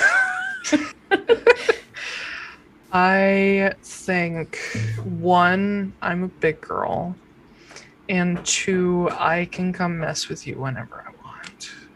Yeah, you're not wrong.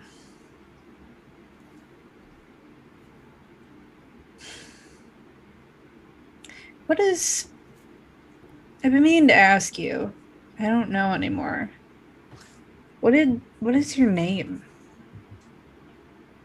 Are you Phalon? Are you VANIER? Are you... Oh, where are you? You know, that's a good question. I mean, if you don't want to be a VANIER, I won't be offended, I promise. She glances across the camp, and you realize she's looking at Quinn's caravan wagon. Hartstead. I like it. Yeah. Sophie Hartstead. Yeah. It's a good stage name. Yeah, it is, actually. You'll draw crowds of hundreds of people from miles away. Oh, I'm sure. I kind of nudge her a little bit with the, I don't know what that's called on the lute, with the little. It's the head of the lute. Yeah, sure. Yeah. Or the scroll. Where the pegs are? Yeah. It would be the head. It's not a scroll. Some lutes do have scrolls. Oh, do they? Yeah. Oh, I've never seen one with a scroll. Okay. Yeah. I'll just nudge her a little bit and be like, one last song? Oh, God. You. All right. Shut up. Hold on. And she gets up and goes and fetches her lute. She has her own, like, Country small road. wagon. Yeah, that's what we sing. Being that she has decided that she's going to spend most of her time with the caravan, she does share one of the wagons with a couple other people, and she goes and sneaks off and gets her lute and comes back with it and takes it out of the case, tunes it, and sits down and leans dramatically on you. I imagine we just play a song that we wrote together. Dueling banjos. Mhm. Yeah, you guys do start off with like a nice song, and then eventually she starts like doing the dueling banjos thing to see if you'll bite, and you start going back and forth, and it gets crazier and crazier, and you're just laughing, and a couple other people around are laughing at it too. And she finishes with like a near. All right. That's it. That's not it. We'll Well, do it again soon. yeah. Better. Yeah, Okay. I'm gonna have to teach. Someday you're gonna have little munchkins. I'm gonna have to teach them. Oh, God. We're not talking about that already. Not anytime soon, please, dear God, God. no. God, Okay. no. Ugh. I'm too young to be an aunt. How? Okay. And you're way too young to be a mom. Yeah. No offense, but I don't think you could keep a goldfish. Wow. Okay. Cool. Not kidding. I'm kidding. Silas is alive. Yes, somehow. Thanks to Caladir. You know what? I think at least he will be the responsible parent. So they'll live past like 5 at least. Not if I have anything to say about it. Oh, God. Please. I'm kidding. Oh my god. Kit, though. Teeny tiny little Oh, paladins. jeez. Listen, I will trust you to babysit before I trust Kit. I know. You probably won't have a choice. Probably not. Because I can just pop in through a tree and like snatch one of them and pop out. I'd be like, hey kids, Uncle Kit's here. And they're like, yeah! I'm the fun lesbian aunt that everybody loves. Yeah. You sneak him into R-rated movies. Yeah. Yeah. Mhm. It's like, here, you can have your first drink, but only around me. Yeah. Mhm. Yeah. In the middle of the summer, we like sneak out to a lake and I freeze the entire thing over and we go ice skating in 80-degree weather. Yeah. Sounds really fun, actually. Doesn't it? But yeah. Yeah. I'll just hang out with her the rest of the night and we'll just relax and Fuck around. Yeah. Fuck around. Fuck around. All right. That's officially everything that I need to do before epilogue. Okay. Yep. I'm good too. So. Mhm. Oh boy, this is going to be a lot. Yes, it is. Shit, I'm not ready. Let's go on break first, shall we? Okay. Okay. Because Yeah, that's I'm fine. starving and I'm about to die, so. Okay. All right, we'll be back in 10 minutes. Let's do 10:07? 10:08? 10:08, yeah. Okay, see you guys in a bit.